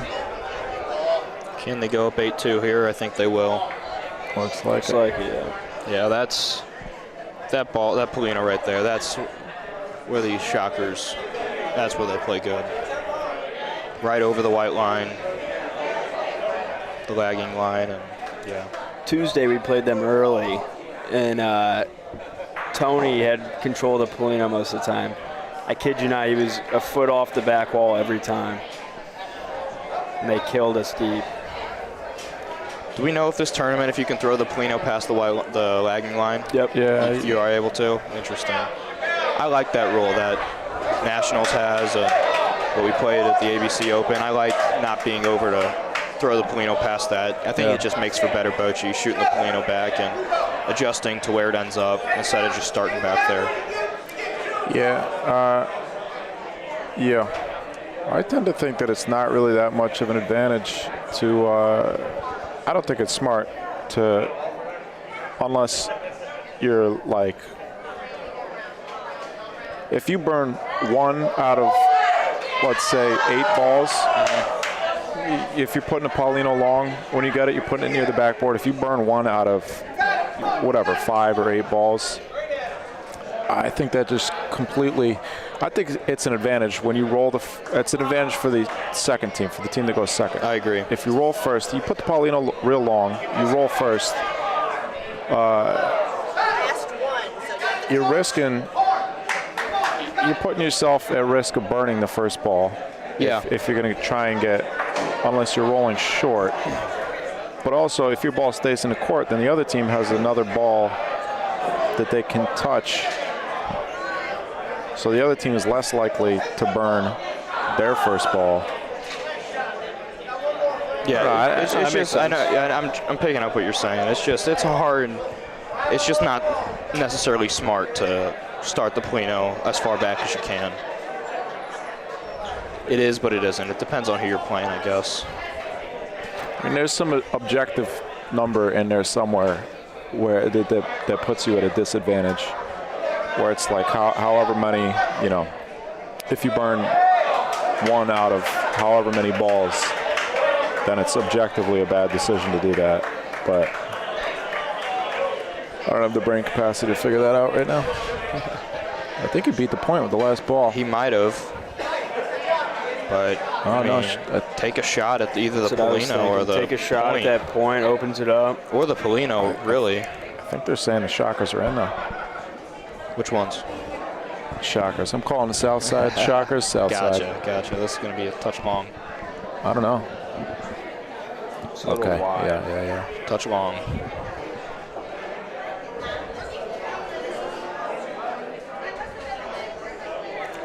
Mikey, is this your last game of the night? It is scheduled to be our last game of the night, yeah. And what time are you back at it tomorrow morning? We're going to start at 11, I believe, Central Time, because we can't go over 12 hours. Look at this. Going to make 2? Might drop in there for 2. Might hang outside just 1. Just 1. 3 balls back, down 8-2. It's a little bit of a missed opportunity, but still 20 minutes left. It's been a fairly fast-paced game. Thanks, Dan. Yeah, we can't start before 11 because we're probably going to go till late at night. After, give us a little bit of a buffer because is that a YouTube thing? Yeah, exactly. Which they must not have realized at Worlds. I mean, Worlds was so screwed up for so many different reasons, but one mistake that they made was that they went over 12 hours on the broadcast, and so it just didn't save whatever. I don't know how it works. I don't know if it clips just the last 12 hours or the first 12 hours. Interesting. But it either cut out all the footage at the beginning or all the footage at the end. Wow. I believe. Yeah. From what I saw, because I remember thinking they were still live. Nobody ended the live stream at the end of the night. How long did they go? I remember checking it in the middle of the night, and it was just in the middle of the night, Turkish time. Still going? Yeah, and it was just live streaming an empty gymnasium. Looks a little hot here, mate. Maybe get lucky with the ball. It's not the roll you needed or the roll you wanted. It's not the role you need, but it's the role you deserve. It's not like a Batman thing. Not the hero you deserve, not the hero you need, not the hero you deserve. Not the hero you wanted, the hero you want, something like that. Push is going to push it back. It's not going to do it. It's hopefully Milan. Now Milan just wants to put a cover ball on it. I mean, 8-3. This is tough now. Yeah. So you get down to crunch time. Yeah, you got every roll now has to count for the Shockers. At some point, you're going to have to start making some pretty aggressive decisions.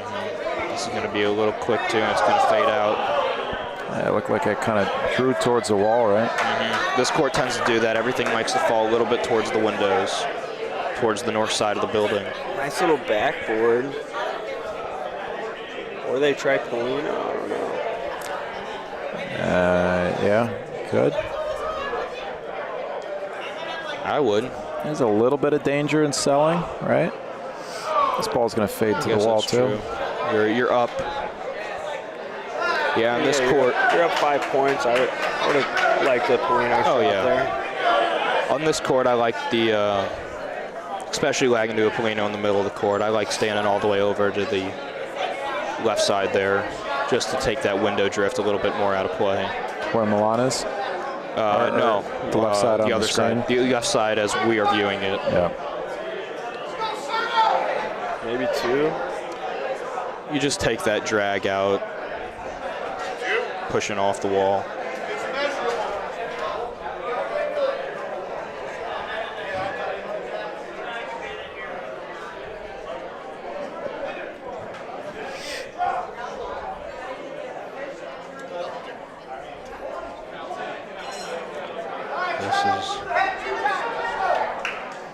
This is a little bit of flip of the script here. Southside Shockers lost their first game 12-6, and the other Shockers won their first game 12-3.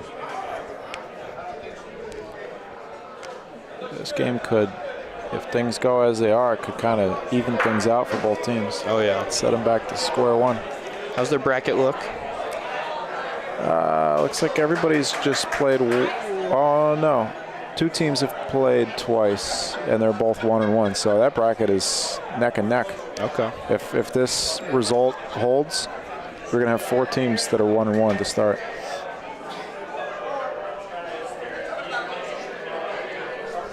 Anything could happen then.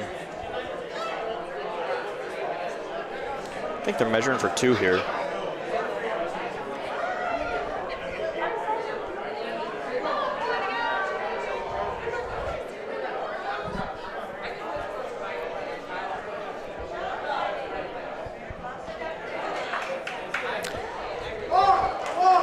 What are you drinking there? It's limoncello, but I'm not gonna say anything.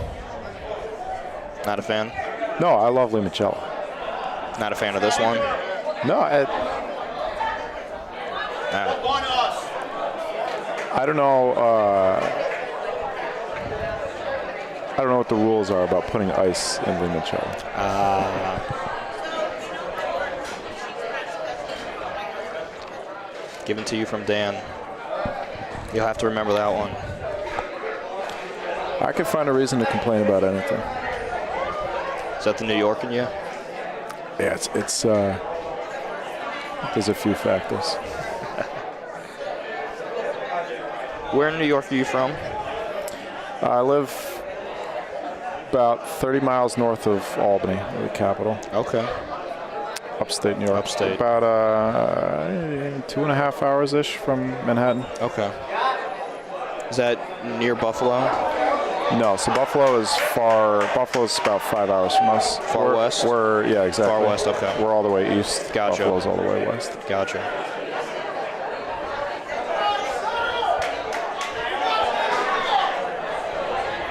So what was the call there? 1 point, 9-3? Not a great first ball for the Shockers. Again, Mark's going to want to do something. Sneak this ball in there. But still short. Short.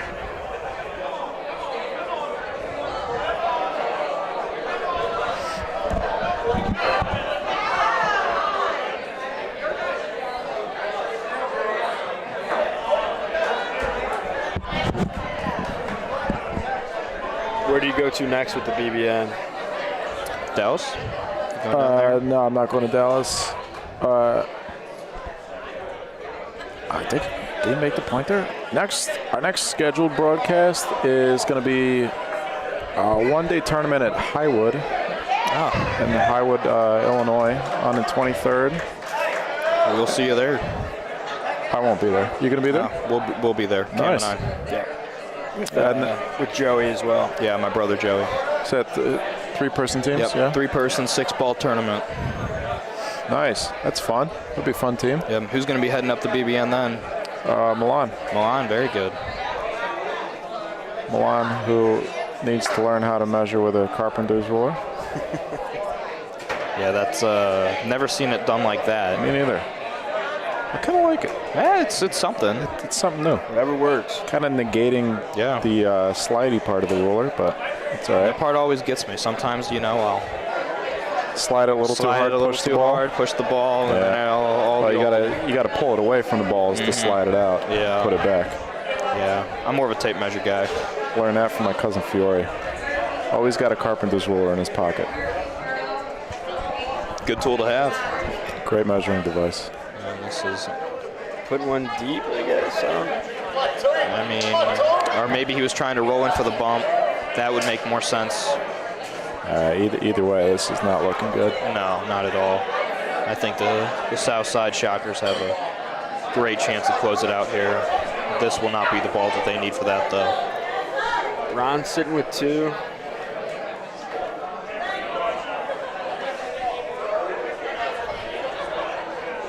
Have you played at Milo's Bocce Garden?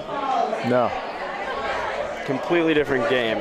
Ron plays there once or twice a week and then comes here and plays. I mean, it's a completely different game. I don't know how he... It's like playing on, what is it, mud? I'm not even sure it's what like, it is. It's like really old clay. It's probably stone dust, probably. Possibly. Those are the courts. That's a lot of the courts you'll see in the Northeast. Those are the courts I play on. But it's stone not. Dust. It's probably not the courts there. It's if you throw a ball, no matter how hard or which way you throw it, it's going to end up in the same divot. Oh, okay. It's just all Everything falling to the same falls spot. To one side. It's just not particularly well maintained. No, not at all. But to throw it much harder. Spot. I just don't know how he adapts to playing there and then coming here. 2 blocks away. Easy for him to make it. It's a fun spot. The Shockers live to fight another frame. I think we might be in frame 8 now. That sounds right. It's interesting that with this facility here, somebody would choose to play at a place like that. that's 2 blocks away instead. Yeah, that's more of bar league play. Okay, that's fine. Just very, very, very casual.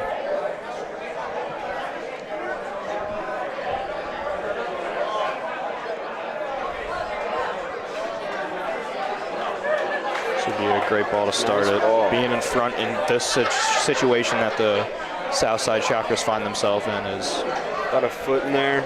Perfect. Milan's gonna shoot. He looks like he's setting up for Polino. Can he clip it? No, but that'll work. But now you got to think about the clock. Only 10 minutes remaining. You got to start fighting for points here. Climb out of the 7-point deficit. Yeah, could have used another sticker there. That would have been real nice. Let's hope Joey can put a good point ball on. I think I like it. I like it too. Doesn't have the legs though. A little short. Touch short.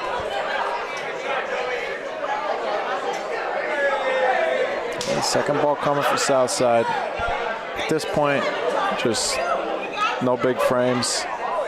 Play defense. Yeah. You could even, if you wanted to, you could even start taking your time. You could have done that a while ago. A lag like that, it's going to make Milan want to shoot again. Yeah, but I don't think he should. I agree. I don't think he should, but if you do anything, you got to hope Polino goes to the back right of the court where they don't have. If he shoots here, they don't have the ball advantage. I don't think he's shooting Paulino based on where he was standing. I agree. They don't have the ball advantage. If he shoots, then the most they're going to get is 1. Yeah. That's a tough spot to be in. They've been in a tough spot pretty much this whole game, besides the first couple frames. They've just been trying to climb. A little hot. Ooh. A lot of room for Southside.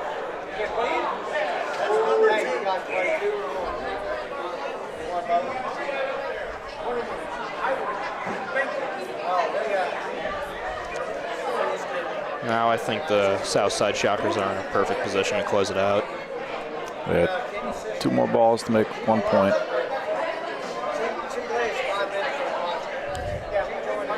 Nick Emo. 4497 Forest Park Avenue. Emo's Pizza. Emo's Pizza. CP. Familiar with that? I think that's right. That sounds right. Nick. 4497 Forest Park Avenue? 4479. Close enough. I mixed it Close up. enough. 4479. He makes pizzas. By now he gets a pizza every other day. I recently moved in with Nick, and roommates. The benefits of having pizza at Will is you live with the pizza guy, you get a lot of pizza. Yeah. There you go. I was the pizza guy for many years. Is ball going to stop? A little bit of Paulino? This'll do it. That's game. 12-3 Southside Shockers. So, after winning the first one, 12-3, the Shockers dropped their second game 12-3. So they're 1-1 and dead even on points. Looking at the green bracket here. And Southside scored 6 in their first, so they're +3, 1-1 and +3. We got 4 teams, gentlemen, 4 teams at 1-1 in the green bracket. La Dolce Vita winning that bracket 2-0. Team from Kansas City. What's that? I think so. All right. I'll make that happen. All that ABC Open money you got. I said all that ABC Open money you got. That went straight to the savings or The house. I don't know, the brokerage account. The pizza man, Nick Emo. So we got Pizza Prince. Pizza Prince. That's what we like to call him here. the Pizza Prince, yeah. His team's 2-0 right now. Yeah, we got IABC in the white bracket. Speaking of Nick Emo, is that Nick, Greg, Michael, and Robert? Yep. Nick and the Della Croces. Winners of last year's Aldo tournament, looking to repeat. Oh, yeah. Off to commanding start, plus 15 in their first 2 games. Nice. Yeah. It's a good way to start it. Oh, so we got Jem Bocce, who we saw earlier on the broadcast. 2-0 as well. La Dolce Vita. And that's it for our 2-win team so far. We're going to take a short break here. I'm going to figure out what's going on scheduling-wise. Let's see. There's no players stepping on the court yet. We're going to figure out what's going on with the schedule. And I will be right back. I think most likely. I think there's got to be another game going have on. Another game? Where's I believe there's somebody stole my scheduled game for like 10:30, yeah. 10:40.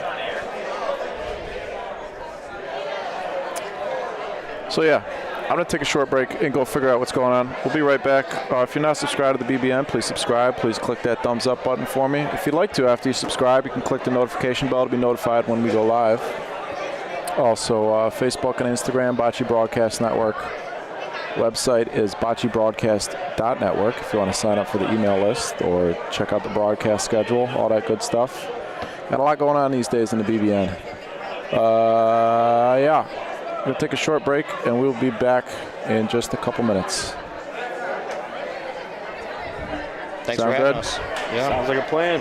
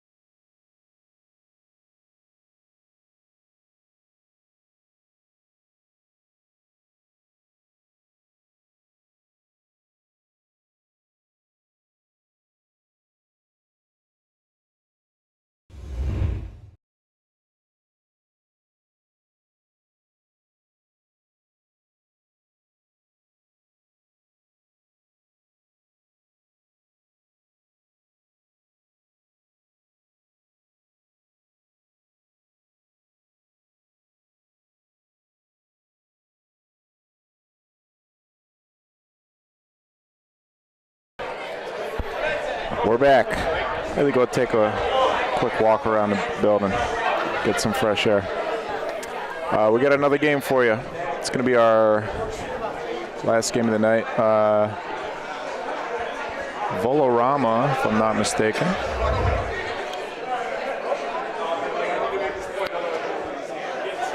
This game just started 3 minutes ago. We haven't missed much at all. Let's see. Volorama versus... Somebody took my schedule. Do you know where it went? I had a piece of paper here, the schedule on it. There was not anything here when I got here. Yeah.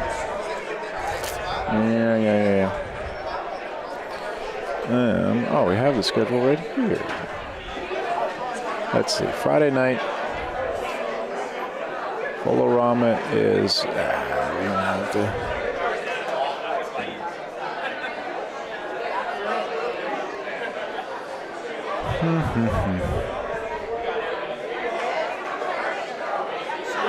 Must be.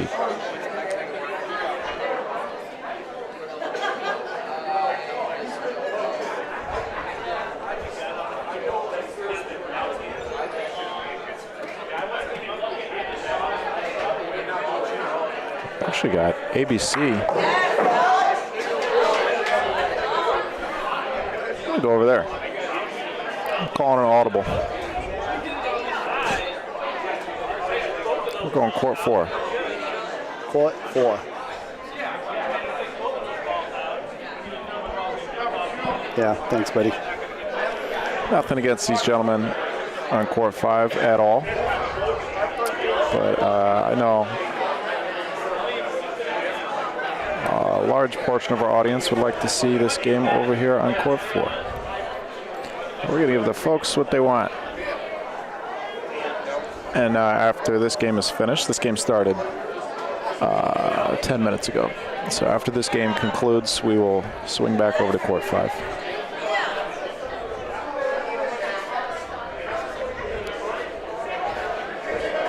Move all of my cameras. Camera. You know what? Camera, the etymology of the word camera? It's Latin. Do you know what it means in Latin? Probably some sort of to view. It means room. Huh. The Latin word for room. It's because cameras used to be that little box with the flash on it used to be like a little room. This is what I was taught. And they have to throw the little black tarp over their head to take the photo? Yes, yeah.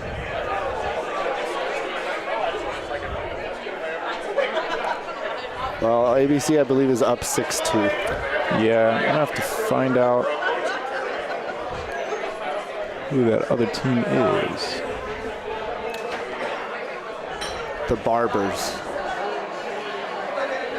They have like chef coats on. They do have chef coats on. Maybe named after some restaurant. Where even is there? Go ABC 1. Oh, rolling meatballs? Yeah. I remember them telling me who they were playing earlier. Fantastic team jerseys. Great jerseys, great name. Unfortunately, we can't root for them because they're playing against our friends and our partners in the BBN. Frankie Ostello going for the stick. I didn't see it, but I heard it. Left. Didn't hit. Didn't sound good.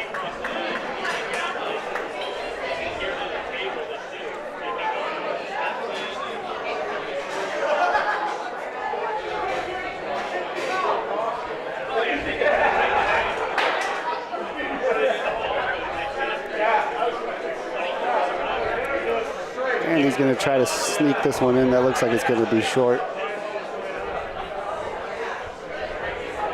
Not a bad ball, but not good enough. Still recovering from the shellacking we just got on our court. Hey, you got a highlight stick, though. That's what counts. That's what I'm here for. Yeah. The views. I mean, honestly, at this point. That felt nice. I've been working on it. Yeah, I was saying when it happened, I was like, I haven't seen you shoot like that very much. Looks like Paulino's just out of frame here. Yeah, I think that's the first like real true stick that I've seen you hit in the tournament. I think it is. Good for you, and you got it on a broadcast. Beautiful. That'll bring her back. Ruh-roh. Yeah. Hit their own ball. 2 more balls. Well, they got to shoot it now, right? Because it's going to take Paulino back. Yeah. And they're going. Goodness me.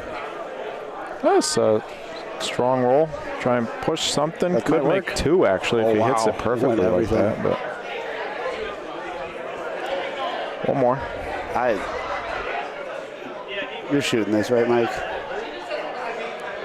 Oh yeah.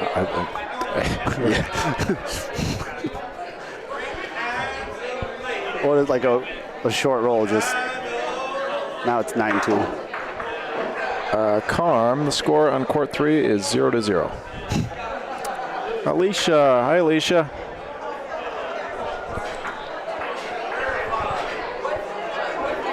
Three points there, 3 balls back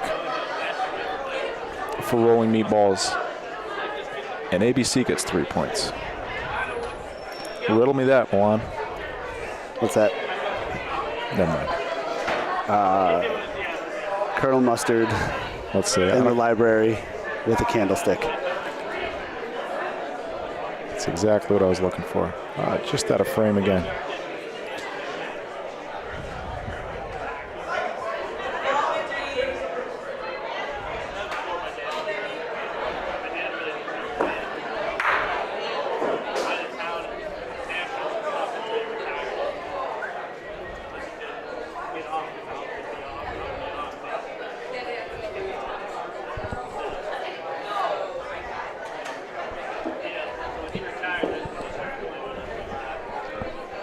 Still have that song stuck in my head. Nice ball. Sail away, sail away. Yep. No, I don't know that song. Talking about Glorilla. That's going to be on the playlist tonight as soon as we get back. I'm from Memphis. What you know about me? Big Gloneggle. I could be a female rapper.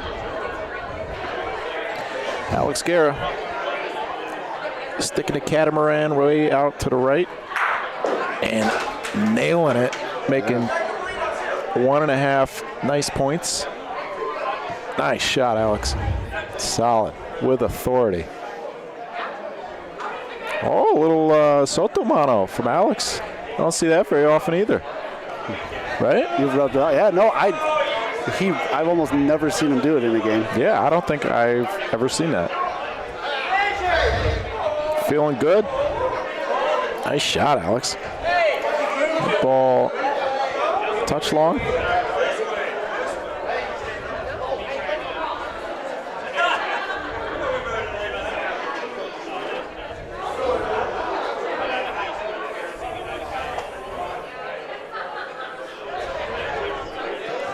On this ABC team, we got Lauren McDermott in the back, joined by Alex Guerra on this side. Owner and founder of, co-founder of the American Bocce Company out of Chicago, Illinois, along with Alicia Harvey and Matt David. And on the other side, their teammates are Frankie Ostello standing up there on the side and Andy Zimmerman leaning against the fence. And unfortunately, I don't have rosters. I don't know the other gentlemen's names on the other team, and I don't have rosters. Let's see if that's a good looking ball though. Maybe tomorrow I'll be able to get some more rosters and whatnot. Is he gonna? Let's see him stick it. Give the people what they want, Alex. He did. Oh. You know, my first thought there, and I know my thoughts aren't always appreciated, which is fine. I'm here to commentate. I like it. I appreciate him. A lot of movement there before that shot from Alex, kind of swinging things back and forth, which I know is the way that he shoots normally, and he's a great shooter. But a little too much variables for your taste. Could be. It's a comfort, like any sport. It's a comfort thing. You got to be comfortable in your motion in order for you to be able to repeat it consistently. Yeah. But I tend to think that, to an extent, the more movement that you can eliminate, the easier it is to shoot straight. Yeah, replicate the same motion every time.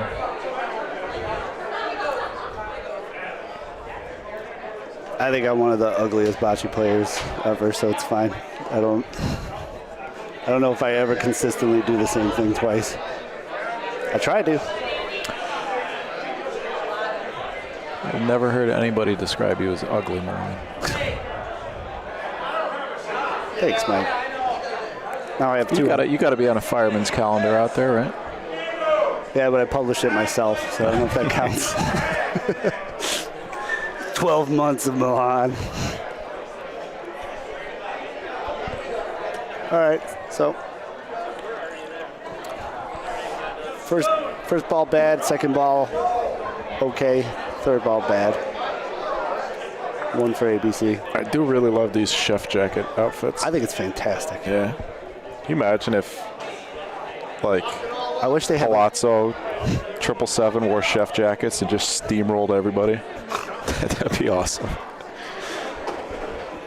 I feel like too they need like this motion when they're cooking in the court, Like a little baseball celebration. Absolutely. Stirring the pot. Last ball to frame for the meatballs. That doesn't bode well. I don't think so. You got the point, as my great uncle Andy would say. Andy Zimmerman? No. I think that's going to be enough. Yeah, Frankie's going to have 2 tries to close this game out. He was already ready. I love seeing that. Just ready bocce. Yeah, in the Northeast you see a lot more shooting, in general, a lot faster pace of play. That's where I'm from, New York.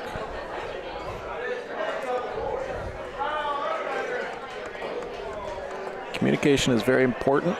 It's New York's, but it's also state motto. Excelsior. Excelsior. Is that the Empire State? Excelsior. Yeah, Excelsior. I was going to say Big Apple, but that's just New York. That's Illinois. We're the land of Lincoln.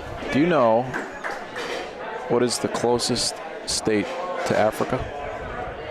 Ooh, I like this. 12-3 ABC. Maine. Yes, it is. My geography teacher told me I had to amount to nothing. Look at it now. Take that, Miss Applequist. Great name for a teacher. It really is. This game is over 5-1.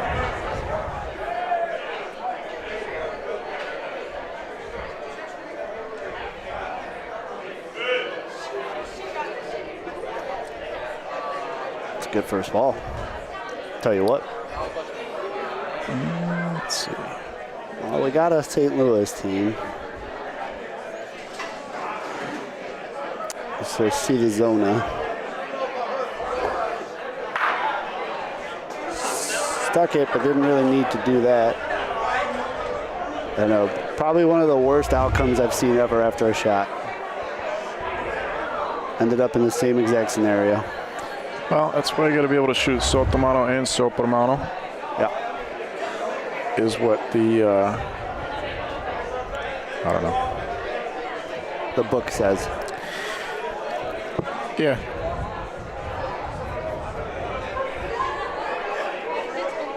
Sometimes I feel bad being critical, especially people I don't know, but like, that's the truth. That's why that ball's frozen on Paulino, you know. Yeah, a stick shot does you nothing there. Yeah. If anything, it puts you in a worse position. Nice shot. Well, you probably figure that you're not going to stick it, and then, of course, that's the one that you stick. Yeah. I will update the team names on the scoreboard. I'm just trying to figure out who's who. I'm trying to figure out who these, because blue is Volarama, unless I'm mistaken. But then, see, on our schedule, the teams are just listed by number. Yeah. But I don't have the numbers. I don't know which number corresponds with which team. That's not listed as far as I can find. Maybe Nick knows. Nick, you know, this Volarama in the blue, right? The dark blue balls? The blue shirts. Yes. Do you know who the other team is? The other team? Yeah, do you know? It's a Heron team. Yeah. But I don't know. It's Heron, but I don't know. Their name? Yeah. Their name is Breaking Balls? Breaking Okay. Balls. And it's Donnie and Vittorio, and then Kim and Robert. Yeah. Thank you.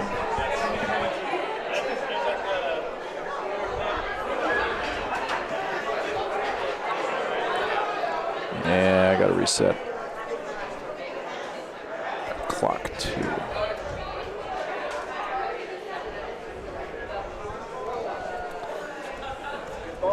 That's a good looking ball. It's going to make it past everything. It's going to give him point. 2. With one more in hand, it's already on its way. This one looks hot. It's got to hit something.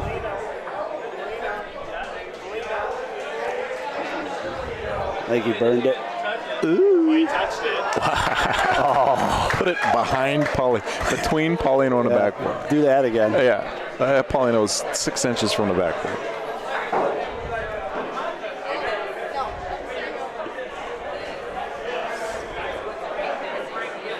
It's be a good time. What time do we kick off tomorrow, Mike? Got the scores backwards.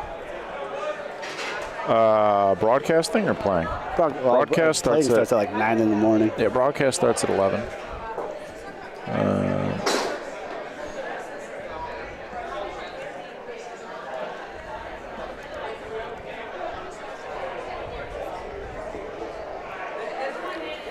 trying to do 5 things at once here.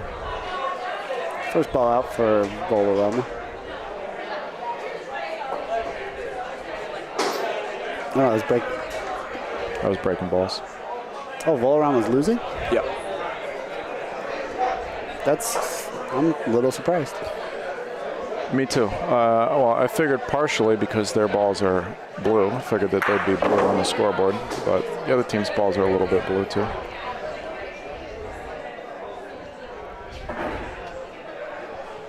Yeah, Volarama, I believe, bronze medalists in Open A. I remember we played them late in that tournament. I think they were our semifinal game. That's good. Oh. Didn't break enough.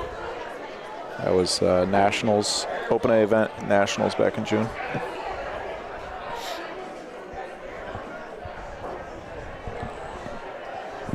$44.79.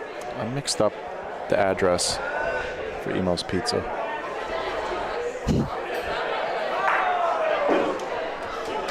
$44.97 is just objectively a better number than $44.79.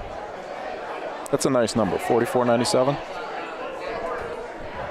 Yeah.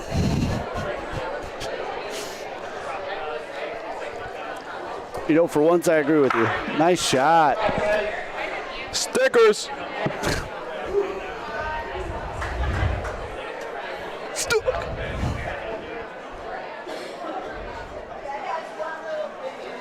Surprised I didn't lose my voice in my 7-hour drive here. I was just listening to metal the whole time, screaming. Just screaming at your windshield. Basically.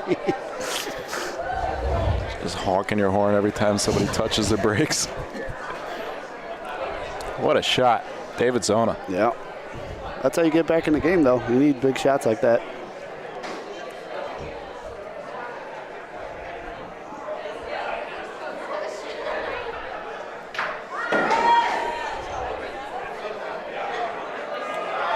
Has this got enough? I don't think so. A little mental error there. What do you think they're telling them to do there?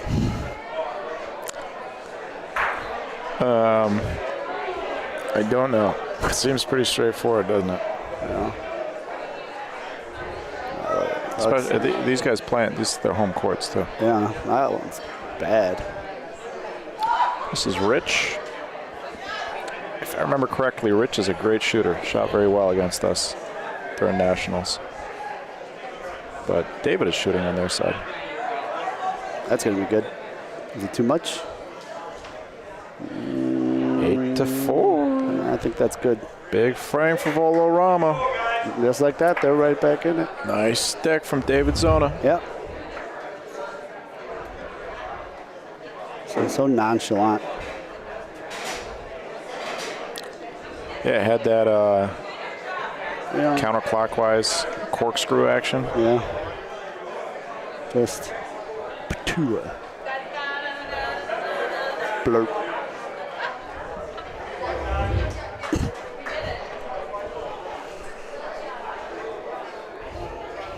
All of a sudden, this game becomes way more manageable, though. They're past they're at the halfway point right about now.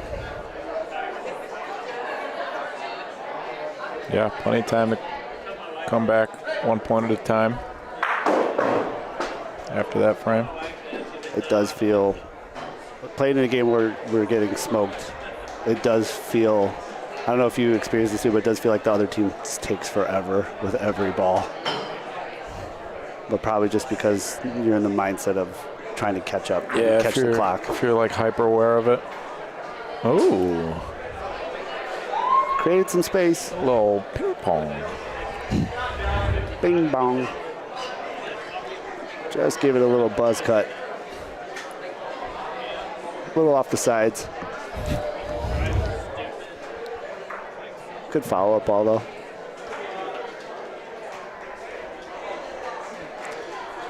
Second ball coming. Shooting for Volorama. Call across the court shot.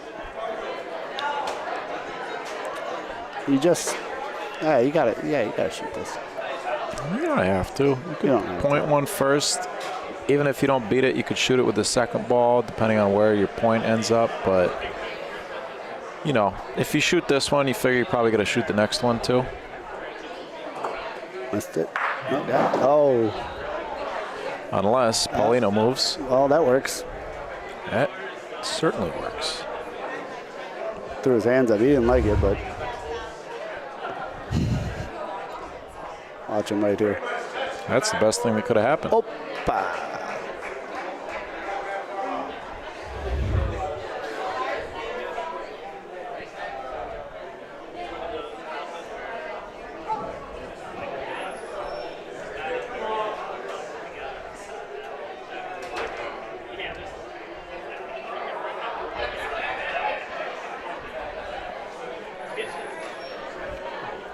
Johnny Cash.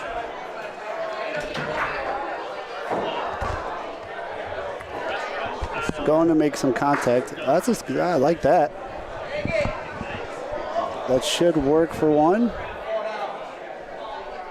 No, David says no.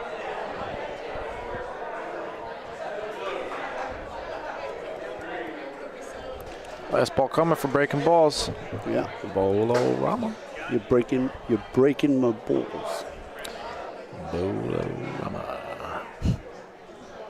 Oh, banana roll. Not going to come out very much, though. It's sucking back into the wall. No, he's not going to burn, I don't think. Didn't burn, but.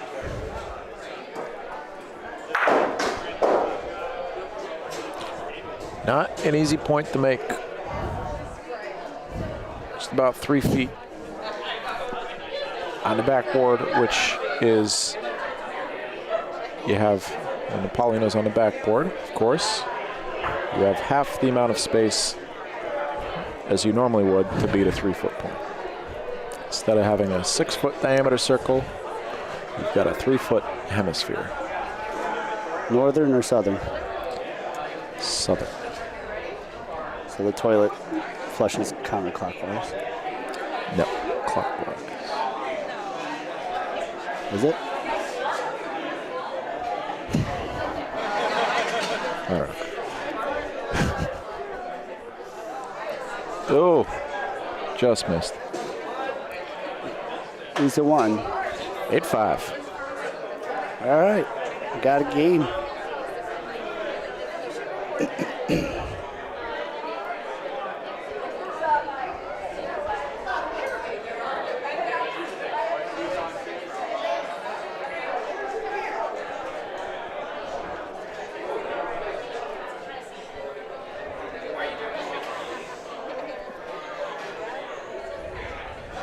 He really took his time on this first one. Didn't look like he liked it. I think it's going to be just fine.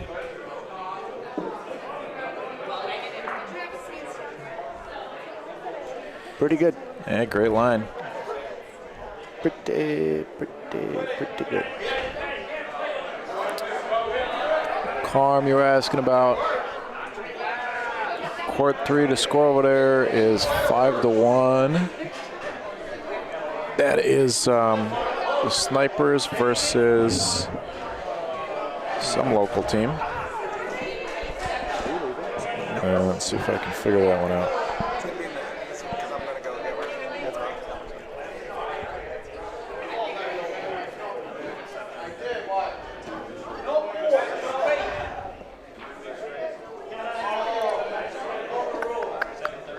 I'm going to guess that that would be Tony's team.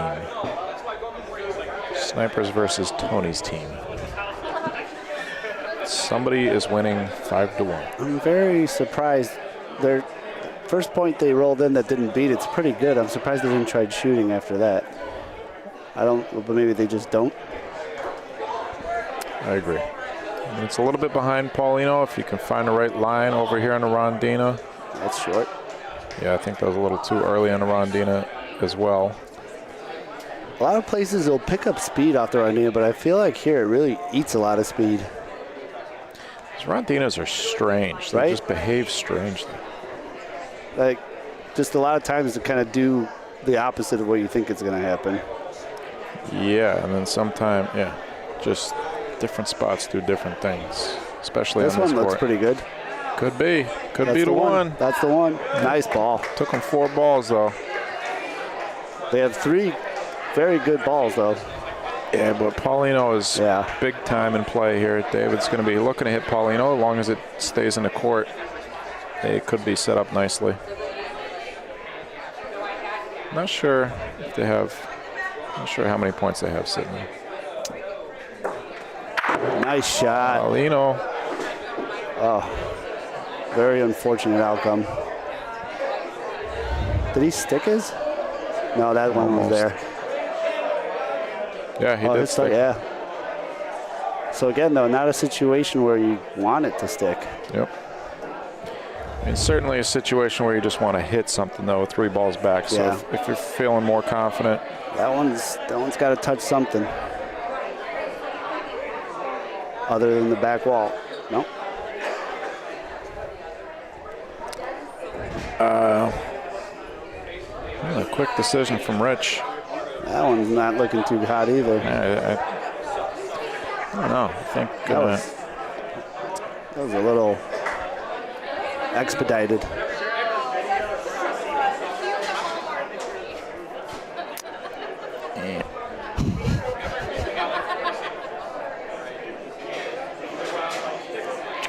Oh, good. All right, 9-5.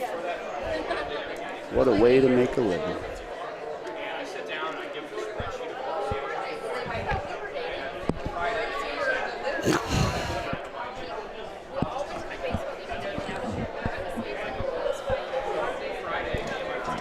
Paulino. I have noticed that. Seen most games that I've called on here, and the games I played in, everyone seems to be playing along Paulino.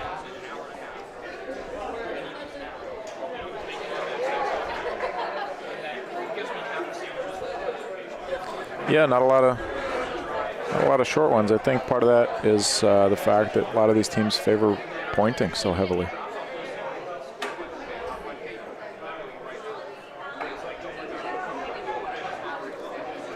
And in a 9-5 game now, I think, again, clock is going to come into play. That's a good way to get back.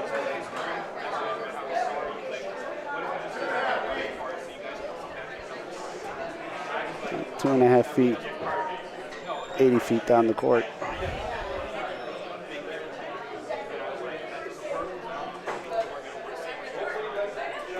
Can't tell, but it looks like it's going to be short.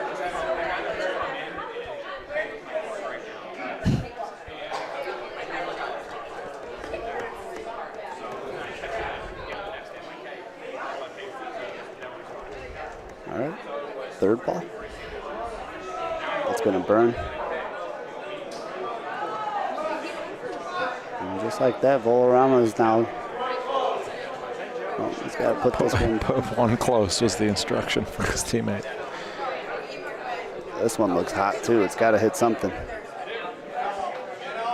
He got point ball. Yeah, just enough. Might come back a little off the Rondina. Not quite. I think that ball's in. You can shoot that out. Sure. And then give yourself 2.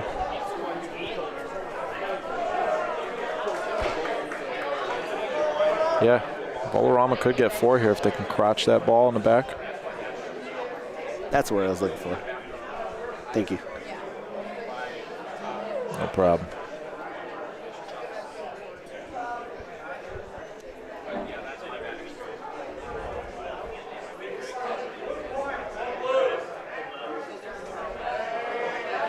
It looks like he's lining up to do exactly that.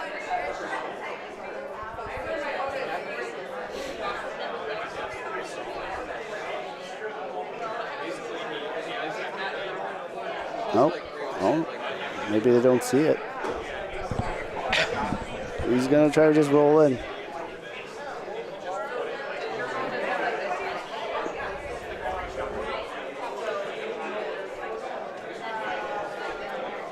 Vanessa is struggling with that massage gun right across the court, and it's the funniest thing.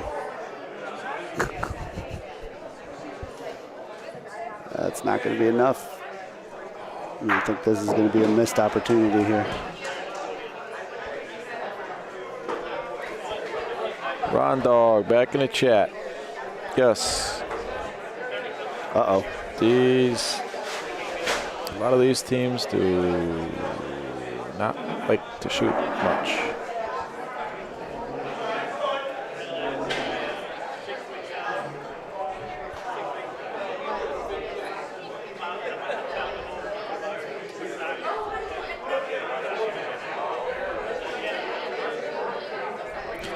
A lot of these teams are great pointers. I'm not necessarily talking about these two teams at all, just in general. A lot of the games that I've watched since I got here. That's a very missed opportunity for him. It might be, you know, they're great pointers that make some great points, but I think to be able to compete at the highest level, got to do it all. Yeah, you got to have every option at your disposal. And, you know, just the percentage-wise, the percentage of some of these points that these guys are trying to beat, they might beat it, but it takes 2 balls, it takes 3 balls, right? It takes 4 balls. Right, they're putting on balls that, let's say, like he has like a 10% success rate, and then maybe they might have like a 12 or 14% success rate, which gives them the confidence to do it, but it's still a low percentage shot.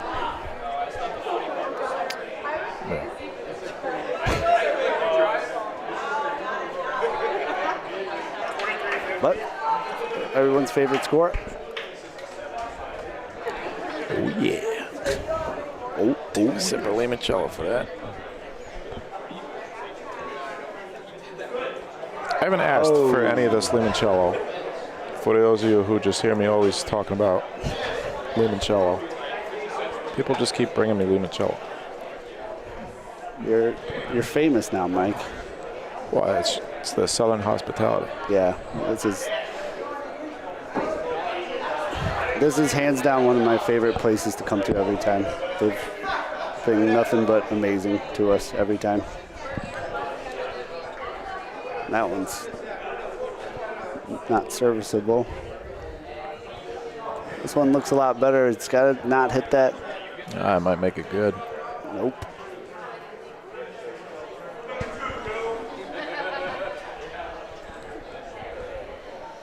They got about 5 feet. No, 3.5. And Full-A-Rama could take the lead.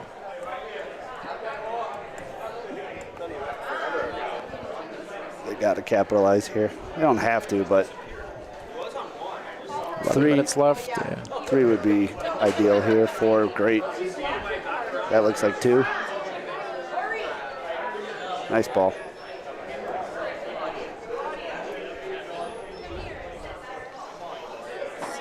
It's got enough. Yeah, that's good. That's 3. 8 them up here.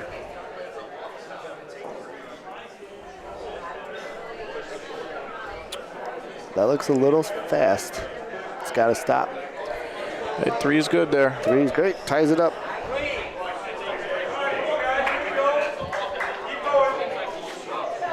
Nine. Couple words of encouragement there from Dave Zona. Like 2 for German his teammates.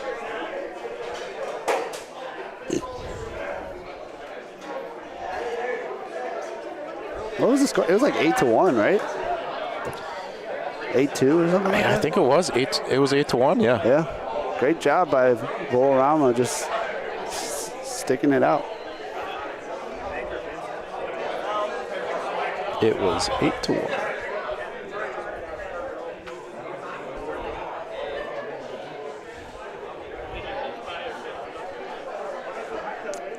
Excellent first point. A little pass, but enough to make him work for it.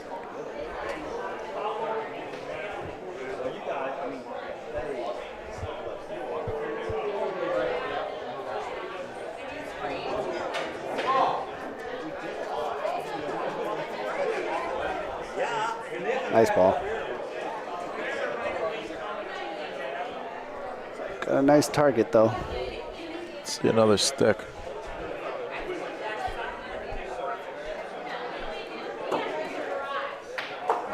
Or just Polino.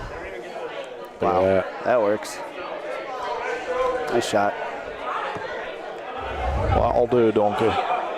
That'll do. And that time he elected not to shoot. He went Sotomano. Right? Is that it? Did I do it right? I didn't see how he shot. Ooh.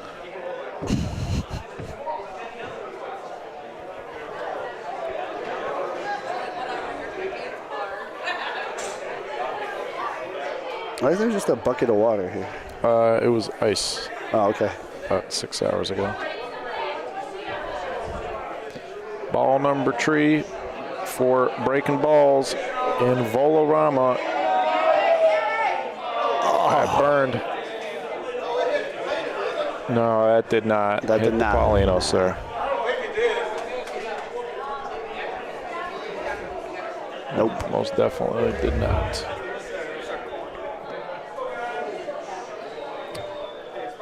Two balls back for Full-A-Rama. Full-A-Rama. There we go. Full-A-Rama going to be able to close this game out, Milan. He's got a touch. He's got it. Oh, he missed. Right, they got 2 points sitting there. They just need one more. Oh, man, Milan, they got 25 feet to roll in another point. Breaking Balls was up 8-1. Wow. I hate to see him go out like this, too. 8-1. Volorama.